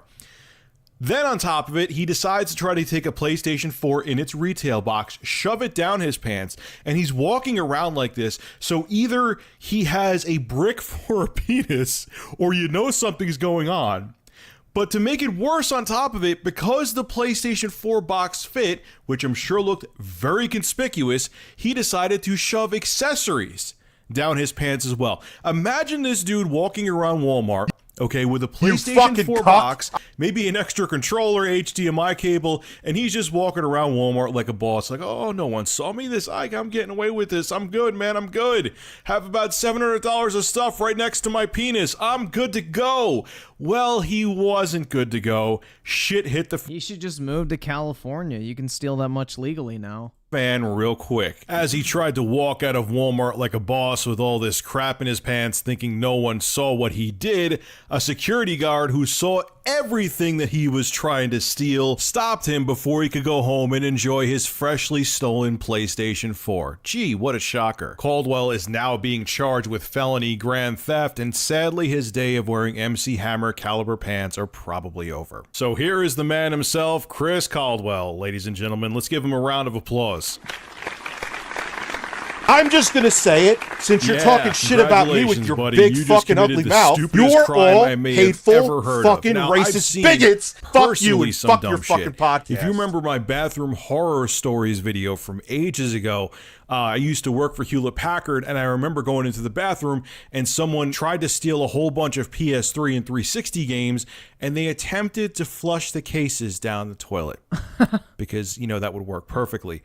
But at least I give them credit, okay, for doing something in secret. Here's this dude, Chris Caldwell, who I just found out was already on probation, by the way, before he did this. Here is this dude who thinks that it's a brilliant idea to wear a suspiciously baggy pair of pants that already probably caught people's eye to begin with and stuff a game console down there. Now, I know many of you may be thinking, oh, Rich, maybe he's addicted to drugs, yada, yada, yada, but why would he go for a PlayStation 4 then? Wouldn't there be much smaller things at Walmart, at least the Walmarts by me, that are of value that he would have had a much better chance of getting away with? I mean, with all the cameras and shit like that, I'm sure he would have gotten caught anyway, but his chances would have been much more significant if we left with, I don't know, I know they have sometimes maybe an expensive watch, maybe an iPod or iPhone or something like that, that he could have walked out the door with, and he could have flipped for a few $100 if he was looking for money for drugs or something like that. But no, he just wanted a fucking PlayStation 4, and he thought that no one was going to notice with this big-ass pair of pants that he had one in his pants. On top of it, he also got accessories. And the thing is, imagine him walking. It would have been, even if the pants didn't give it away, which they would have, him walking with all that heavy shit near his man junk, it would have been so obvious. He had to be walking like there was a redwood shoved up his ass. I don't care how tight of a belt he had on. I don't care if he was cutting off circulation to the bottom half of his body because he had a belt so tight to try to keep everything from falling all over. It still would have been obvious. This guy is a fucking moron. It's amazing what people will do for greed, man. It's unreal. All right, folks, this is Rich of Review Tech USA. Make sure to rate, comment, favorite, and subscribe. And as always, thank you for supporting my channel. Have a good one. You fucking cock! Bruh. That sound clip is too fucking good, man. Oh my god. Do you believe in monsters? Or the thing that lives under your bed? Do you believe nightmares are real? Are you afraid of the dark? That fairy tale stuff always scares the crap out of me. Most urban legends are based on fact. Tell me about it.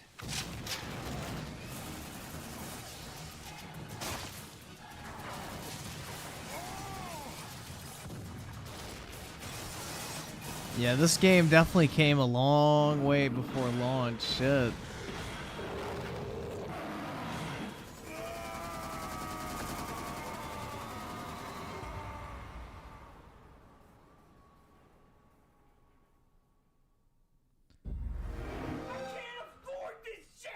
That game went a long way before fucking launch.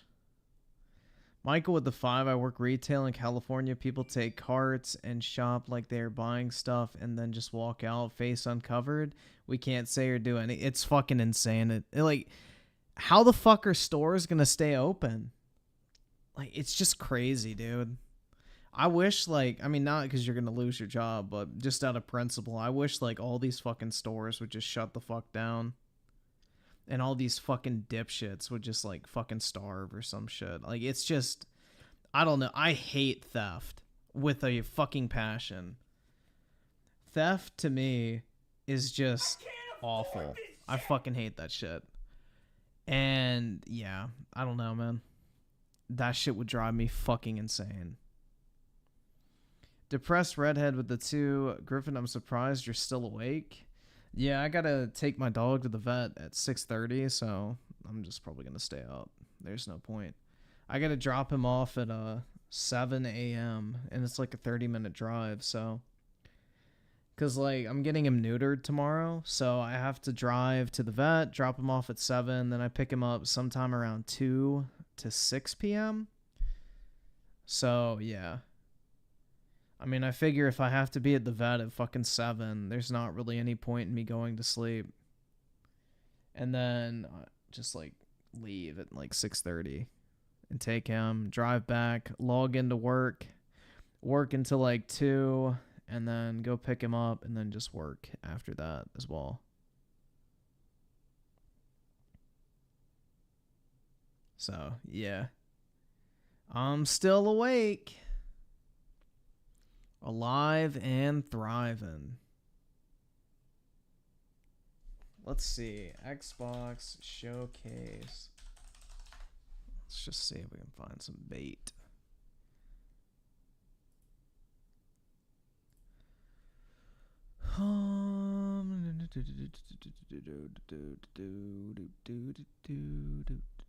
Oh god. Oh, never mind. That's just the Persona shit. Who cares?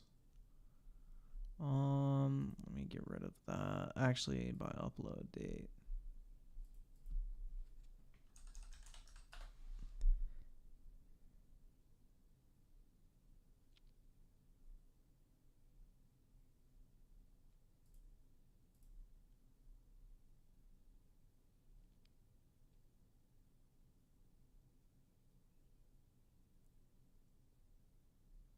Damn, man. It seems like nobody's talking shit. That's interesting. I can't even find anybody talking shit about it. Wow. Usually you can always find somebody who had an issue with it. Oh my god. That's odd, man.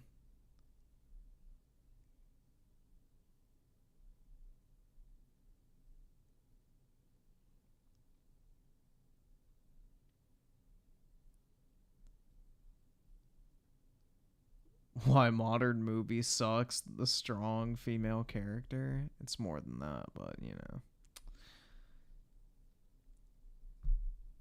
AmazingLucas. Did he make a video on it? I mean, Lucas is just gonna shit on anything Xbox related.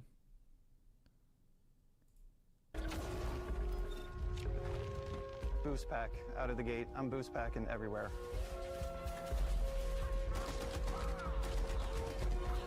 I like maxing out my physical tree so I can get neuro strikes and just punch my way through combat.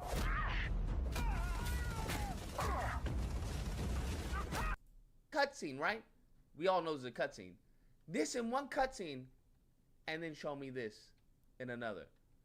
Y'all don't know when you're getting hoed? Y'all don't know when you're getting hoed? We let the player get the dermostat. It's the most fun to use. Yup, bro. This is gonna be, this is gonna be my profile. This is my profile picture, bro. I wish they would. I wish PlayStation would show me some shit like this, bro. I wish PlayStation would show me something like this. Well, this game has been 25 years to make, bro. This is our new emote. I'm about to make the emote right now, bro. This is gonna be one of our new emotes. Hold up. This is gonna be it's about to be an emote. We about to make this an emote. Which one bro, we gotta make this an emote. This is the wildest thing ever. This is the wildest thing ever. Years. Bro. Insomniac didn't spend any 25 years on Spider-Man. I love it.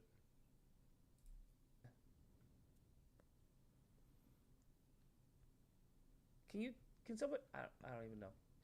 Two people. His historic commitment to performance is embodied in two of its. Oh my gosh. Whoa, demons. Three-headed demon. Face the wrath of God.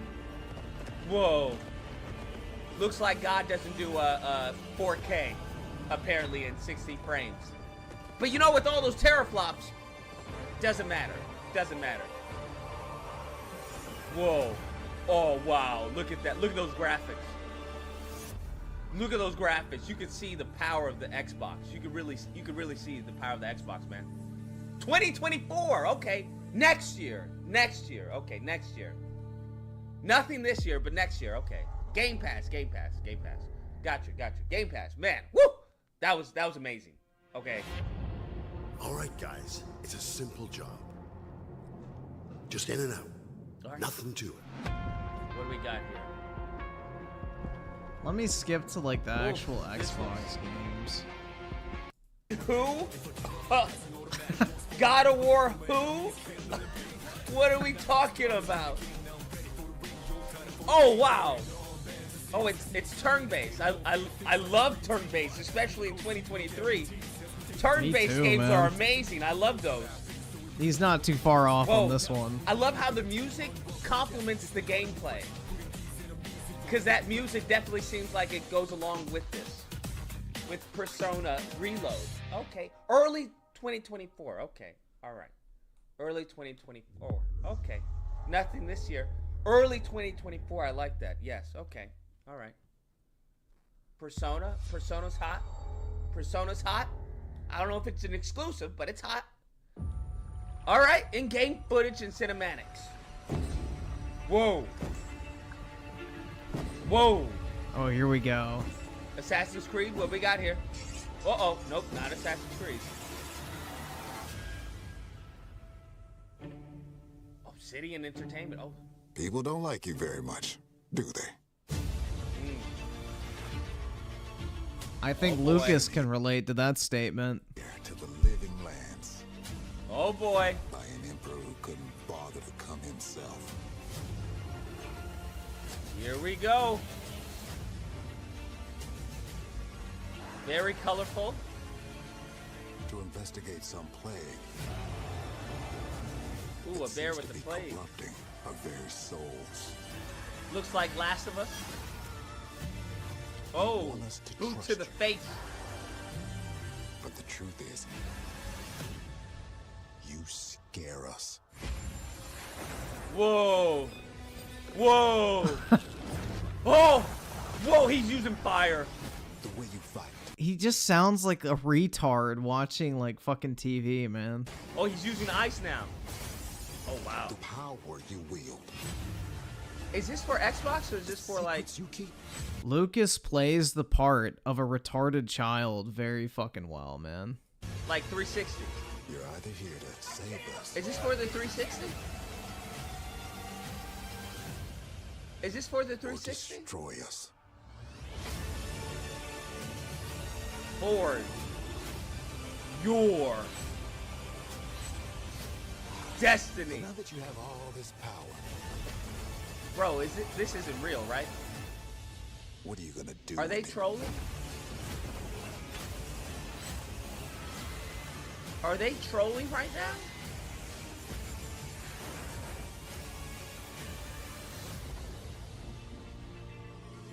Avowed for the Xbox 360.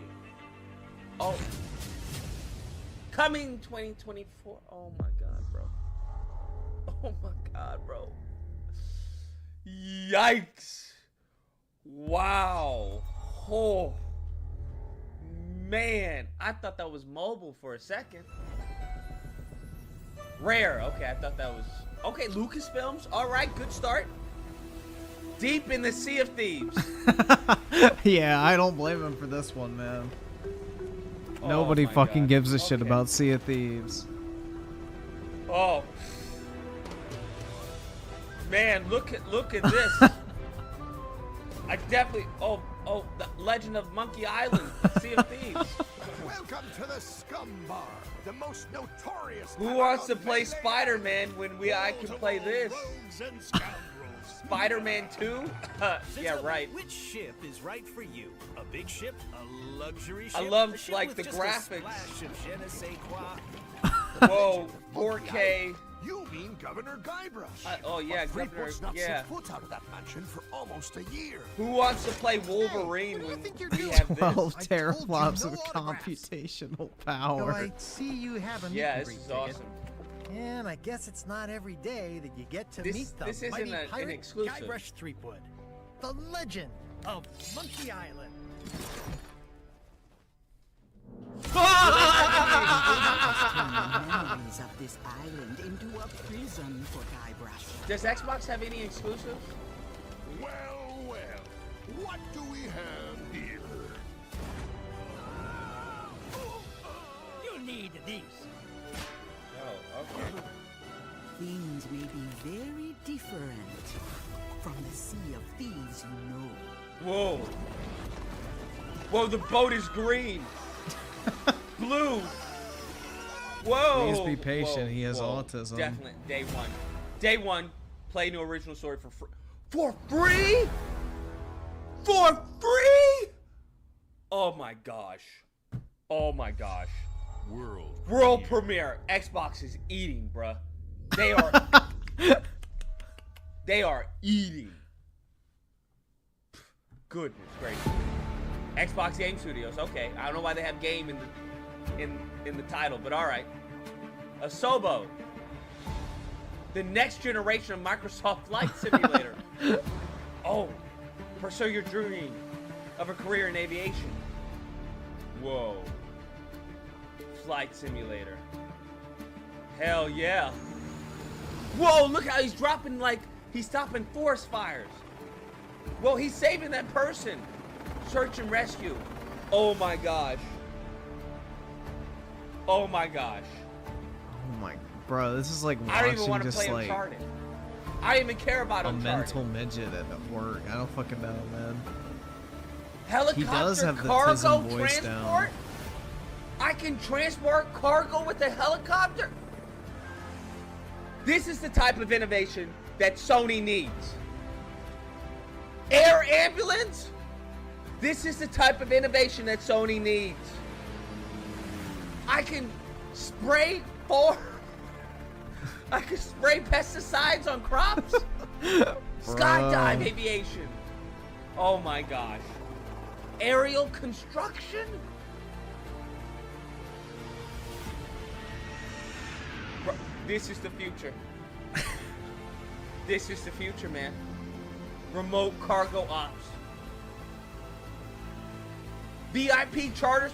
What person has ever thought about, hey, you want to know why I want to get an Xbox? So I can do air racing and VIP cargo ships. Glider pilot. Oh my god, this is insane. Scientific research. Look at this. Experimental. Look at all these options. Oh my gosh. Hot air balloon trips. Now they're just flexing. The sky is calling. 2024. Okay. All right. 2024. All right. The sky is calling. Not this year, right? Because you have nothing this year. But next year, the sky is calling. Next year. 2024. Okay. All right. In-game footage. Whoa. Oh my god. How exciting, man. Oh, this is coming to Flight Simulator? Oh, Dune? The Dune ship? Oh, wow. Totally worth the wait. Totally worth the wait. I get to fly the Dune ship? Bruh. I get to fly essentially a dragonfly. Oh, whoa. Whoa. Whoa. Long live the fighters. Whoa.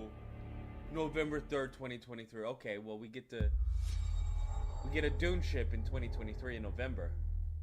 What will PlayStation be playing by November? Hi, Melina here.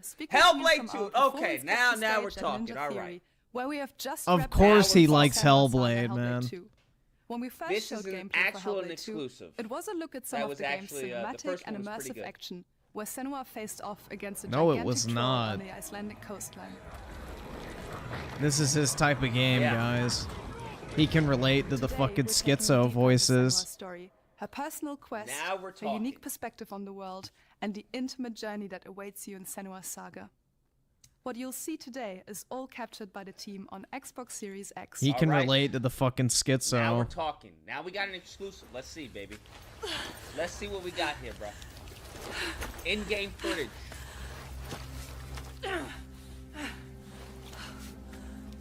That is a tight space. She can feel them slipping through her soul, following the threads of her mind. He's like, God, I wish I could make a woman moan like that.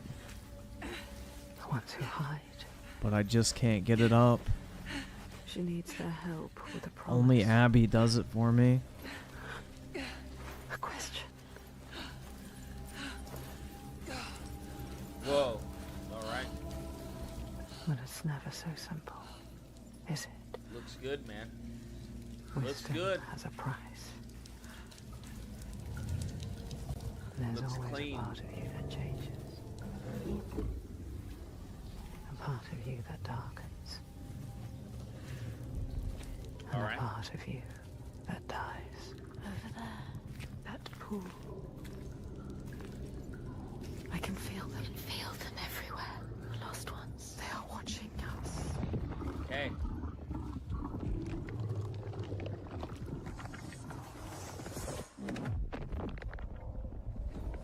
You should never have come here. They can see us. What? I'm liking the gameplay. It's time to find. How can we make Yeah, what Definitely gameplay? not a cutscene.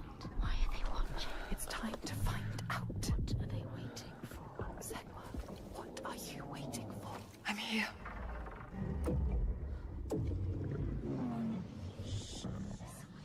Watching more than one. Okay. Where are they? Where are you? What do they want? I don't like it. I'm scared. This is too hard. Whoa. Their eyes everywhere. This gameplay is insane. What is she supposed to Kratos who? Don't know the guy. What do you want me to do? Okay. Is this a movie? This is a really good movie. Our souls fall through hell to When does this come out in theaters? Next year, I assume? Are you ready for what you will find Whoa. here? What we will find. I'll definitely see this on opening night. Hellblade slander is always appreciated. I'll definitely see this on opening night. Whoa. Whoa, did you see how the water just turned into that? That was crazy. Whoa, look how she bends down like that. This gameplay is insane. This isn't gameplay, right? This is a movie, right? It comes out like later this year. Whoa. Whoa. Your voices. This is gonna be a good movie. It's the best movie. Broken. You can be whole. All the grief, all the rage. I'll probably get the matinee. Not gonna lie. Everything I've seen, everything I've done, has led me to this place. We've come so far, not far enough. Say it. You are ready. Tell them. I am here. Man. Now. What if we get lost? I love the direction of this movie. It looks good. What will happen to you? Like the facial capture. I will not let them down. She is ready. They know.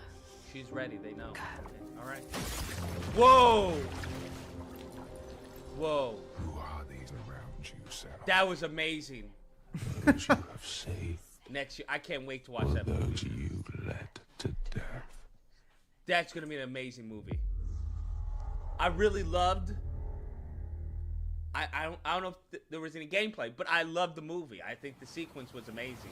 I don't know what to tell you. Don't be salty, but that movie was amazing. Oh, here we go. Let's see how he reacts. All right, so we're a flashback. Okay.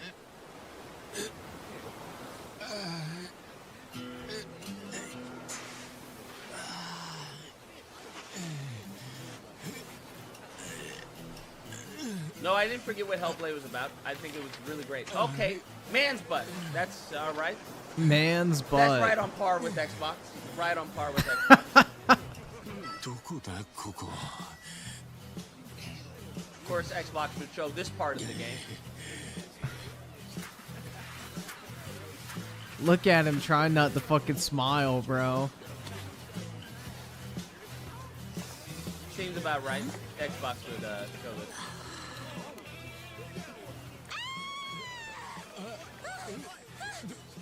Oh my god! A stranger! Dude, he's definitely stroking. He's naked. Yeah, dude.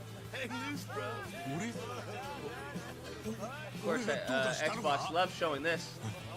This is their target audience. This is what they love seeing.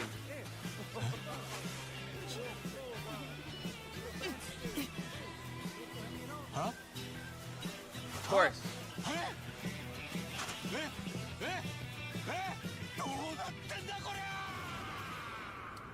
Xbox loves that. That's all they need. They probably pre-ordering it right now, bruh. Like an infinite health and wealth. Oh, look at that. Xbox players are like, where do I get it? We're early 2024. No, I need it right now. Ah! Lucas probably does need that shit right now, man. Okay, Bethesda. All right. That's literally what they showed for the game. Think about that. Think about what that tells about their audience, their demographics.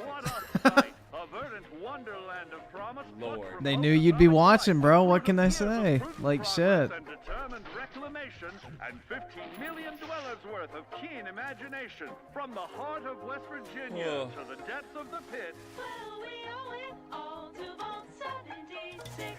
No matter if you roam alone or spend your time with friends, you'll find a home in Appalachia where the good times never end. There are relics to uncover from a time before the war, along with loads of friendly folks to meet and enemies galore. Alright, that's probably good. Alright, so I saw there will watch your, We're unveiling the... Oh god, it's Bill Gates, the fucking Epstein frequent flyer. We're unveiling the Xbox. This is the product. I'm an Ellie! Later this year. Yeah! Going on. Working with partners who help build the hardware, working with the software developers, working with the retailers. The program around this thing is really quite phenomenal. But the box itself is another thing that we put a lot of energy into. So You may have been wondering what this draped device was here. This is the Xbox. And so, for the first time, let me now unveil Xbox.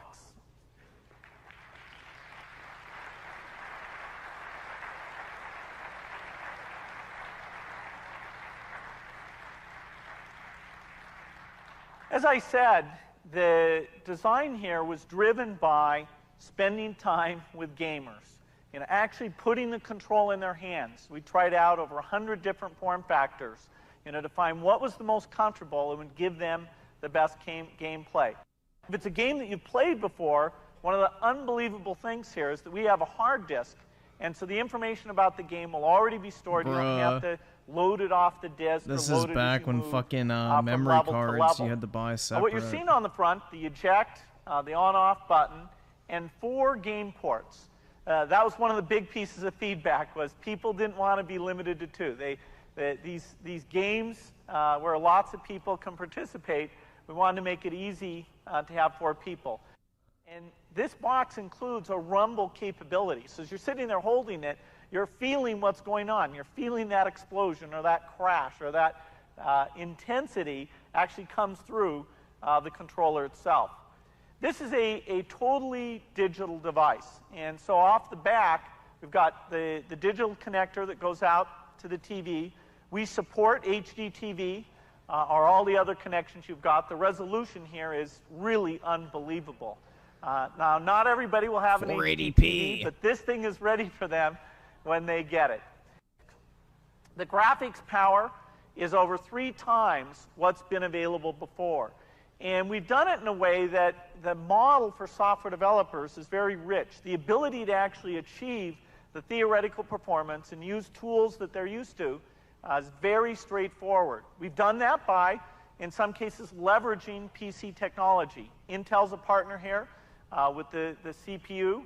NVIDIA's providing a very key chip, their NVIDIA chip. In fact, what you're seeing here is the final Xbox, except for a couple of those chips that are so state-of-the-art that they'll only be done right as we finish the manufacturing, so we'll plug those chips in. Except for that, everything in this box is the final design. Bruh, The Rock. Or should I say, The Walk. That's fascinating. That's fascinating. Yeah, I might want to use that sometime, Bill. Well, thanks, Rock. And it really is an honor to have you here. Believe it or not, I'm a big fan of yours. For instance, I know that you're a 5-time WWF champion, not to mention one of the top entertainers in the world. Bill, I'm very flattered. I'm a big fan of yours as well. For instance, The Rock knows you're the chairman and chief software architect of the Microsoft Corporation, a leading worldwide provider of software for the personal computer. Thank you, Rock. I'm very flattered myself. By creating Windows in 1983, a multitasking graphical user interface environment that runs on MS-DOS-based computers along with Windows NT and Windows 2000, completely self-contained operating systems that feature networking, symmetric multi-processing, multi-threading, and security. Bill, you've certainly revolutionized the technology we know today. Wow. Rock, that is impressive. But let's move on. Oh. You also like golf. Oh my God. That's true, I do. But today isn't about me, Rock. It's about the future of video games. Bill Gates, you never cease to amaze The Rock. Never cease to amaze The Rock. You're right again. Today isn't about you. It's about the new Xbox. And quite frankly, I couldn't be more excited. The Xbox is everything The Rock is. Cutting edge, powerful, exhilarating, and like The Rock, it will be the most electrifying thing coming out this year. And what The Rock is to sports entertainment, to the WWF. Yo, so you know how MBG's stream got age restricted for the Xbox Showcase? Mine just did as well. So I'm wondering what the fuck is wrong with like that live stream that's even like age restricted. Like, what fucking game did they show off that was so bad that keeps getting age restricted for everybody? That doesn't make any fucking sense. The Xbox will be to the video game industry a breakthrough and certainly an original. I mean, The Rock doesn't The impress Yakuza easily, ass you know that, but trailer? I'm pretty damn impressed with what we're seeing I don't even today. see that, bro. Like, it's Considering just some that ass this cheeks. The Xbox fuck? at this moment is only running on 1/5 of the system's power, is very impressive. Bill, do you have any idea what The Rock would be like if he were only running on 1/5 of his power? Well, I would think that... It doesn't matter what you think, Bill. I'm sorry, Bill. It's just a force of habit. Rock apologizes. No, The Rock, even at 1/5 of his power, would still blow everybody out of the water, just like the Xbox. It is truly the future of video games, and I'm very excited to simply be a part of it if you smell what The Rock is cooking. Thank you. Don't Great you job. mean The Walk?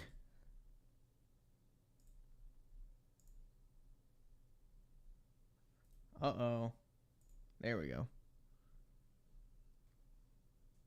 Yeah, YouTube is a fucking hell, bruh. I'll probably have to end up deleting that stream because I do not want to risk getting a strike.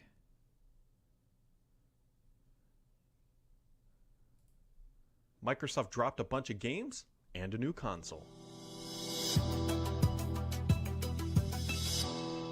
Microsoft said they were going to do it, and they did it. They held their showcase of games today. Well, this weekend, or depending on whenever you're listening to this video, they showed off a bunch of new titles, and this is kind of a high-level look at everything that Microsoft talked about during Series S, but in black. Now, you might be saying, Brad, This why thing would is you a do fucking video for a ripoff. Series S that is in black? Because they are raising the storage to 1 terabyte. So rather than the 500 gigabyte SSD, they are doubling the storage, which has been one of the primary complaints with the Series S.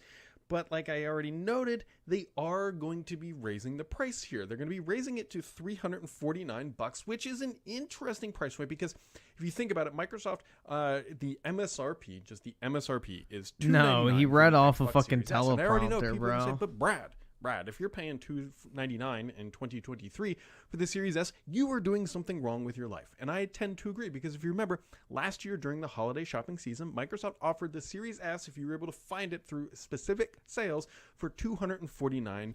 I saw there where the two people are getting a strike over the Xbox show. Nah, they're just going to be age restricted. $99. That was a really good deal. So $50 off. So right there, you're kind of wondering like, okay, $299 is that the thing. Anyways, so this console is coming at $399 or $349, I should say. But where it gets somewhat interesting, Yeah, is, until I hear of somebody getting a strike, I'll probably just leave it up. if you remember, Microsoft has expandable storage, right? You can go out and buy a 1 terabyte velocity storage for this thing. Now they're not typically cheap. The new Western Digital ones are $149, and so if you do the math, where it's $299 plus $149, it actually comes out to a pretty decent deal, right? You end up saving somewhere around $50-ish, something like that, to buy the console in this configuration, which isn't too terrible. However, if you go the route of where you think you can get it for $249, that $249 plus $100, You could get it for $240 the other night or last night at Best Buy. $150 puts you what, somewhere around $400. But here's where it kind of doesn't make so much sense, because for $400 you would actually get 1.5 terabyte storage as opposed to just 1 terabyte at the $349 option. I'm not saying that this thing is going to flop by any means. There's definitely a demographic that is going to want this console because, hey, it just makes more sense, and all they care about is Colteastwood will buy this. storage, and it fits a need. And let's be honest, Microsoft has the data about how well the Series S is selling, and they said, look, we think this console makes a lot of sense.